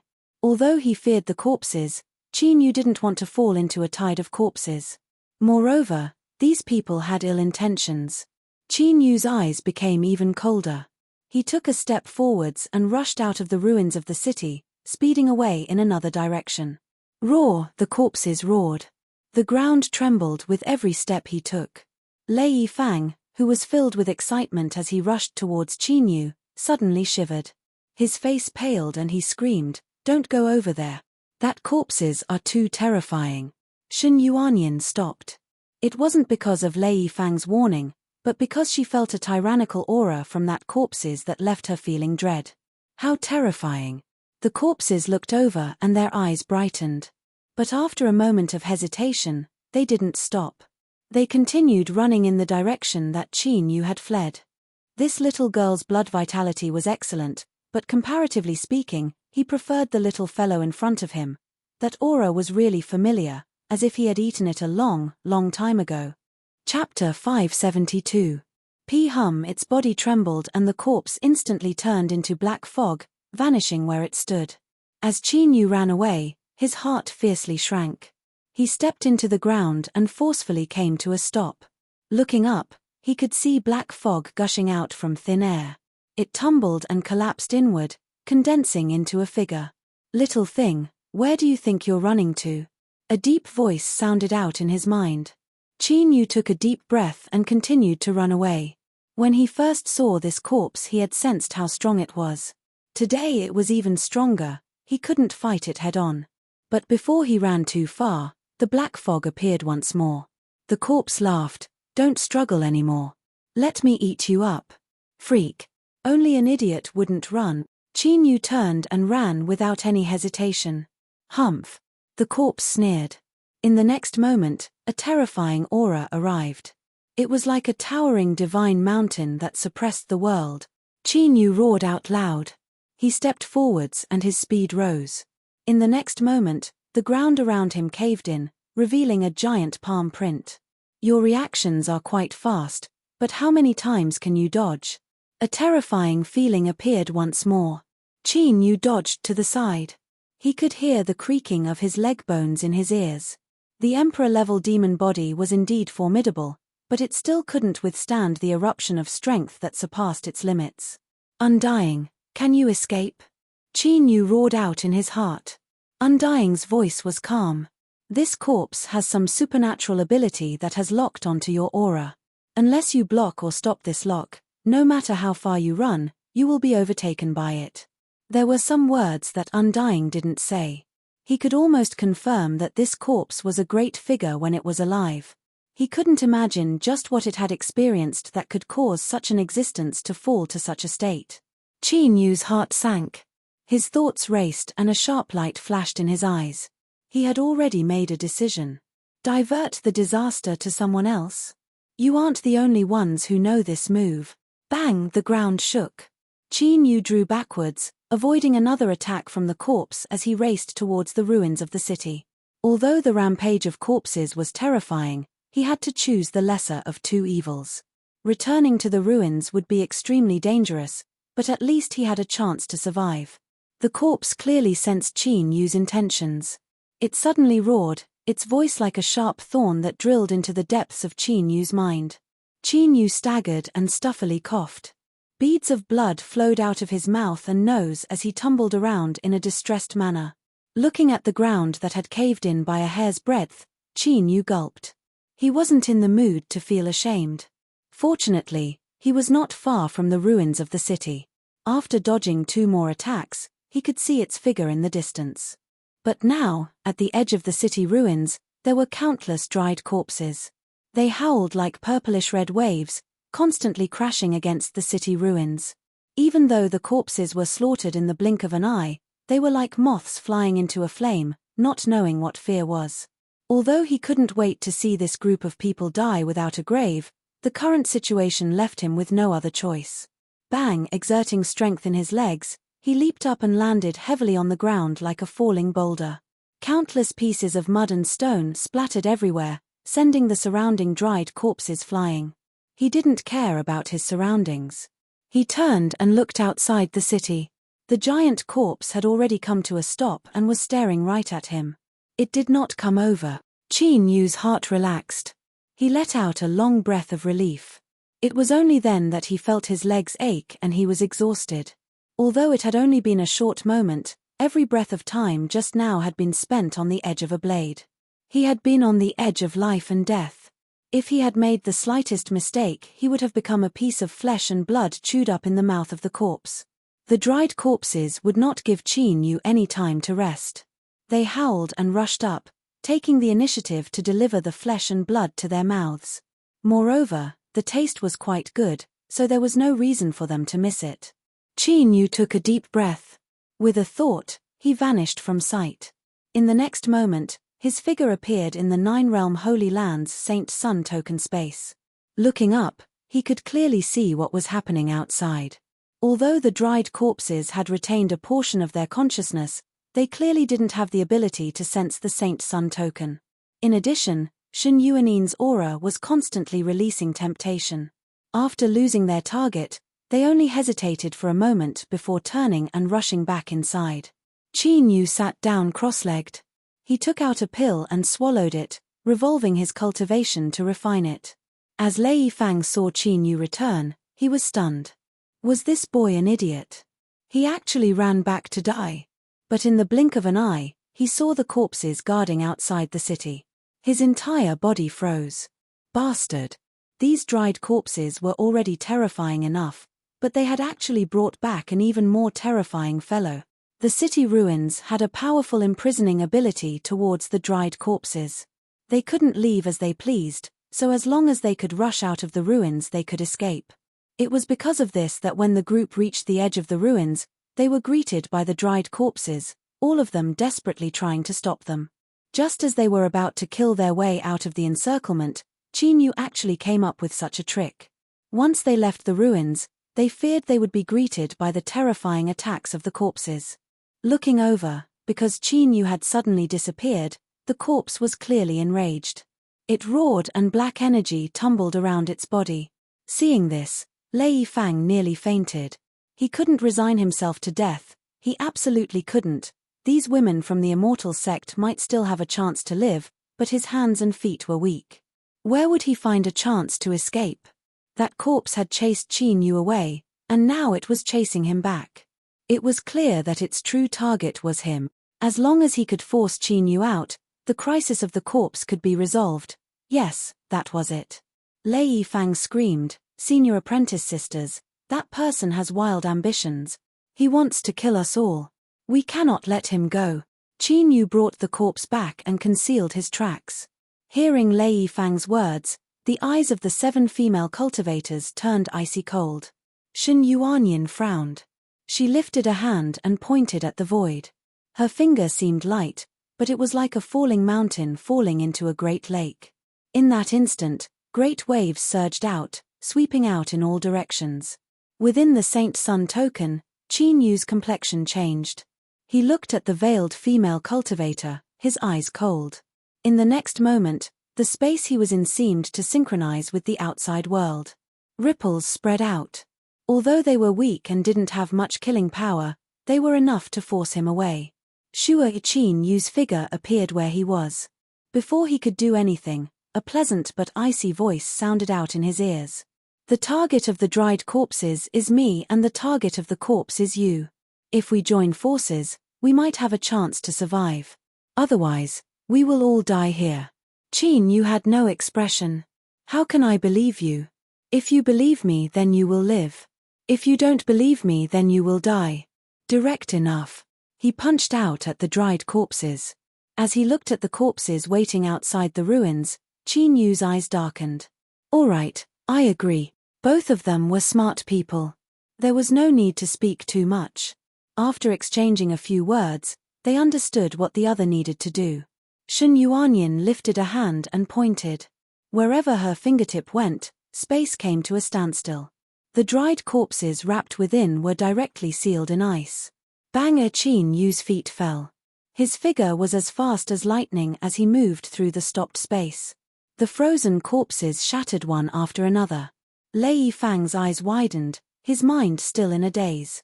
Wasn't she supposed to kill him? What was she doing?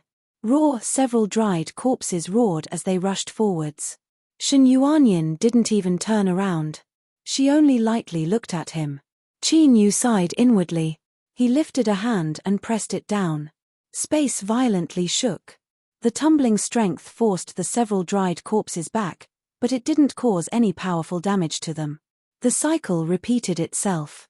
More and more dried corpses surrounded Qin Yu, nearly submerging him. Dealing with them became increasingly difficult. Beads of sweat dripped down his forehead. This wasn't a disguise. Controlling his strength while also avoiding an astonishing number of dried corpses was a great challenge for Qin Yu. Outside the ruins, the eyes of the rotten corpse turned cold. It roared out loud. Although it had retained some of its consciousness, it couldn't be compared to when it was alive. This boy was its prey, but this pitiful group of lowly people actually dared to steal him. They were seeking death. With the level of a rotten corpse, although it feared the ruins of the city, it didn't affect it too much. With a loud bang, a giant pit formed in the ground. The edges melted away, turning into some sort of crystal. Black energy tumbled within, constantly condensing into ghost faces. Qin Yu kept an eye on the movements of the rotten corpses. He was overjoyed. He had fallen into their trap. Like a giant boulder falling from the heavens, dozens of dried corpses were instantly crushed into meat patties. As the black fog touched their flesh and blood, black flames ignited. After several breaths of time, the black flames were extinguished, leaving behind nothing but ashes. The nearly undying and indestructible dried corpses were actually as fragile as ants in front of the rotten corpses. They were easily erased. Roar, the rotten corpse reared its head back and roared.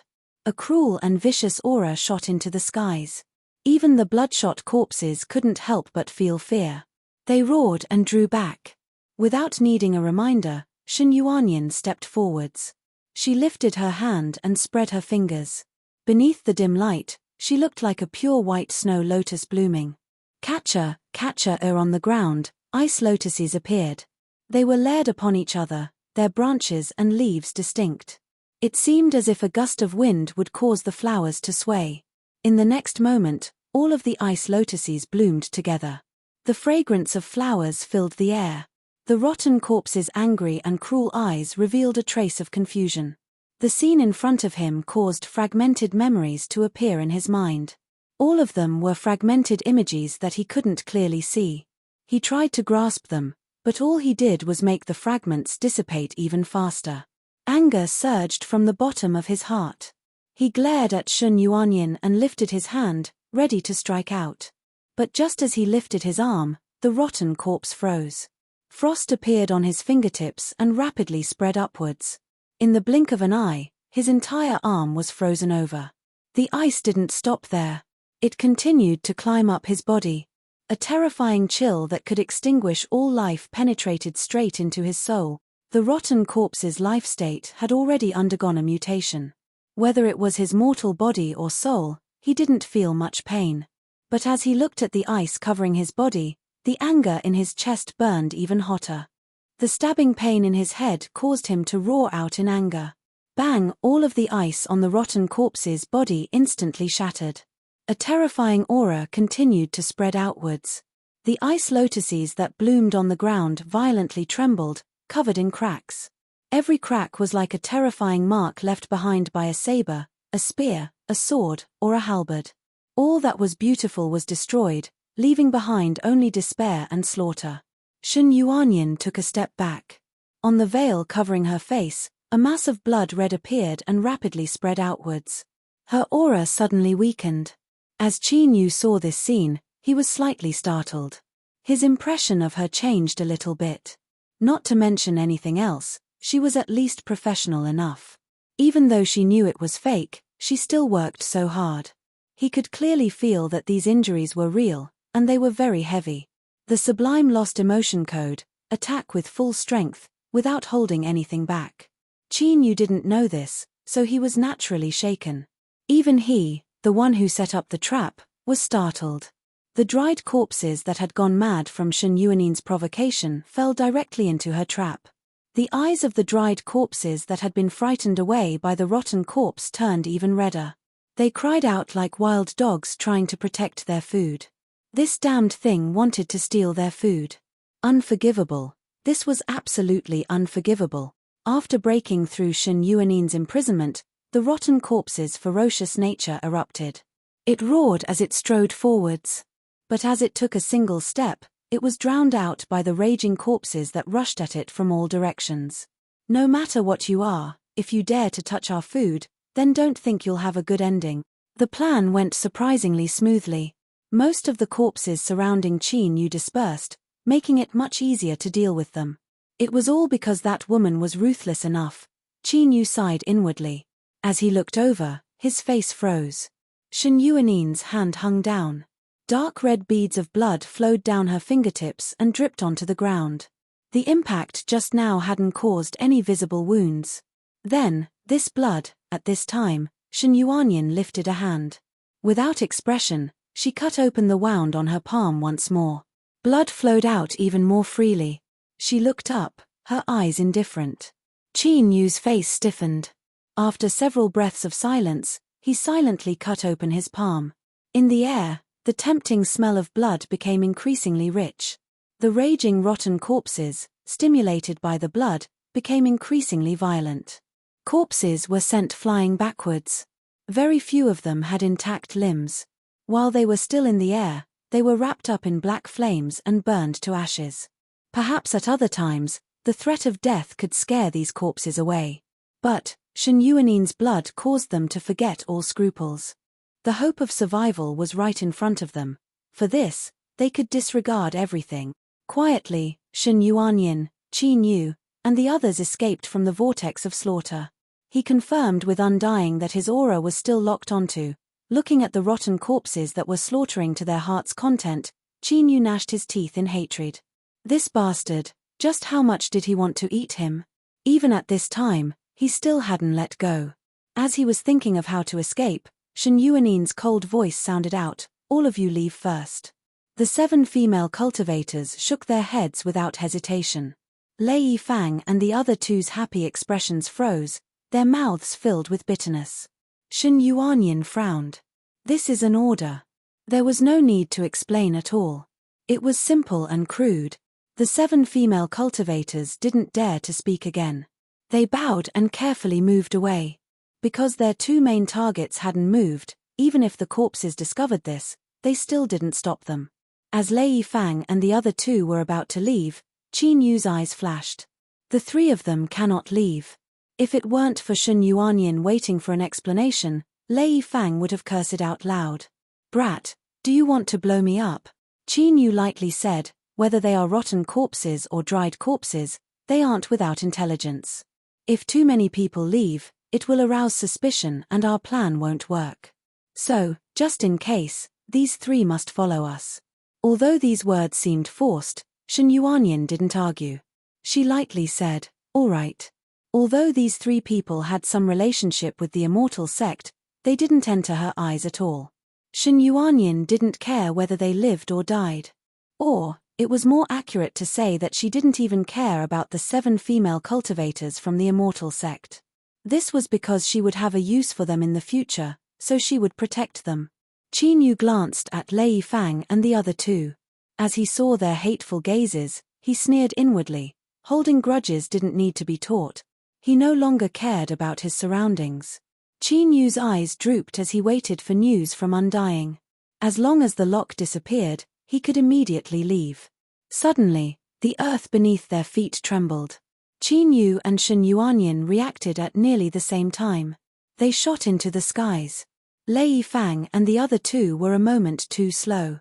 By the time they reacted, the ground had already shattered and a terrifying maw was sweeping towards them. Within this circular maw were circles of fine fangs. They crisscrossed with each other, as if it were a meat grinder.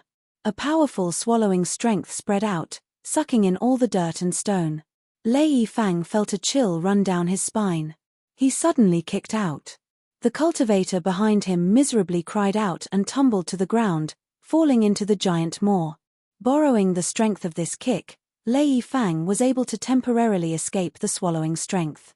His cultivation wildly erupted as he dragged himself away. After surviving a calamity, before he could even relax, a great strength struck his chest. No. Lei Fang screamed out in despair. He looked up and saw Qin Yu take back his foot. Was this retribution? Before he could finish his thoughts, Lei Fang fell into the giant maw and instantly vanished. Qin Yu met Shen Yuanin's eyes and shrugged. I didn't do it on purpose. This explanation wasn't sincere at all. Shen Yuanyin didn't say anything. Her eyes turned even colder and a cold chill rose up from her body. Of course, Qin Yu didn't care. But deep in his eyes, there was still a bit of worry. As he thought, the sudden appearance of a third party broke the battle between the corpses and corpses. Both sides turned their attention back to the two portions of blood food. In that instant, space froze. Chapter 573. Anyone that dared to snatch food from the jaws of a tiger in front of a group of rotten corpses naturally wasn't an ordinary character. The earth cracked apart and an earthworm creature that was thousands of times larger drilled out. It didn't have a mouth, nose, ears, or eyes. Its mouth was at the end of one end, and its smooth and flexible body was actually covered in a thick layer of armor. The rotten corpse roared and the earth beneath it turned to powder. Its figure instantly vanished and in the next moment appeared in front of the creature, its fist smashing down. There was a deep sound like a mountain shaking and also like the beating of a boundless drum. Where the fist landed, the flesh and blood violently shook, forming ripples that spread outwards. But at this time, the rotten corpse's complexion changed. It tried to pull back its fist, but the armor on the creature's surface suddenly softened like rubber, wrapping around its fist and making it impossible for it to break free. What happened next was beyond everyone's expectations. The part of the creature's body that was hit suddenly opened up, forming a slightly smaller round mouth, and swallowed the rotten corpse into its stomach in one gulp. Undying's voice suddenly sounded out, "Hurry and leave, the lock has disappeared." His voice was a bit nervous. It was clear that his true mood wasn't as calm as he had revealed before. The existence of the rotten corpse also placed a tremendous pressure on him. The more similar an existence was, the more they could understand just how terrifying the other was. The pleasant surprise came so quickly. Qin Yu maintained his composure. He looked at the woman across from him, and for some strange reason, he felt a bit restless. However, this subtle feeling was extinguished in the blink of an eye. Qin Yu cursed himself for being blinded by lust, but he couldn't help but sigh. This really was a world that looked at appearances. At this time, Shen Yuanyin suddenly turned around. Their gazes collided and Qin Yu's face stiffened. Could she have sensed him? There was a slight tremor. Shen Yuanyin was still standing in front of him, but her true body had already left. Outside the ruins, in front of the 7 female cultivators, cold energy rose up and reformed. Without looking back, Shen Yuanyin indifferently said, "Let's go." Whoosh, they rapidly flew far away. After losing their prey, the dried corpses were stunned for a moment before falling into a frenzy. They howled and howled, their blood-red eyes stubbornly staring at Qin Yu. Even though Qin Yu's heart was strong enough, he still felt a chill run down his spine as these blood-red eyes locked onto him. Indeed, a woman's heart was the most poisonous. Just a moment ago, he was still instinctively feeling guilty and uneasy towards her. Who would have thought that in the blink of an eye, he would be completely betrayed? If he didn't have a way to escape, wouldn't he have to stay here and watch helplessly as he was torn to pieces? Looking at Shen Yuanin's fading figure, Qin Yu clenched his teeth. "We're leaving too. You want me to die? It's not that easy." Space shattered, forming a black hole. It was like a great maw that swallowed Qin Yu. Sure, his aura completely dissipated. The berserk corpses stopped their advance and stared at each other in shock. What was going on? In the blink of an eye, the 2 portions of food ran clean. If you have this ability, why didn't you use it earlier? Are you kidding us? Thus, he became even more furious. The creature that had swallowed the rotting corpse suddenly howled in pain. Its enormous body thrashed wildly on the ground, causing the heavens to collapse and the earth to crack. Flesh and blood disintegrated. A giant hole was torn open in its body and the rotting corpse leapt down. The creature behind it froze and fell backwards. Then, all of its flesh and blood rapidly withered away. In a breath of time, Only a thin layer of skin was left over as it was swept away by the wind. The rotting corpse's withered hair fluttered in the wind. It stared at the place where Qin Yu disappeared and punched out its fist. Space shattered, forming a black hole. Just as it was about to drill into it, the newly formed hole violently trembled and then completely collapsed. The rotting corpse angrily roared. But the last bit of aura it had locked onto had already been destroyed. It had lost its prey. Turning around, the rotting corpse rushed towards the group of corpses. A terrifying aura erupted. Faint traces of black fog drilled out from the void, condensing in the skies above the ruins. Time slowly passed. The movements in the ruins became smaller and smaller. The panic-stricken cries of the corpses became weak and fragmented. As for the black fog in the skies above the ruins, it became more and more numerous, gradually condensing into thick clouds. The rotting corpse walked out from the ruins of the city. It lifted a hand and pointed towards the skies.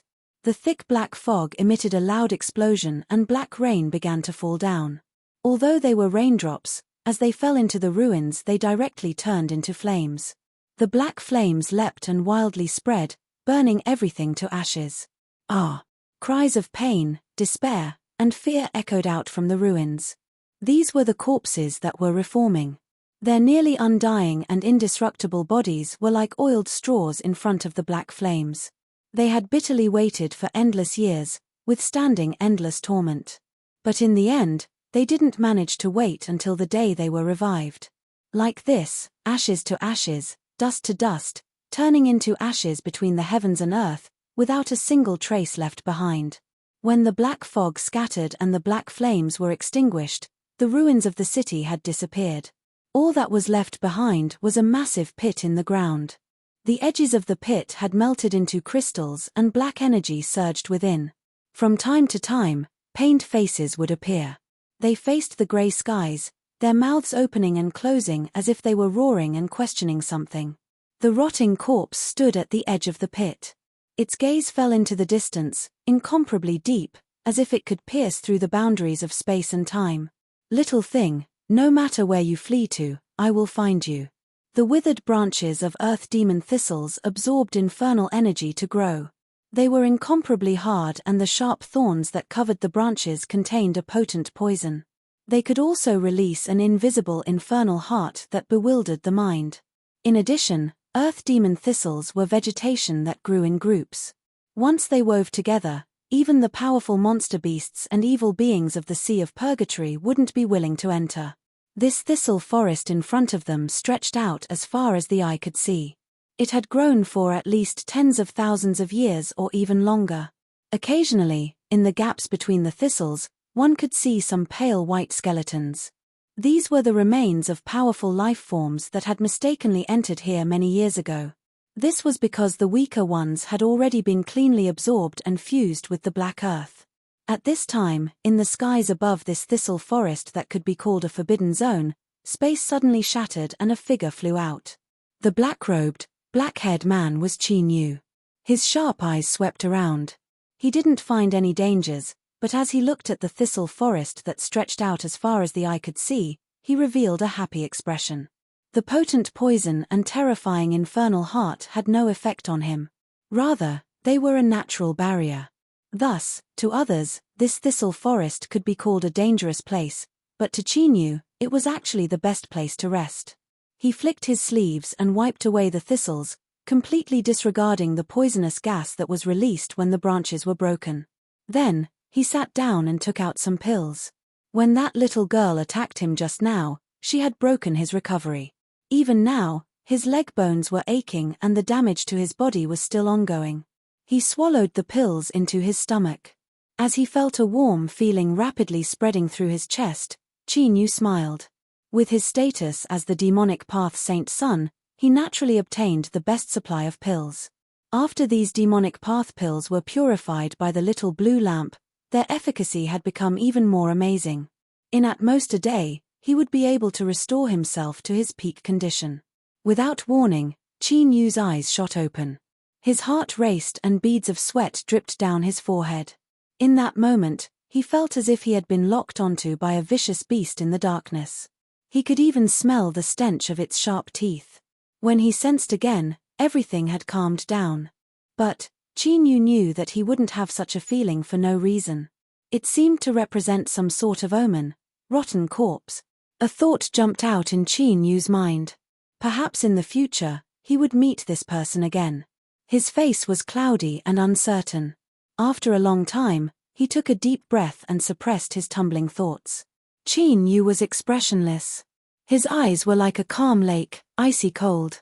So what if they met again? Today he wasn't a match for this person and could only flee in distress. But who knew what would happen in the future? Perhaps on the day they met again, their identities as the hunter and the hunted might have swapped places. Thinking of this, Qin Yu no longer felt any fear. He closed his eyes and calmed his mind. He began to catalyze and absorb the medicinal efficacy with all his might. Time quietly passed. In the blink of an eye, a day passed. Sure, Qin Yu's eyes flashed open, a sharp light flashing within them. He stood up and his bones began to crackle. A powerful strength surged through his flesh and blood. Adversity could truly stimulate one's potential. Although Qin Yu hadn't cultivated yet, whether it was his cultivation or mortal body, both had risen to a certain degree. Although the Earth Slaughter Thistle's forest was safe, it wasn't a place to stay for long.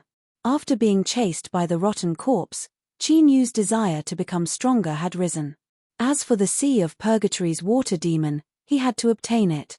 However, without the help of Wei Jiao and the others, the difficulty of this matter had greatly increased. He needed to carefully plan and look for other opportunities. He looked down at the black armor he wore. Thinking for a moment, Qin Yu's thoughts stirred and the armor vanished from sight. It was originally formed from the little saint robe, but now it had turned into simple black clothes. Of course, Qin Yu didn't forget to change his appearance. The new demonic path Saint Sun, without accident, any influence within the land of divinity and demons with some foundation would have already obtained information on his identity. His identity as a true demon guard was a good concealment when he was with Wei Jiao and the others. But if he moved alone, it would be a bit more conspicuous. After finishing this, Qin Yu stepped forwards and shot into the skies. After determining the direction, he soared deep into the Sea of Purgatory. After being chased by the rotten corpse, perhaps Qin Yu's bad luck had been temporarily exhausted. For the next 2 days, it was a rare tranquility. It was like all of the terrifying life forms of the Sea of Purgatory had vanished without a trace. Although he didn't know the reason, Qin Yu didn't waste this chance. He didn't rest at all.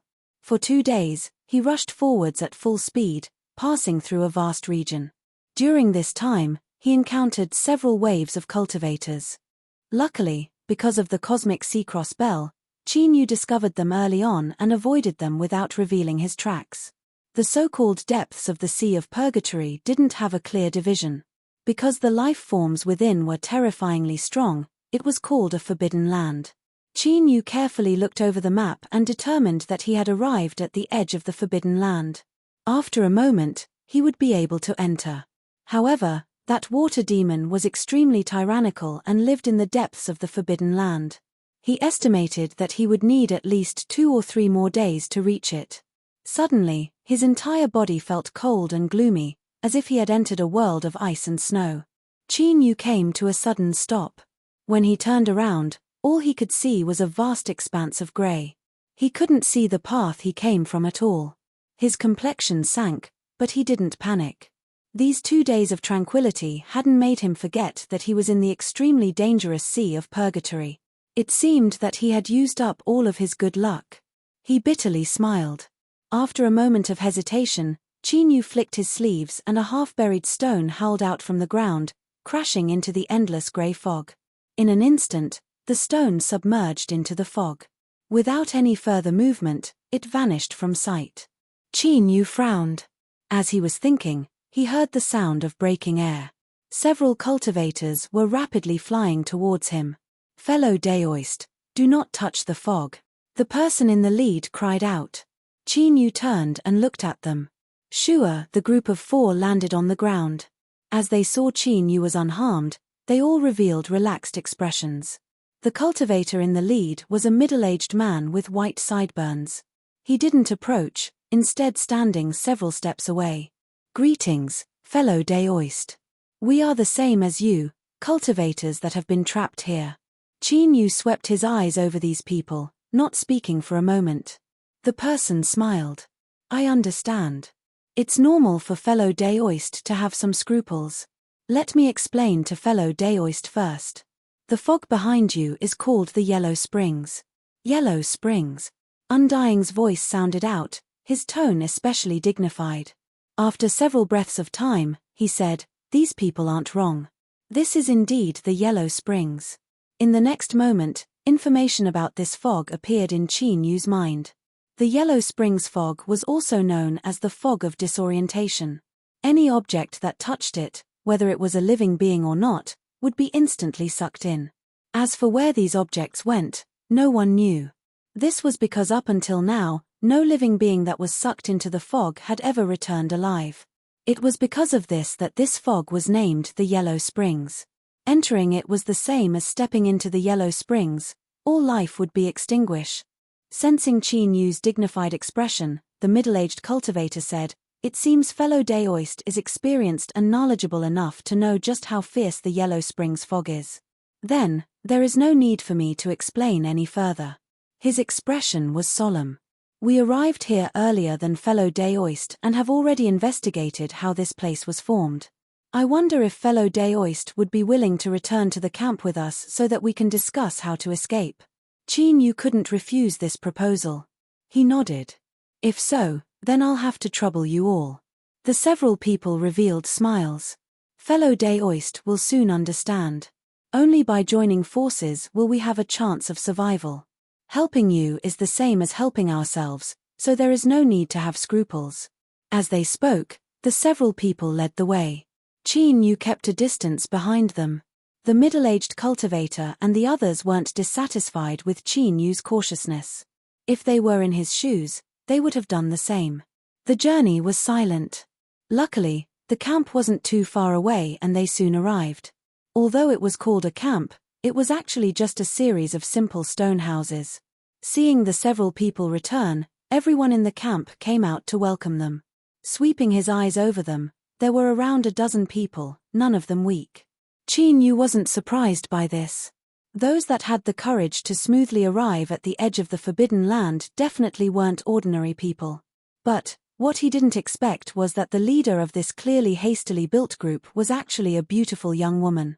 No, simply beautiful wasn't enough to describe her. It would be more accurate to say that she was elegant and graceful. Every movement she made was clear. It was clear that her status wasn't ordinary. She was the last to come out. She seemed to be handling something. Her cheeks were pale and her smile was sincere and kind. Everyone greeted her, their indifferent expressions fading a bit. It seemed that she was quite popular. "My name is Sang Zhu. I will temporarily lead everyone to break through our current predicament. I welcome you to join us." These words revealed her identity. Beneath everyone's eyes, Qin Yu's heart stirred. Sang Zhu's expression was friendly and her voice was calm and natural. But, he couldn't help but have some other thoughts. This woman seemed to place great importance on being the leader. Why was that? People were like this. Once they had a thought, they would carefully examine it. Looking at the warm smile on Sang Zhu's face, Qin Yu became a bit more cautious. "Fellow Daoist Sang Zhu, how do you do? My name is Xuanfeng." It was clearly a fake name. Sang Zhu was startled. Her eyes flashed and she smiled. "Fellow Daoist Xuanfeng, how do you do? Because there are constantly fellow Daoists that accidentally stumble into this place, I specially made a jade slip with detailed explanations. If you don't understand anything, just tell me." After carefully sensing the jade slip and determining that there was nothing wrong with it, Qin Yu thanked her and probed it with his divine sense. A moment later, he opened his eyes, his complexion dignified. His luck had really run out. After conversing with Undying for several moments and determining that there wasn't any lie in the jade slip, Qin Yu took a deep breath and said, "I'll leave everything to fellow Daoist Sang Zhu.